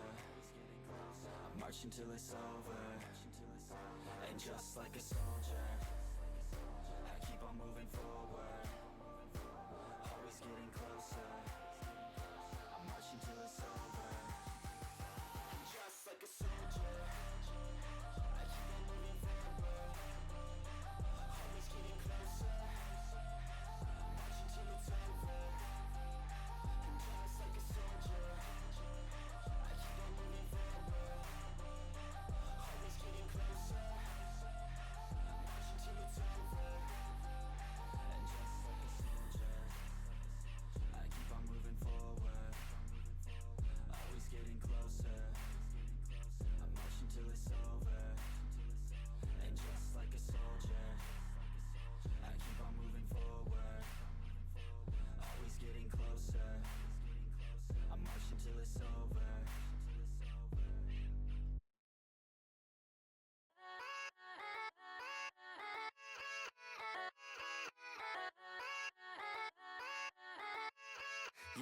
Yeah, let's go. I ain't the first with the curse, with the thirst that I wanna be better, not worse, man it hurts. I'm on this earth with my words and I put them all together, insert, cause I wanna have worth. Working hella hard till they put me in the dirt.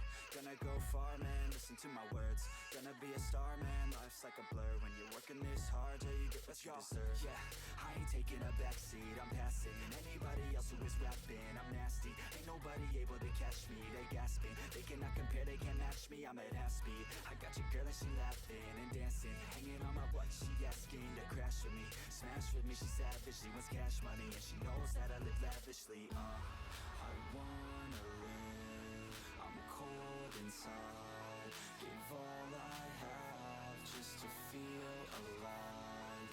I fight to live, I fight to strive, one day I'll have what I want. I want the whole world in the palm of my hand, I got a plan, I'm the man, now I'm teaching the game, a veteran, better than anybody else who tests me. I'm ready, looking at my hand and it's steady. I'm trending, ascending and blending, lyrical bending. Now I'm spreading and getting my name out now. Yeah, they hearing me laugh, all the crowds repping the sound. I'm hitting the ground, running, up and coming, ain't nothing. Yeah, rookie of the year, I'ma keep it 100. Cold-blooded, no budget, from nothing to something. I ain't bluffing, I got a full hand and a full plan. I ain't gonna stop till I'm at the top, man. Every single drop got me feeling awesome. I'm about to pop, started from the bottom, yeah. I wanna live, I'm cold inside, give all I have just to feel alive. I fight to live, I fight to strive, one day I'll have what I want in life.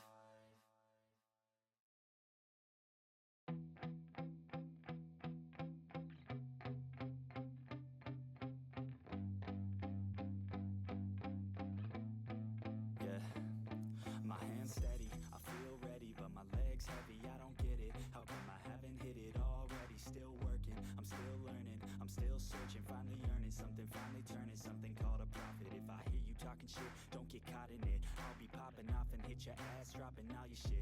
Yeah, I promise this, I got promises, you ain't stopping this. Cross my shit, you'll be knocked unconscious, bitch. That's the consequence, I got this, I will not quit. Man, I'm on it, honest, I'm gon' launch quick, then I'm gone. It's just a matter of time before I'm over the climb and moving under my prime. Just quit my 9 to 5, I'm rocking, and they watching, cause it's shocking. Dropping all these top 10 songs, so stopping. It's time to live my life, it's time to live, not die. Wish I could slow down time and just enjoy the climb.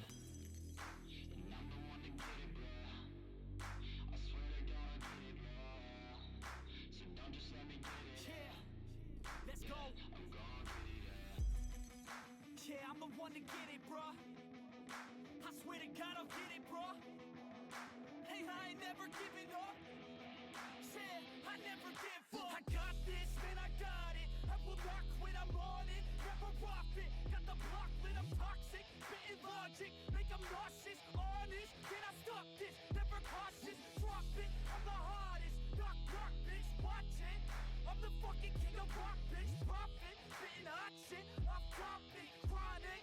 I think I'm motherfucking lost it. Back, matter of fact, making racks.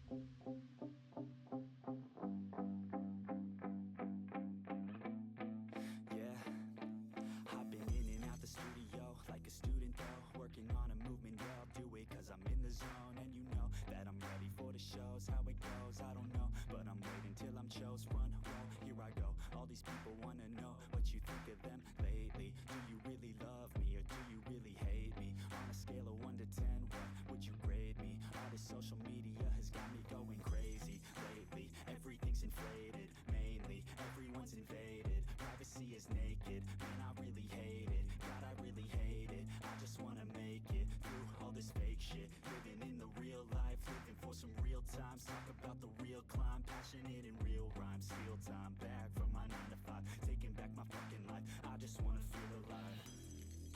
And I'm the one to get it, bro. I swear to God I'll get it, bro. So don't just let me get it. Yeah, let's go. I'm gonna get it, Yeah, I'm the one to get it, bruh. I swear to God I'll get it, bruh. Hey, I ain't never giving up. Yeah, I never give up. Fake it till I make it. Motherfucking take it back from these haters. Playing tracks for the traitors. Got the passion in depths when it happens. Factions take actions, drafting their captains. It's happening. I'm raising my status, facing the madness. I'm out gaining traction. Avoid the distractions. I'm snapping, no captions. Attracting reactions. Adapting, attacking, commanding the masses. I'm practicing habits. I don't fucking ask bitch. I just fucking grab it. I am never static. Massively active, expanding, backslid, planning to have it. So I will go capture it and I'ma stay after it. I'm gonna fucking master it. Put them on blast it. They will never last it. Don't be so dramatic. Not my demographic. This shit is democratic. They phone effects, yeah, bitch.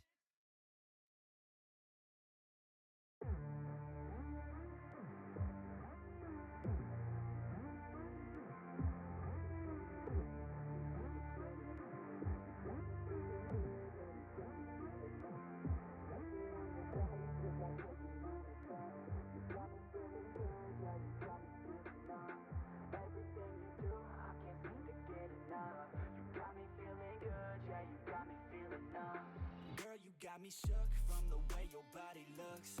Got me riding hooks, got me feeling like a rook. I don't do it by the book, but for you I'll take a look. Don't know what your mama took, sweet and spicy like a cook, yeah. I'll keep it real, let's make a deal. Buy you a meal if you just let me feel. Get out your heels, grab on the wheel. Back to my place at the top of the hill. Don't have regrets, I know what's next. She need a fresh, I'll be back in a sec. Look at them legs, don't make me beg. Back to the room, let me show you my bed. Touching on your body feels like taking on a drug. You got me feeling good, yeah, you got me feeling numb. Everything you do, I can't seem to get enough. You got me feeling good, yeah, you got me feeling numb. Touching on your body feels like taking on a drug. You got me feeling good, yeah, you got me feeling numb. Everything you do, I can't seem to get enough. You got me feeling good, yeah, you got me feeling numb. I could look at you all day, watch the way them hips sway. Love your body, so I pray, don't you dare take it away. Can't control what I say, lost my mind cause your frame. Hey girl, what's your name? Lit me up just like a flame. Body in motion, I feel the commotion. Beyond you like lotion, I'm honest and broken. I flow like the ocean, I feel you were chosen to fix me, I'm broken. My heart that you stolen, hey. Stay with me, play with me, lay with me. Hate to see when you leave, chemistry feels like it's destiny. I just want you laying next to me, and I really don't want you to touch me. On your body feels like taking on a drug. You got me feeling good, yeah, you got me feeling numb. Everything you do, I can't seem to get enough. You got me feeling good, yeah, you got me feeling numb. Touching on your body feels like taking on a drug. You got me feeling good, yeah, you got me feeling numb. Everything you do, I can't seem to get enough. You got me feeling good, yeah, you got me feeling numb.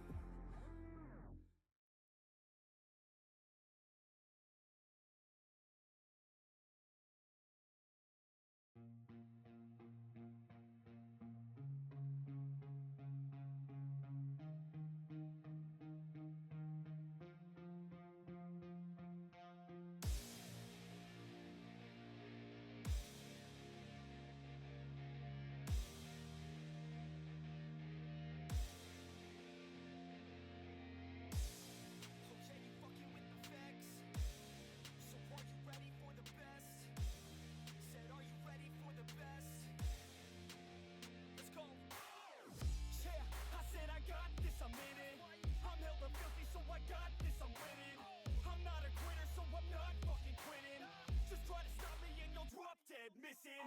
I'm on my way to the top now, listen. I ain't never gonna stop, too driven.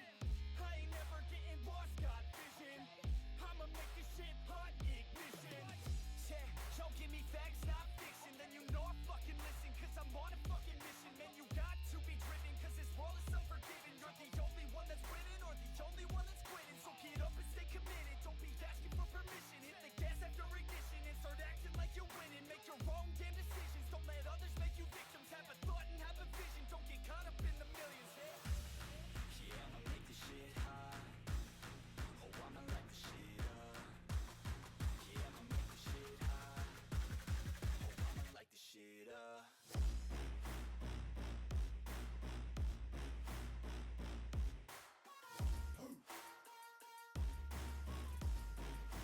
Light this shit up.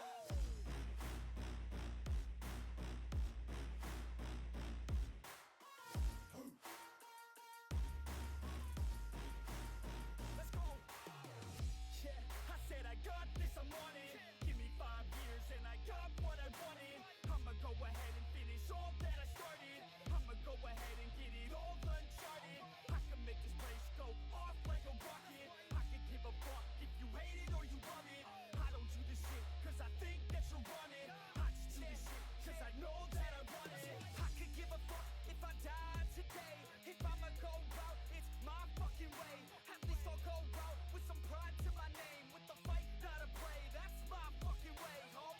Y'all can sit back and think you were the best of me. I can guarantee that you haven't seen the rest of me. I can guarantee that this shit's gonna be my destiny. And I will never sleep till I make it, then I'll rest in peace. Yeah, I'ma make this shit hot. Oh, I'ma light this shit up. Yeah, I'ma make this shit hot. Oh, I'ma light this shit up.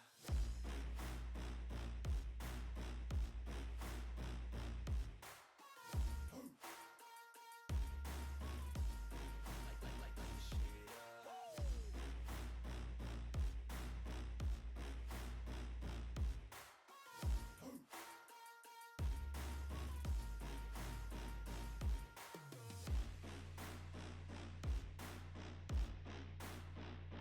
You fucking with the best.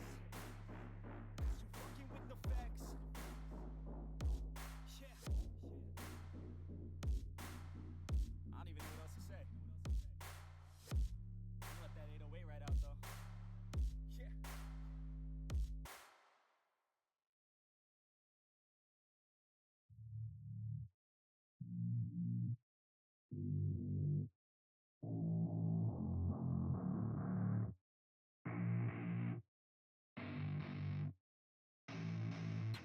I don't get what I want, I get what I need. Every single day I'm heading off to my dream, and I get everything that I damn well please. I don't give a damn if you all listening to me, cause I run it. I'm the only one that really want it. I'm the only one that's really on it. I'm just being honest. I'm just doing everything I promise, cause I want it bad enough that I'ma make it as an artist. And I know I'm not the smartest, and I know I'm not the largest, but I promise you that I'ma be the one that worked the hardest. Cause I promise you that I'm just getting started, and I promise you that my skills are getting sharper. So I'ma get charted, can't be guarded. Nah, I'm the one to get retarded. Get the party started, yeah, get the party started. Yeah, so let me get up on it, yeah. Bitch, you got me fucked up.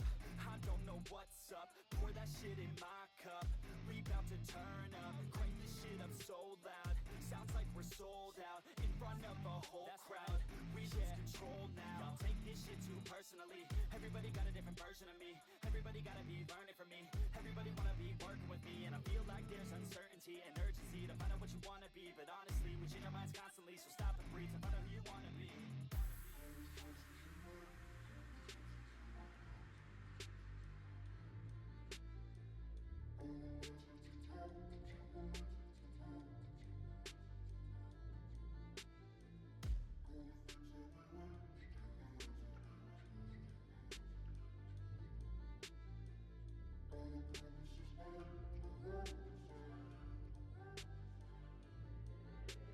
Failure ain't an option, so I'd be cautious. I hope that you're watching. Don't try to stop this. Work until I'm nauseous, cause I will not quit. No, because I want this. Don't try to stop me. Failure ain't an option, so I'd be cautious. I hope that you're watching. Don't try to stop this. Work until I'm nauseous, cause I will not quit. No, because I want this. Don't try to stop me now.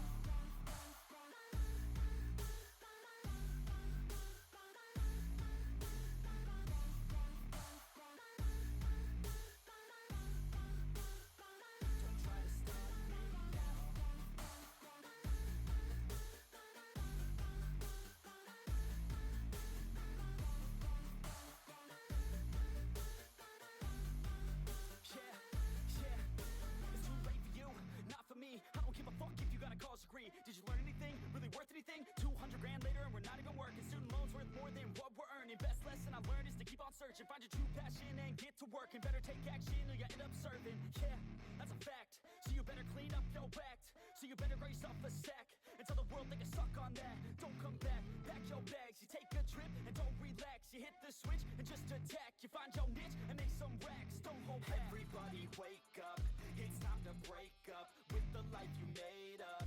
It's time to trade up, live the life you want now, a life you don't doubt. I could give a fuck how, just figure it out. Wake up, man, this life is a blur. Everyone's got an opinion, so which one you prefer? Cause I'll give you one that's coming from an entrepreneur. Don't give up on your dream if it's what you deserve.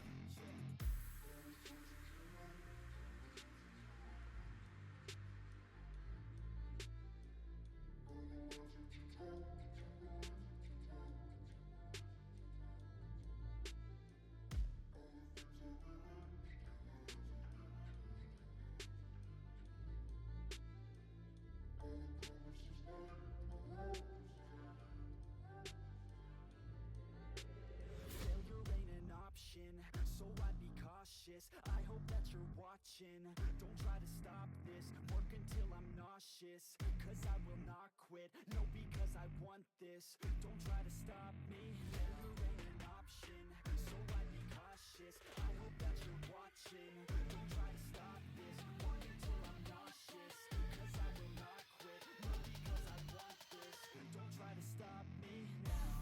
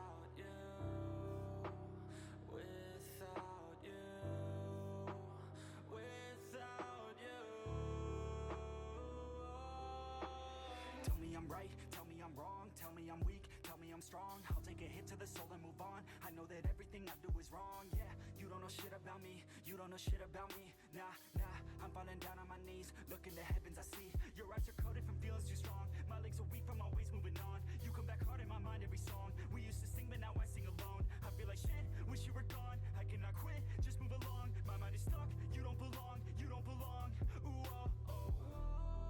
Your lips turn blue. These lies hold truth, and I'll be fine without you. Without you. Without you. Without you. Hard times full of regret. You lied under every breath. I'm fine, I just need to forget. Bottle full, light a new cigarette. Lightheaded, I'm infected with thoughts of you injected, like heroin addicted to things inside my head. And your eyes, they pierce your veil. I try but always fail. My mind not strong of will. And still, I hope to one day move on. Know you already moved on. And as I write this cold song, I know that you won't hold on. Your lips turn blue. These lies hold truth, and I'll be fine without you. That's enough, I'm broken, done with emotion. Had enough, I'm swollen from all that you've stolen. It's over, I'm broken, done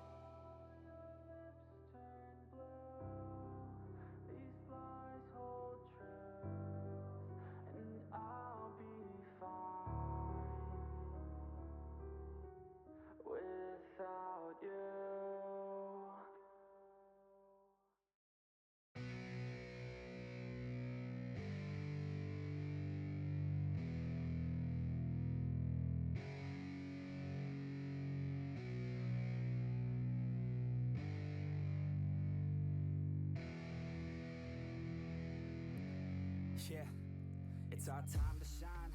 Show that's the kind of state of mind you gotta combine with hard work and time. You gotta climb to the top. Don't let yourself drop till your heart stops. Let this beat rock. Got a new clock and a new stock for this new rock. Just let your mind loose from the new stock. Drunk off the goose, thinking that I'm too pop. Getting caught with a few thoughts cause I'm too lost. Off, the speakers can't even handle me. Giving what I got, nobody's gonna drain my energy. And I will never stop, I'm motivated by enemies. Setting up shop so everybody remember me. And no, I am not going through life regretfully. I'd rather work non-stop, what they call incessantly, than work some odd jobs to live life pleasantly. Already got lost in my mind, not a fantasy. I'm getting ill-gotten souls, so stop, drop, and roll. You lost all control and pop off your ball. I got squat, I fold. I'm not bought, I'm sold. My stock rocks, it's gold. Hey, knock, knock, she holding shit. Talk to close, I ain't stopping though. It's hip-hop, you know, or is it rock and roll? I'm not dropping down, no, my pocket's grown. You can't stop the show, so get rocking on. So let me break it all down for you. I ain't never giving up, I ain't never You know giving I'm taking that crown from you. I ain't worried about ya, I ain't So never let me giving break it all down for you. I ain't never giving up, I ain't never You know giving I'm taking that crown from you. I ain't worried about ya, I ain't here to make I ain't never slowing down, keep on going till I'm found. No, I'm never slowing down, cause we're blowing up now. I ain't never slowing down, keep on going till I'm found. No, I'm never slowing down, cause we're blowing up. hard words like a weapon, attack with no questions. In my own section and they still disconnected, cause their mind's been infected and they're filled with objection. Too filled for recollection, so we're losing all attention. They don't know I'm in contention, cause I'm gaining their attention, cause I'm making a connection. Lyricism and aggression got me feeling my ascension. In my passion, my profession, I'm attacking my obsession, taking action and progressing. I go off on the enemy, that's what makes them scared of me. Make my plans carefully, then execute them daringly. They say I act recklessly, but that's why I'm effective. See, you can't predict my tendencies, I offer no transparency. Some people think I'm lost, others think I'll be a legend. I'm never gonna stop till I'm one above second. And my thoughts at the top, but my mind stay present. Don't let your dreams stop, cause dreaming is a They tell blessing. me all the same, told me I won't make a name, but it's not about the fame, it's about keeping me sane. So I stay within my lane, feel my blood pump through my veins, feel adrenaline, no pain, welcome all to my domain. So let me break it all down for you. I ain't never giving up, I ain't never You know giving I'm taking that crown from you. I ain't worried about ya, I ain't So here to let me make break it all down for you. I ain't never giving up, I ain't never You know giving I'm taking that crown from you. I ain't worried about ya, I ain't here So to let me make break it all down for you. I ain't never giving up, I ain't never You know giving I'm taking that crown from you. I ain't worried about ya, I ain't here So to let make me break it all down for you. I ain't never giving up, I ain't never You know giving I'm taking that crown from you. I ain't worried about ya, I ain't here to make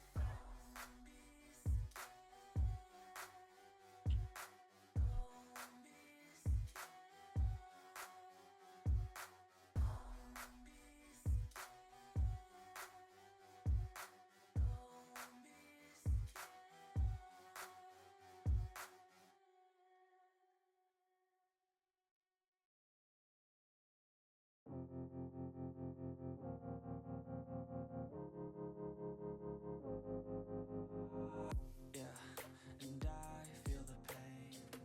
Broken hearts, they all feel the same. And I don't wanna be all alone.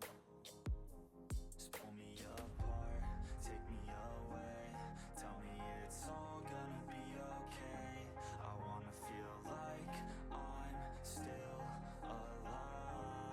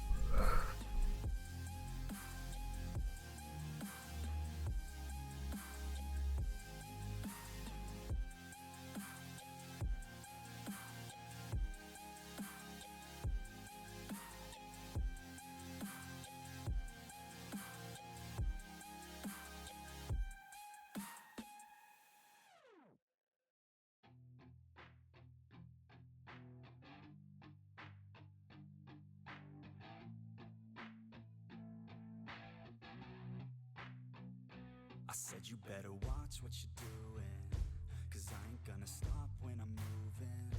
I'm headed to the top, I'ma do it.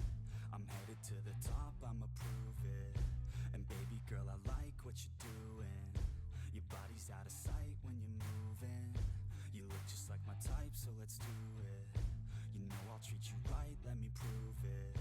And I could go all night. I'm sick of being nothing. All right, I'm gonna be something. All fight with every breath, trust me. I'ma be the one at the top, you can't touch me. I need to find somebody like me who wants to be something. I bleed with every word coming. I would rather die than be someone who's nothing. I'm the type of dude who will not remain nameless. I'm the type of dude who is headed for greatness. I'm the type of dude who could really make changes, 'cause I'm the type of dude that's becoming contagious. I'm the type of dude that will always be ageless. I'm the type of dude that will always feel shameless. I'm the type of dude that they say is fucking heinous, 'cause I'm the type of dude that you know is fucking dangerous.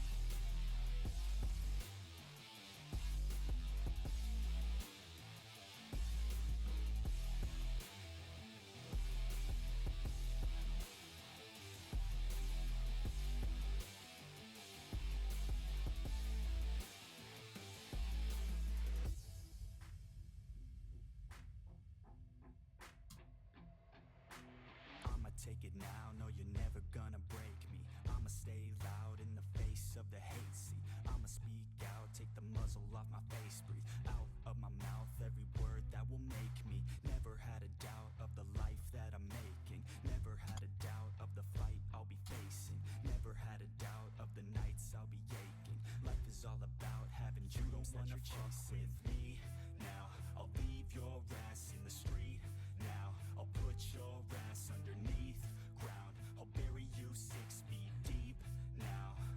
And you better stay down. Get the hell out of my way now. It doesn't matter what you say now. I'm gonna take hold of fate now. I'm the type of dude who will not remain nameless. I'm the type of dude who is headed for greatness. I'm the type of dude who could really make changes, 'cause I'm the type of dude that's becoming contagious. I'm the type of dude that will always be ageless. I'm the type of dude that will always feel shameless. I'm the type of dude that they say is fucking heinous, 'cause I'm the type of dude that you know is fucking dangerous.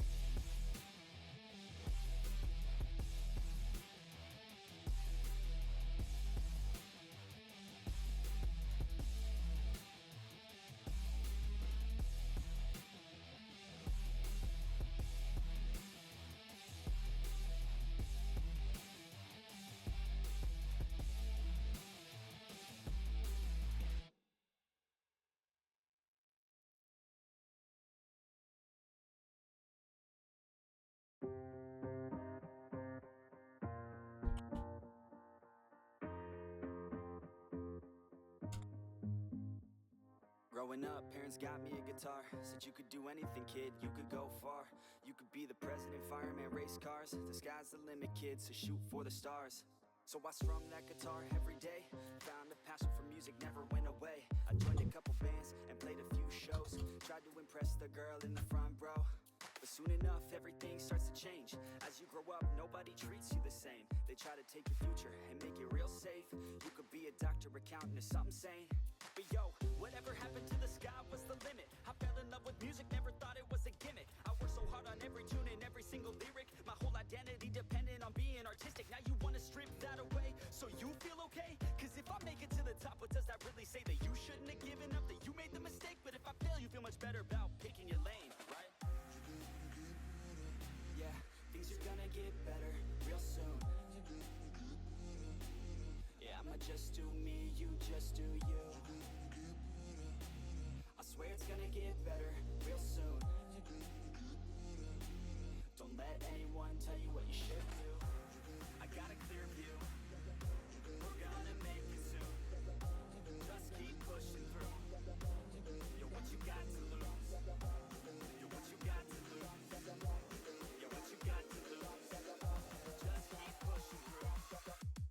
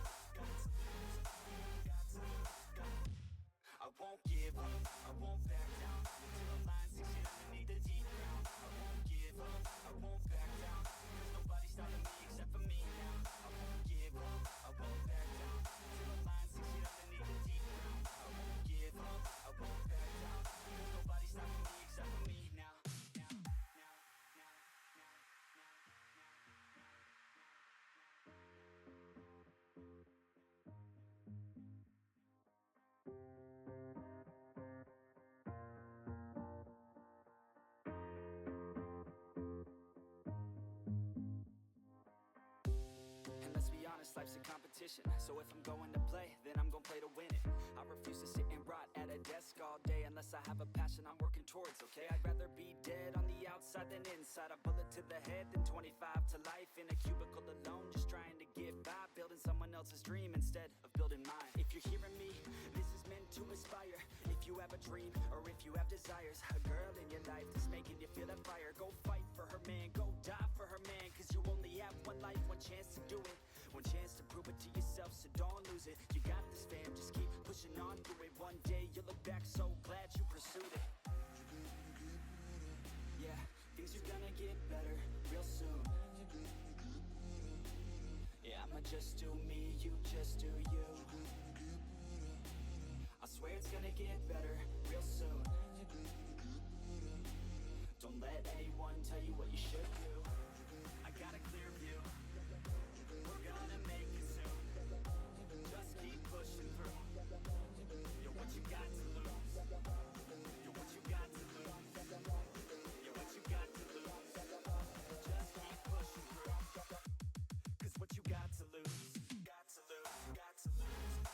Got to lose. Got to lose. Got to lose. Got to lose. Got to lose. Got to lose. Got to lose. Got to lose. Got to lose. Got to lose. Got to lose. Got to lose. I won't give up, I won't back down till the line 6 feet underneath the deep ground. I won't give up, I won't back down. There's nobody stopping me except for me now. I won't give up, I won't back down till the line 6 feet underneath the deep ground. I won't give up, I won't back down. There's nobody stopping me except for me now. You ain't gonna stop me now, because I got this now. I got the formula and I'm about to drop it loud. So what we talking about? There is no talking now. We take action with passion, we're rocking now. It's tick-tocking now, the clock's talking down. And all I hear is haters try so hard to talk me down, but they can't stop the sound, already on the ground. Everything is growing faster than I can count. You ain't gonna stop me now, because I got this now. I got the formula and I'm about to drop it loud. So what we talking about? There is no talking now. We take action with passion, we're rocking now. It's tick-tocking now, the clock's talking down. And all I hear is haters try so hard to talk me down, but they can't stop the sound, already on the ground. Everything is growing faster than I can count.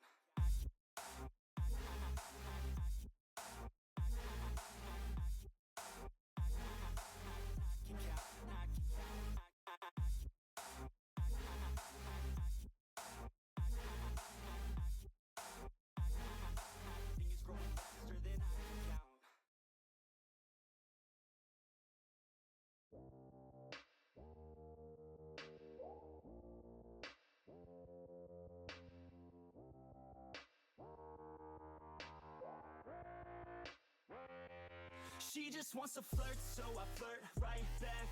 I just put in work, yeah, I work like that. Got me falling and it hurts, yeah, it hurts so bad. All in and it's worth everything I have. I could feel the butterflies multiply every time I meet your eyes. Amplify deep inside once I feel your skin on mine. Though I try, I can't hide all the ways I feel inside. You're everything I want in life. She just wants to flirt, so I flirt right back. I just put in work, yeah, I work like that. Got me falling and it hurts, yeah, it hurts so bad.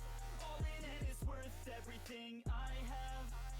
Got a body and she naughty, never want her off me. Hot like wasabi, hot like some coffee. We drink like a hobby, like to get sloppy. We ain't never stopping. Yeah. I just wanna drink with this girl all day. I don't wanna think, I just want to play. Keep me underneath the sheets while we sleep all day.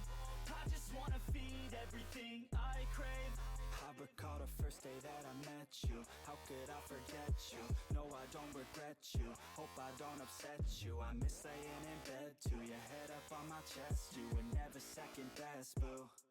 Sipping on some liquor, we remember all the good times. Live a little quicker, thinking bigger, wish we could climb. Look up in the mirror, seeing clearer for our first time. Just a couple sinners, man, I wish I could reverse time. Yeah, we fake it till we make it, or we break it off and hate it. Getting faded, getting naked, every time I feel impatient. And sometimes I can't escape it, I just wanna feel you shaping. Like my dreams, I can't sit back, I have to chase them. She just wants to flirt, so I flirt right back. I just put in work, yeah, I work like that. Got me falling and it hurts, yeah, it hurts so bad. All in and it's worth everything I have. She just wants to flirt, so I flirt right back. I just put in work, yeah, I work like that. Got me falling and it hurts, yeah, it hurts so bad. All in and it's worth everything I have.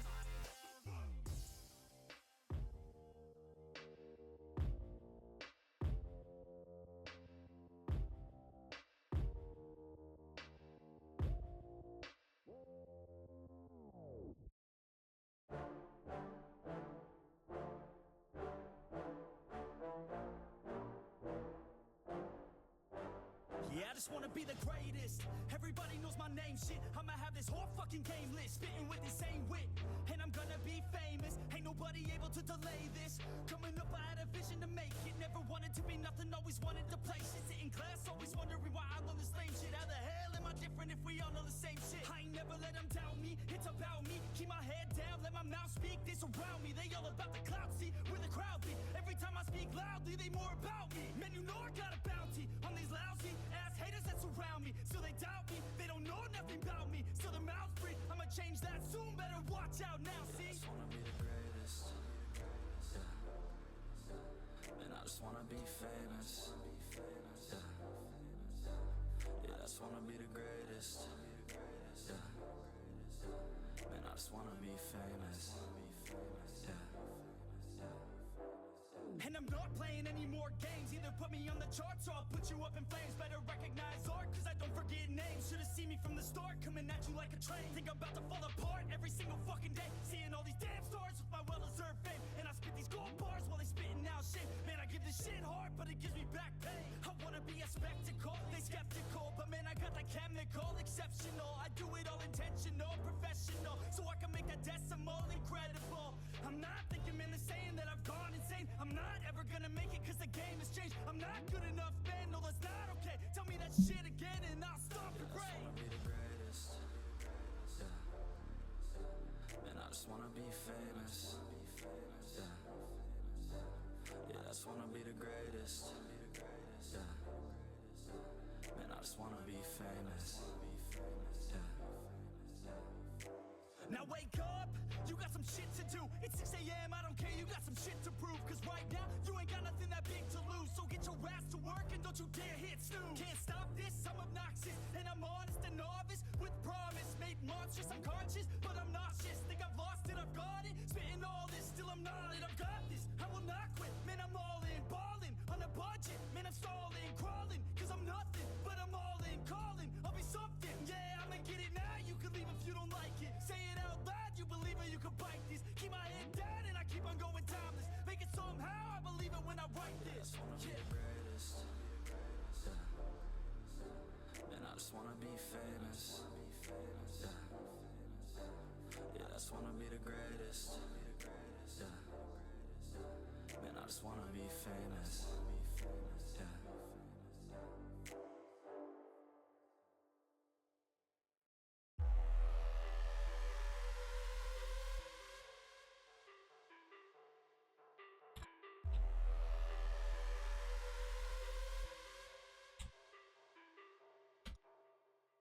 Deep down, I know I'm a fighter. Deep down, I know my desires. Everybody thinks the I'm a fuck? liar. They don't know what I got inside ya. I'm not one to fight fire with fire. I'm the type who never lets me get tired. Mess with me and they never will find ya. Yeah, people tell me I won't get it. They don't know me cause I'm cold winning. Always in the ninth, I close innings. Always in my mind, don't know quitting. I'ma be the one that blows up in it. You gon' be the one that shows up missing. I'ma be the one that knows my mission. You gon' be the one with no ambition. I'ma make you take it all back. You ain't never gonna get me, man, I'm too fast. Call me the juice, that 40-yard dash. Always look forward, no, never look back. I just spit the truth, better listen to my facts. Get me up in the booth, OP yan. Nasaan na? 10M lang pala yan. Mura lang pala eh.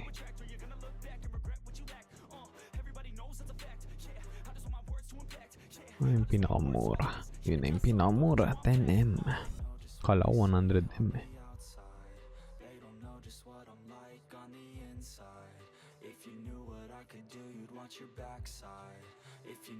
Bili tayo ng dalawa.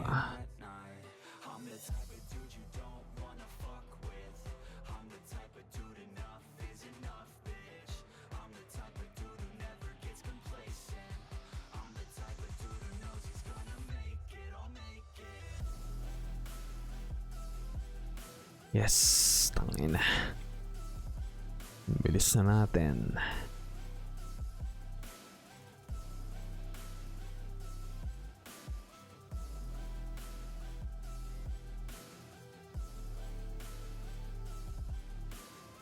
Kaumay mabagal eh.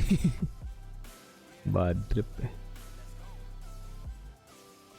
Can't escape from my thoughts like a black hole. Can't escape from these thoughts and these assholes. Too many people feeling entitled. Too many people staying idle.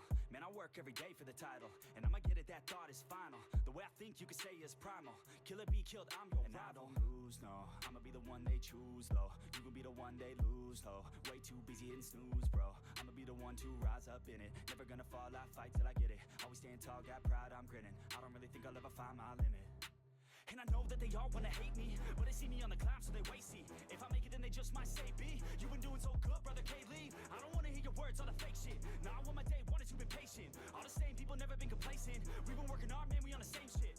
I'm not just a sinner, I eat you for dinner. I'm not a beginner, I'll paint you a picture. I got a guitar and they play that shit every day. No, I was not that great, figured out how to play. Learned how to change the beat, learned how to rap and sing. Passion is everything, loved it throughout my teens. 10,000 hours so I could be fucking king. Hand me the ground or just get out my fucking ring. They know just what they see on the outside. They don't know just what I'm like on the inside. If you knew what I could do, you'd watch your backside. If you knew what I could do, you'd stay in at night. I'm the type of dude you don't wanna fuck with. I'm the type of dude enough is enough, bitch. I'm the type of dude who never gets complacent. I'm the type of dude who knows he's gonna make it, I'll make it.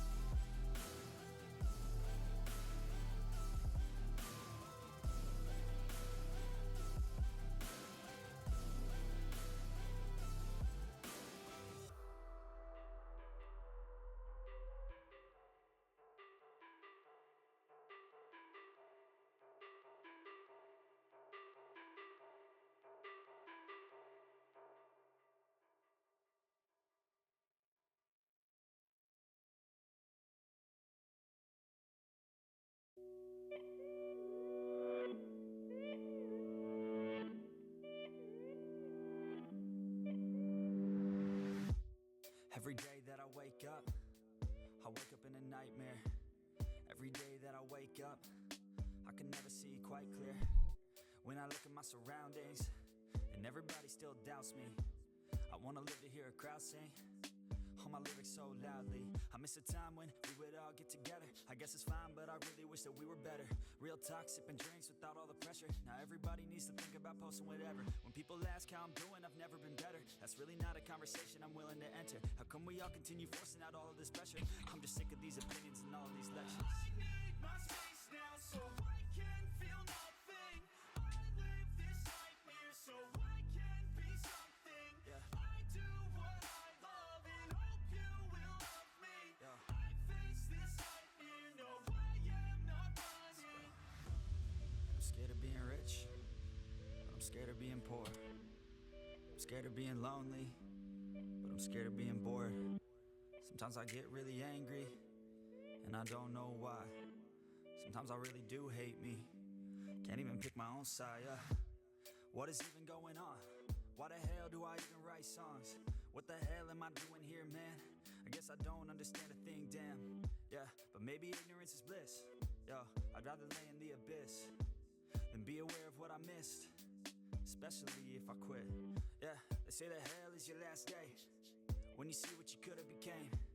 That day would drive me insane. So why did I stay in my lane? Yeah, I picked a path and I picked the pain. Yeah, I want it bad, that won't ever change. Yeah, sometimes I'm mad, sometimes I'm okay. Yeah, I know I'll have what I want someday. I need my space now so I can feel nothing. I live this nightmare so I can be something. I do what I love and hope you will love me. I face this nightmare, no I am not running. It's hard to be okay when everything has changed.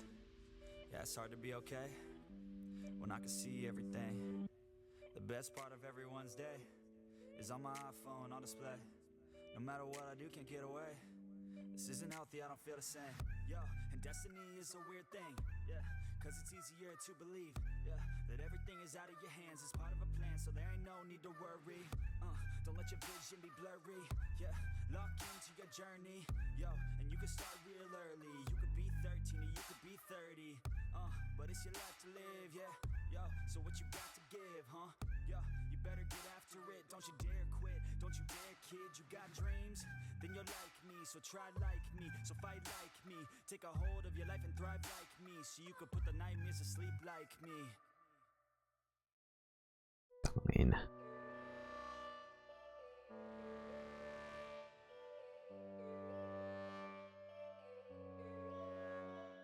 Yo, all these thoughts keep me up at night. Yeah, what am I doing? Did I do it right?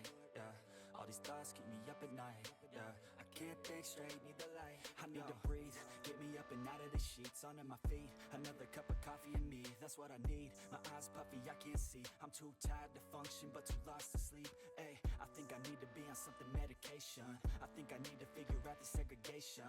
I think I needed just a better education to understand a world that's so complicated. Intoxicated, every night faded, just so I can sleep thinking that it's Satan. I feel hated, I feel hatred. I'm lost deep in my mind that I've created. I have dreams where my life is devastated. Feel so real that I wake up shaking. Need thicker skin cause this life is no haven. Nod your head if you get what I'm saying.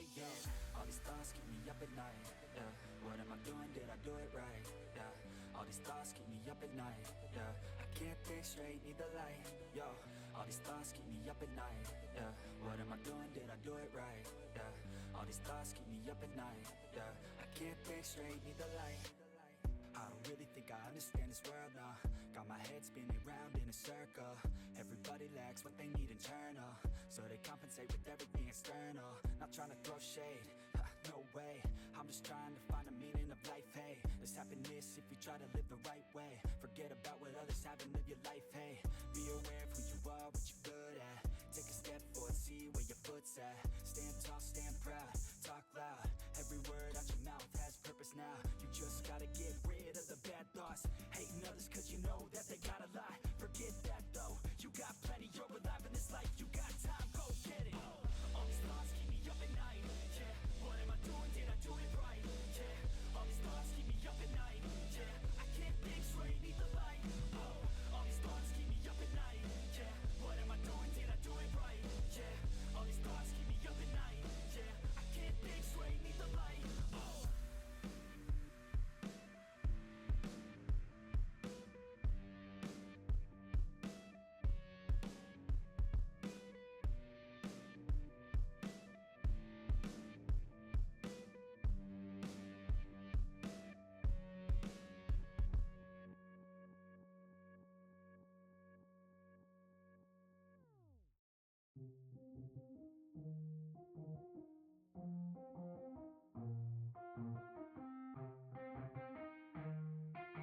Yeah, let's go. I'ma make a couple stacks, do exactly what I want to. Mix a couple tracks, get a lady that I'm drawn to. Turn up to the max, get me faded till I'm gone, dude. I do what I want, couldn't stop me if you wanted to. I just work hard, yeah, harder than the rest. Some people say I'm lucky, others saying that I'm blessed. But I keep my head down, cause I crave progress. You ain't never gonna stop me, cause it's my conquest. And I'm never gonna rest, yeah. And y'all don't know that I'm a soldier. I always felt like I'm alone, yeah.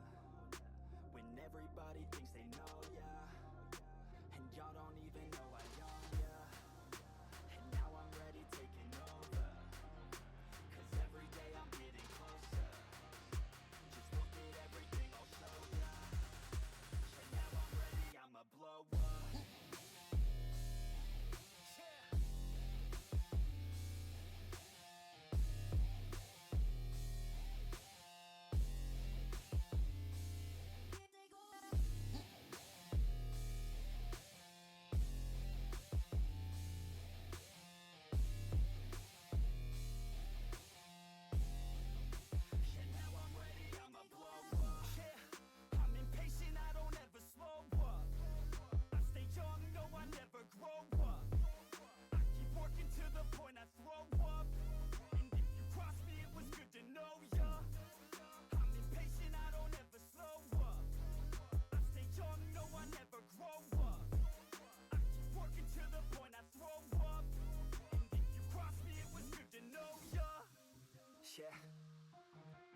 yeah.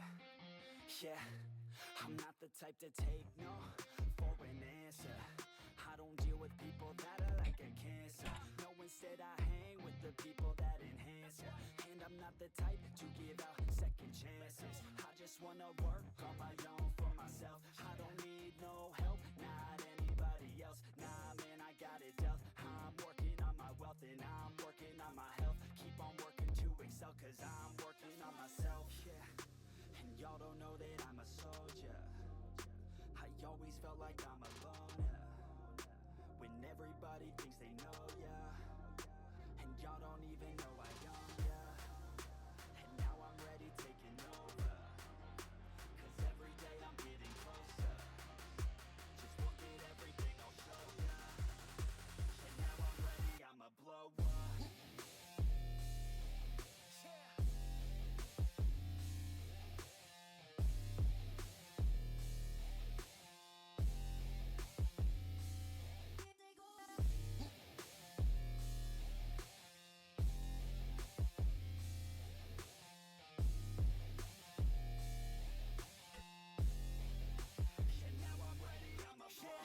Man, I promise that I'm gonna make it somewhere. As long as I'm conscious, I'll be working hard to get there. I am not a novice, I'm gonna be the best, so prepare. Cause you know I'm honest and I'm coming for you, be scared.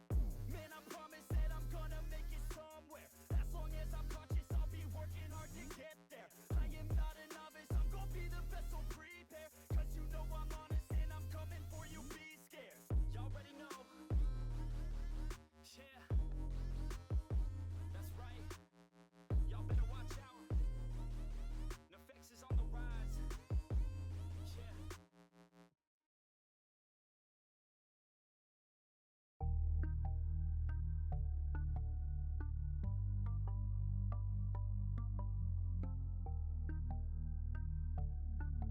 Yeah.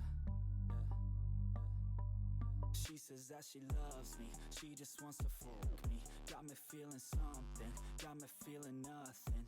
Alcoholic junkie, says she thinks I'm funny. Think I might get lucky, spending too much money. She says she wants my necklace, put her on the guest list. Hope I don't regret this, hope I don't regret this. I'm feeling hella reckless, cashing all my checks rich. Hickeys on my neck, shit, she's on the offensive. I do not know my set list, still I'm gonna get lit. Yeah, I have a death wish, live until I'm breathless. I'ma stay progressive, she gon' stay obsessive. Life is so expensive, do everything excessive. I think my brain's defective, yeah. Can't think when she's aggressive, yeah. She snuck into my section, yeah. You think I'd learn my lesson, yeah. And we ain't getting no sleep. These girls don't even know me. Like Drake, I'm getting trophies. You want it, girl, then show me, yeah. And we ain't getting no sleep. These girls don't even know me. Like Drake, I'm getting trophies. You want it, girl, then show me. Cause we ain't getting no sleep, yeah. No, we ain't getting no sleep, yeah. She's sitting up in the front of the class, using that ass, she gonna pass. Keeping her pad and her pen in her lap. She been so bad with the men in her past. Now she just want the professor so bad. I'll give her lessons that she never had, like taking a freshman and teaching her math. I'll keep her guessing until she a grad. She always leaves them guessing, they don't know what's next, man. Learned it from the best, man. She loving every lesson, with hands-on sessions, points for attendance. She asks a lot of questions, I answer with my presence. I sit back while I'm texting, said she wants to get it in, said she'll bring her best friend. Know what happened next, man, you know what happened next, man. Treat her like a guest, man, rolling out the best, man. She had a confession, yeah. She wanna stay for a minute, she wanna play for a minute, she wanna slay for a minute, and now I'm all up in it. I'll be back in a minute, I'll be back in a minute, make a track in a minute, and now I'm all up in it. No sleep, these girls don't even know me. Like Drake, I'm getting trophies. You want it, girl, then show me, yeah. And we ain't getting no sleep. These girls don't even know me. Like Drake, I'm getting trophies. You want it, girl, then show me. Cause we ain't getting no sleep, yeah. No, we ain't getting no sleep, yeah.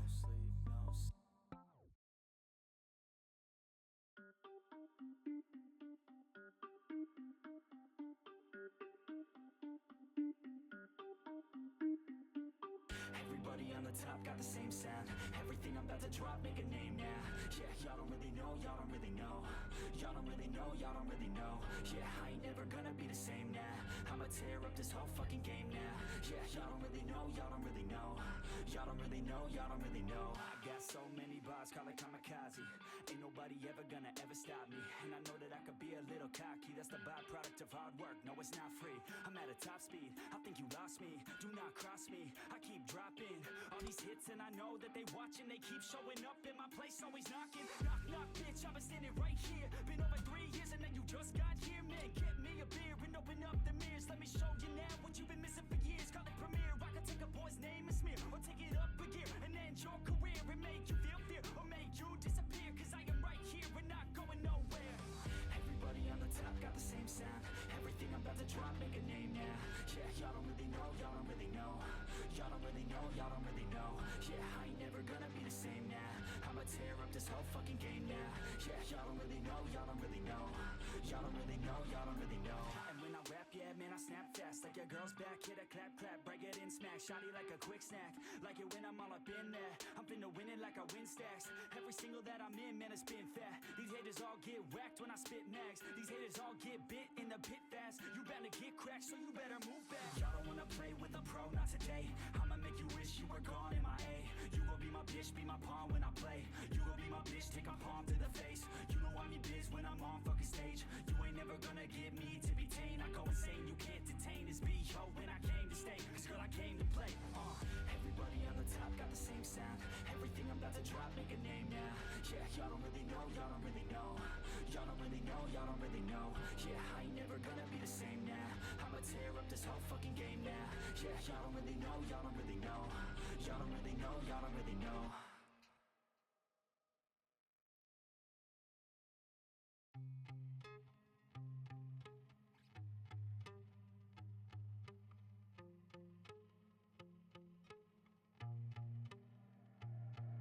I'm alright, yeah. Living in the shadows in the night, yeah. Always searching, looking for the light, yeah. Anything to understand this life, yeah. Need someone who could hold me down, yeah, yeah. Feel buried in the ground, yeah, yeah. If I could just be found, yeah, yeah. I don't know why I'm down, yeah, yeah. And I've been feeling spiteful. Everything has got me in denial. Lapit matapos. Waves of emotion like a tidal. I see you and I feel it now, yeah, yeah. I feel my heart, it pounds, yeah, yeah.